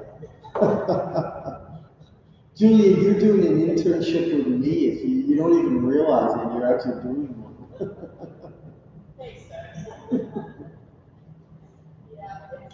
So, Julia, you got to move back to Philly. You've got to get back here. You've got, but you know the thing that was interesting. I'm a little clairvoyant. I'm just warning you. I can sense things, and I knew that was happening. I could tell.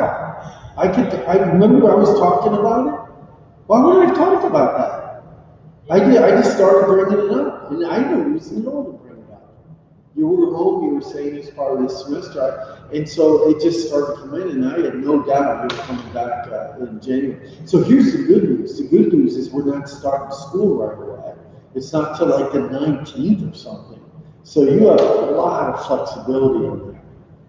So really think of it as a fun thing, Julie. This is going to be fun. for sure. I'm really looking forward to coming back, but it's something that like isn't as rushed as I just did. Right. But to set myself up a little bit better. Yes, you do. Yeah, it's so I'll send you my track sheet